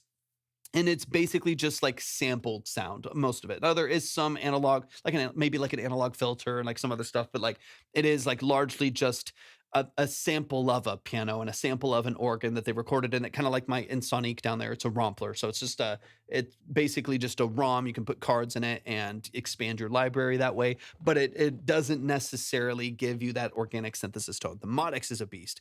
I like having the DX7 for FM. I like having, the Juno for like analog and DCO, and like the Poly D and this, Pro 1 and Pro 800. Like I like having all those individuals. But if I wanted an all-in-one, the Mod X might be the way to go if I were looking for it. Okay, let me get into the outro here. And let's run it through. I gotta run. Back to create. Sorry, I missed. Yo, I'm back. Could you fit mine in at the end, or is it John? It would be tomorrow. It'll be tomorrow. Yeah. Let me see. Let me see. Yeah. It would be tomorrow. Yeah, because I already got that boost and got it saved, and then closed the line for the last 2. So yeah, if you can hop in tomorrow, you should go right away, to be honest. Or not tomorrow, I'm sorry, Friday. I'll be off tomorrow, probably Friday, if you are able to come back in, or whenever you're free. You have like 35, so you should be able to jump in straight at the top right there. It shouldn't be any issue at all. Okay, let me get into this real quick. We'll just go over that verse bass line really quick, and then we talked about the high frequency a little bit too.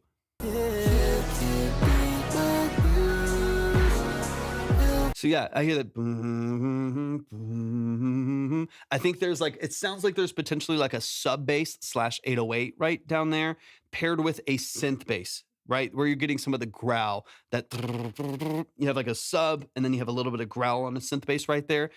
Those are the 2 that are walking. So what you might want to do is just make sure that there's not too much movement on whichever one. I think it's the synth bass that maybe is moving a little bit. Just be aware of it, right? And if you want the movement, maybe like duplicate the octave for that synth bass so it can walk a little bit higher, and then the low one stays more consistent. Fine tune that a little bit. But that to me is the only part where I'm like, the progression of the instrumentation and all of the movement of the harmonies of the vocal, I start to kind of lose the foundation part, right? Like I kind of like, as opposed to this is too simple, right?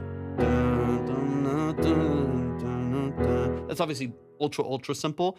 I start to lose that as the progression though, if it's too.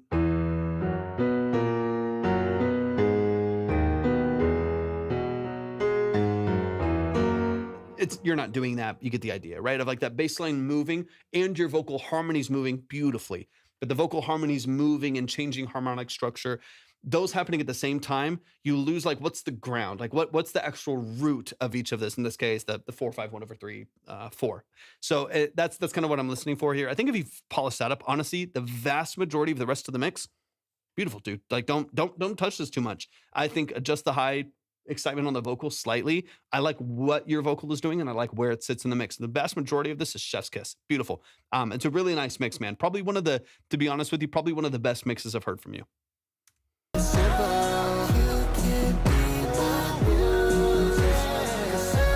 Nice and wide. Yeah, of course. Yeah, it's like following the 5, I think, right there. Right? And yeah, easy fixes, dude. Easy, spend 20 minutes revisiting this. Send it to distribution, man. You're ready to go. It's great. It's a good song too. Good writing, good structure. It's fantastic. Yeah.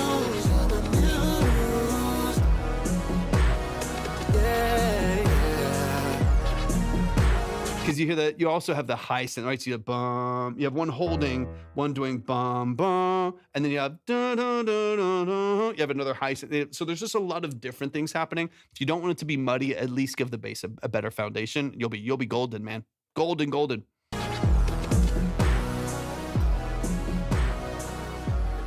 This is nice, dude. This is a solid production, man. It's a super, not that I'm shocked, but it's a solid production. It's a really, really good quality production, man. It sounds great. Yo, give it up one time for Kylan. Kylan, you've been putting in work, man. This is some magic here. There's some really good parts of the structure, man. I'm very excited to hear where this goes. I'm excited for you to release it, man. And put out some more music, man. Yeah, this it's a very impressive production. The way that it works together, it feels nostalgic for me because I grew up in early 2010s, like hip hop and R&B. You know what I mean? Like the early Chris Brown, Drake records, like stuff like the Young Money stuff. Like, I grew up in that world, and so like hearing a beat like this, I'm like, this is like reminding me of some of those early records. And even sound design wise, I'm like, it really sounds good. It sounds very authentic. It's working really well for you, man. So yo, show some love. Okay, I keep saying I'm gonna move fast, and then I take 45 minutes talking about synths, but that's my fault. Let's get it rolling, man. I'm 27. I grew up in the era too, and dude, totally, man, totally. I mean, say what? I'm a 90s baby.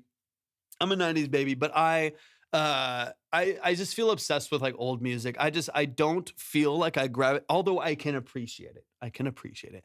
I don't feel like I gravitate towards a lot of like modern stuff. I tend to gravitate towards old records, and I just think they're more interesting to me. The way that the chords work together, the way that they structured music, the way that the hook came in, the way that they randomly decided to change key halfway through the second verse and then do a guitar solo followed by a halftime version of the first hook. That to me is just fun. That's just that to me is just like, not that there's anything wrong with 4 chords and Ed Sheeran on a hook. There's nothing in the world wrong with that. He also has some really, really nuanced music as well. I'm just saying, right? Not that there's anything wrong that Espresso by Sabrina Carpenter's 2 splice loops for the whole thing. There's nothing wrong with that, right? Oliver is an amazing musician who created those splice loops with analog synth. So there's still production behind it. There's nothing wrong with that. I personally love music that like excites me and makes me like interested and also makes me want to make music. That's not everybody. Not everyone is us, right? Like not everyone is a musician. Not everyone is an artist or a vocalist or a killer dancer like Kyle. Like not everyone is that. Some people are just consumers and listeners to the music, which is valid 100%. Those people don't need the inspiration switch of this makes me want to do that, right? They don't need that. I need that when I'm consuming music. So when I listen to music, I tend to gravitate towards music that makes me want to do it. Everyone's a drummer, right? If everyone's super, no one is. I tend to gravitate towards music that makes me want to do the same thing. Like I'll watch a movie. I love like consuming media that like, I want to make a movie. I don't know. Like it makes me want to do cool things and creative things. And that's one of the things that I appreciate about a lot of what went into creating music. in the 50s, 60s, all the way through, obviously, like early 90s for me, and the end of the 2000s, with a lot of like workstation, like pop, R&B, and hip hop and stuff like that. I just love it. I just feel like it's, the Scott Storch, like just all this stuff like that went into that. I just think is really interesting to me. It just felt like you went in the studio ready to make something magical. People came in like hyped to just like, what's the dopest fucking thing I can make right now? I don't feel that as much in a lot of music nowadays. I used to sense that a lot in like growing up in the in the 2000s and stuff like that, in the early 2010s. I got a little bit more of that definitely existed before that. Nowadays I do feel like there is a little bit of a culture of like, how can I get famous, which of course has existed before, definitely, but there's a lot of a culture of just like, what is the most commercially viable thing that I can do right now? Who's the top artist? Oh, it's Kid Laroi. How about me and 50,000 other people do the exact same thing? Who just got a Coca-Cola commercial? Okay, so they're leaning in like an indie version, so maybe we'll do whatever. Oh, country's popping off, maybe I'll switch from rap to country or whatever. Like it's all over the place, right? And it feels very commercialized and commodified, which I get it. It exists. I'm in that world. I understand it. But like, I just also really like the art. I just do. And not everybody has to. I don't care really what other people do. I just really like doing this. And so I am always grateful when I encounter people that are like, yeah, I just like doing it too. If this pops off, cool. If not, I enjoy doing it regardless, and I hope that it connects to some people. Sync music seems to be the best avenue, especially if you're trying to commercialize. Get you the East West soundtrack for $20 a month. Those instruments inspired me for 3 albums. Dude, facts. East West has some great stuff. That people know I'm so same, Miranda. Same. Shot back. I know, dude. Damn it, autocorrect. All right, let's get out of here, man. Let's get out of here. We're gonna close it up with Treble. Hop in the chat. Let me know that you're here. Let's get out of here. Let me find I got you right here.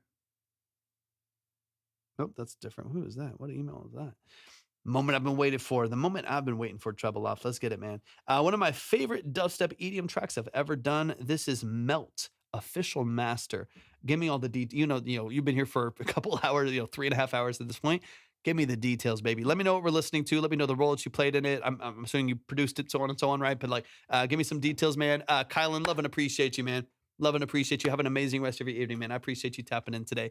We're gonna close it out here. I gotta get out of here. So let's run it. This is Melt Official. Let's Melt. The official.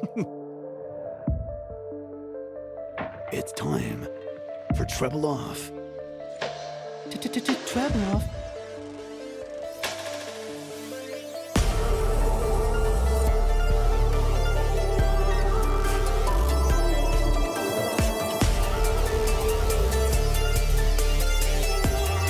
Ableton, if I've ever heard it, right?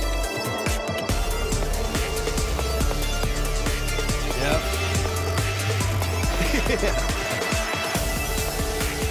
Cheers.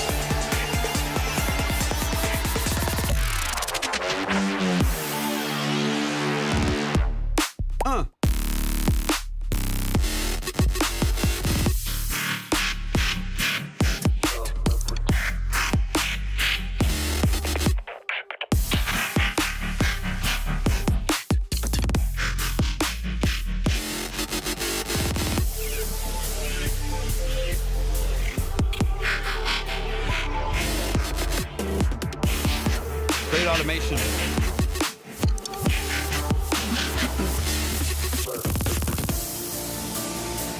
Great melodic break. It's very in line. I love it.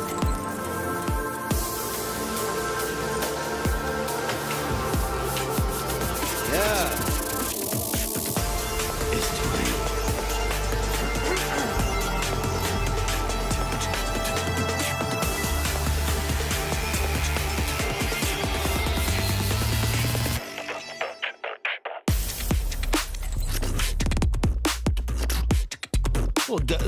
Little beatbox. Come on. Is that you? Did you do that or sample it? Hold on.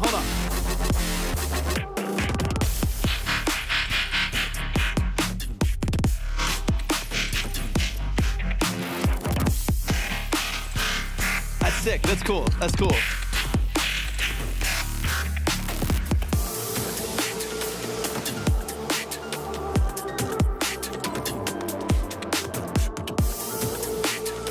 If Timbaland did dubstep.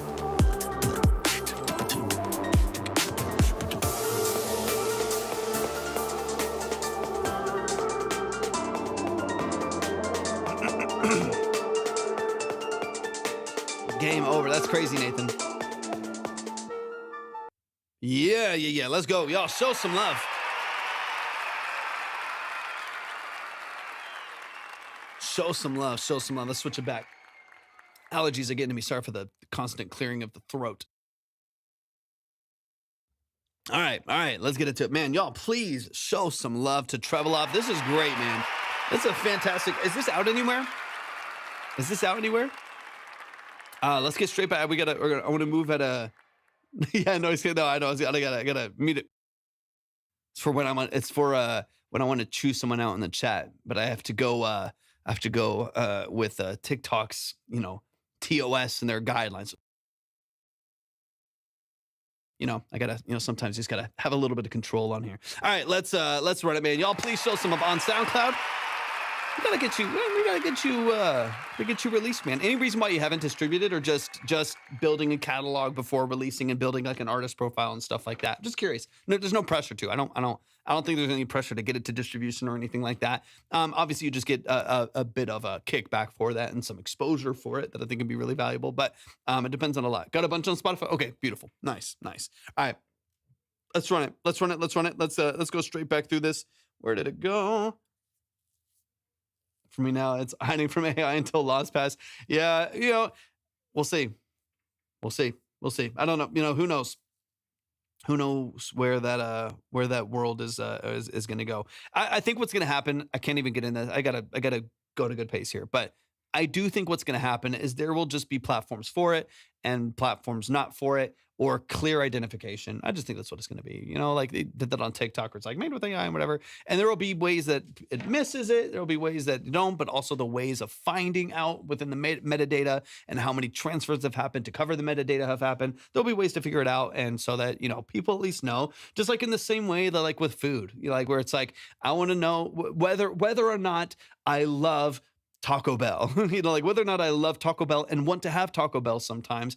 I want to know that when I am like paying for a steak, that I'm getting a steak, and that's the thing that I'm getting, even if every once in a while I still like Taco Bell. You know what I'm saying? Even if it's not real meat or something, whatever. Yeah, I don't know. That's a horrible example, but you get the idea. I think that's probably what's going to end up happening. Is it'll just have to be clear for people. Where like, if I'm paying $15 a month for Spotify in order to have access to, all of these different artists and to support the payout and distribution of all of these artists, I want to know that that's what's happening. And, vice versa. I think that'll happen in a lot of different ways, where the platforms will just start to identify and split in the same way that you have to identify what's in your food and what's in, a lot of other things that you do. Okay. Let's get into it, man. This is sick. Let's run it. This is Melt.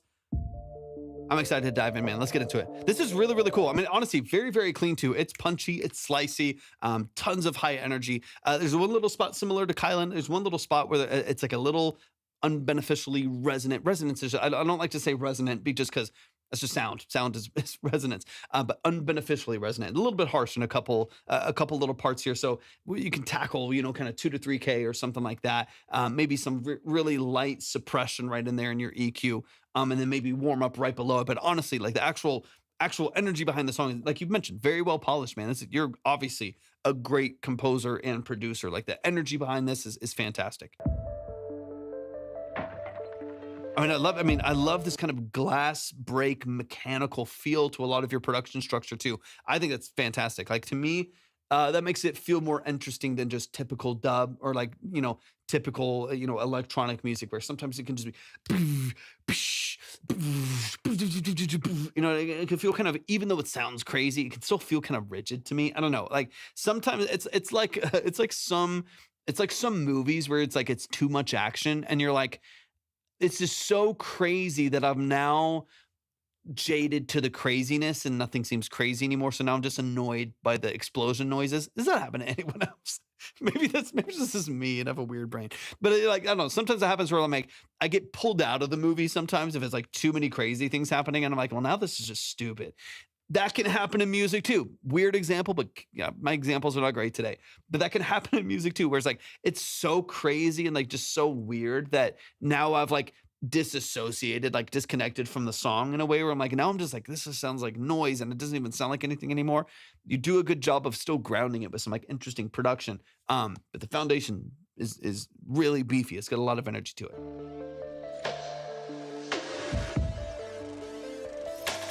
Lots of automation curves and movements in here. I mean, your lanes have to be insane. Lots of automation going on here between your filters, amplitude, and obviously like volume, panning, delay throws. Like there's a lot going on in here that's really, really well done. Really, really well done. Tastefully. Ear candy.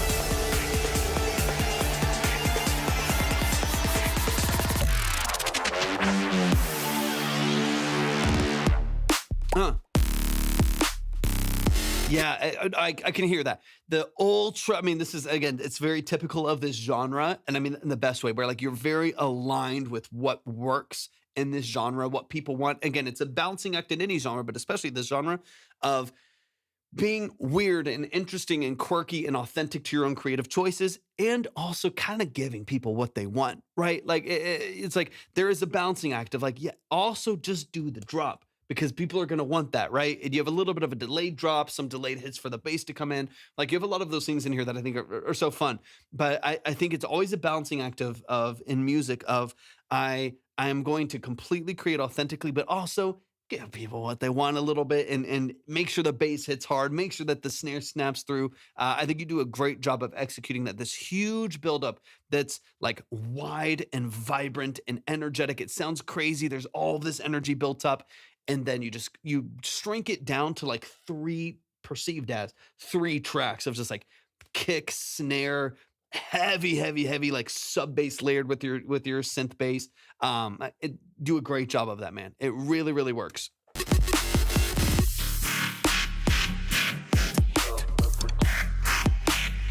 So right in here, same range, like 2000 hertz, 1500 hertz. There's just like a little bit of these like mids in there that when you have a little bit, something that's a little bit more pokey in the mix, kind of in the mids and 1000 to 2000 range, a little bit more pokey, then carried by a hall reverb that also is kind of carrying that frequency for a few seconds. It gets a little ringy. It's a little bit ringy in here. So that little synth in the background, little like alarm in the background, or not even background, forefront there. Maybe address the EQ on that a little bit and just find a little bit of a spot. Now, and to be honest, I'm talking like 2-3 dB. I don't think you need to slice anything out. I don't think you need to reprocess a bunch of stuff. I really like the energy behind this production, and I don't want to rob it of that at all. It's just a little harsh in some things and that are some places. And the reason why I bring it up is because the test that I always tell people is how loud can you push your mix before it hurts? And even like test this in the car in your headphones. And sometimes it's like for a really popular song and you're like, yeah, I can push it to 30 in the car. And then your song either is just too quiet and you have to push it way louder, or it's like I can actually only push it to like 24 before like that synth just like is ringing a lot. Test it, right? And like see is there anything that I can do to help mitigate how loud I can make this, not just in your master, right? Not just a loud master, but how loud the consumer will push your song without it hurting their ears. And obviously you want people to be able to blast this in their workout, at the club, at the festival, whatever. I fought with that back and forth for days. I heard what you're saying. Yeah.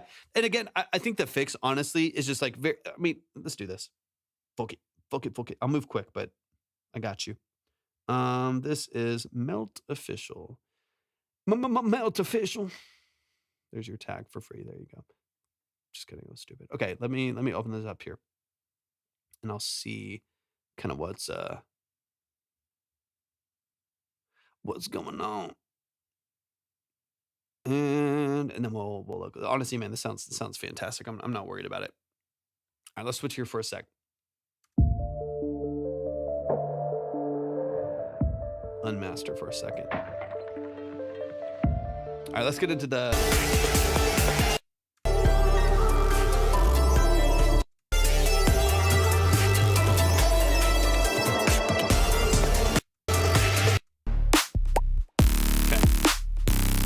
You can see that's a pretty good balance. A little U-shaped, right? Heavy, heavy sub bass down here, crispy, chunky high end at the top here. Little U-shaped curve. You get a little bit of a dip in the mids right there. Don't mind it. I don't mind it at all. Like it sounds good, and that's pretty typical in this genre. Heavy sub, crispy high. That looks great. What I'm going to look for is like kind of right in here, like this again, 1500, 2000 range, whenever the other synth comes in. Yeah, boom. See it right away, right there. But yeah, about 22 to 2500 hertz, like right off the bat. So you can see immediately, like you just look at, and again, the reason why I'm doing this is because I heard it first. I would never go to search these out with an analyzer because everything's going to be an issue then. Only if you hear something, you can grab it. What people get messed up with is they go here and they're like, look at all these spikes, and they surgically slice the life and energy out of their mix. So that's what I'm looking for right here, right? Clean, balance, boom. Right there, 2400. About 2400. So what I'm going to do is like right here, 2400. What I would do too, dude, of course, man, I got you. 2400 hertz right here. Dude, I get it. Especially I have a mix right now. For a client I've been working on for like a month and a half. Partially just because I have a bunch of projects. So, the mix itself maybe took 3 weeks. He sat on it for a week, came back with a revision. Took me a couple days to get to that revision because other projects were in the mix. He listened to it for another couple of days, like, okay, one more thing, came back with another revision, and then I was out of town for it. Like, it just took a while because of a couple of things, but it's been about a month and a half on this mix. And it's one of those things I was like, dude, if I hear this vocal one more time, I will never work with this person again. It's a great song. It's a great song. You get so fatigued from hearing the same shit over and over again. And I'm like, I've melodined these 40 layers of like stacked like gospel vocals in this song so many times, and I'll drive myself up a wall. Okay, but here's what I'm looking at. Right, just that little pocket here. I'm gonna go pretty niche. I'm gonna bring this Q down pretty tight. It's hitting right around 2400. I'm actually gonna make it dynamic too. So it's really only catching, when that slices in. Otherwise, it's not really going to touch most of the mix at all. So let me just ring it really quick.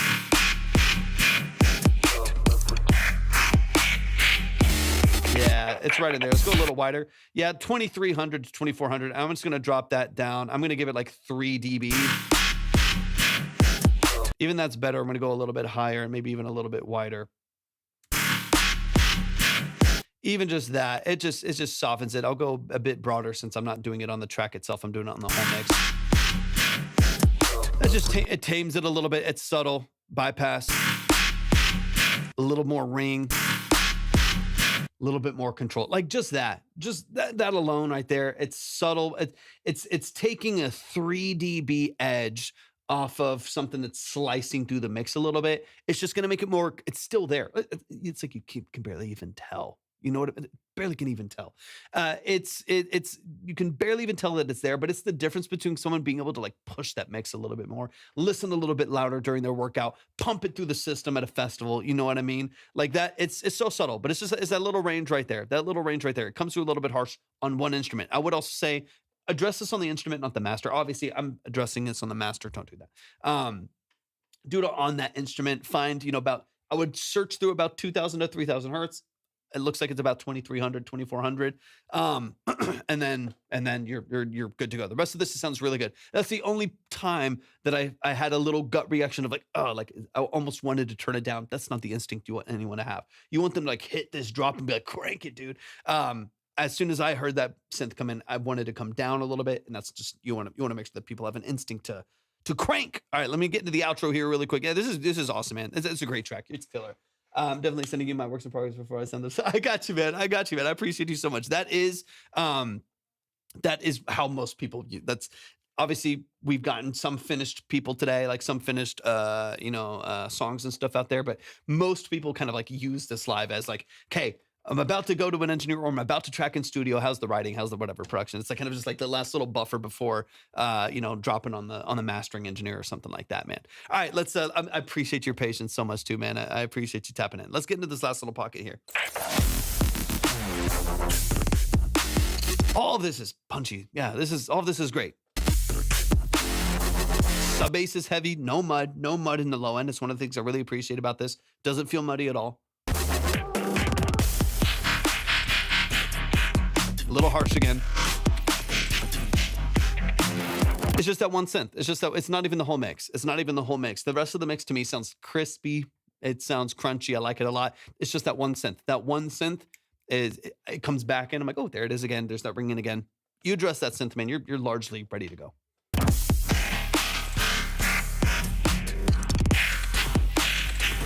Also depends on the automation, right? It depends on where in the filter that falls. It depends on like where and like the phaser it kind of catches that frequency rub. Like it kind of just depends on where it lies in there. So if it's dynamic, that will help. Even if you don't have a dynamic, if it's dynamic, it'll help because it really won't touch it until it like hits that frequency and that'll suppress it.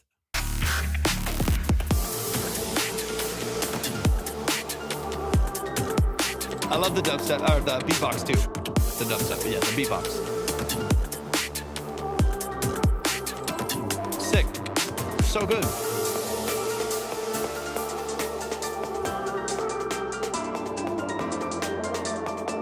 I like it.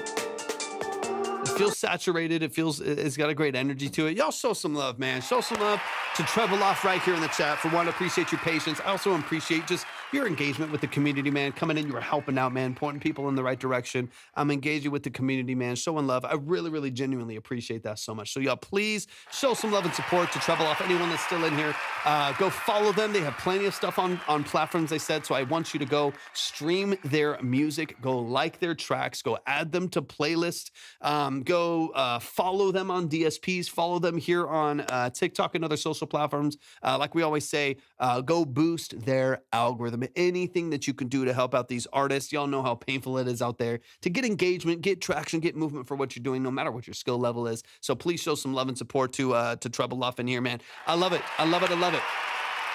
Nathan, that's crazy, man. I appreciate you staying up, man. Trebloff, it's love, man. That's love. I genuinely appreciate you so much. That's humbling, man.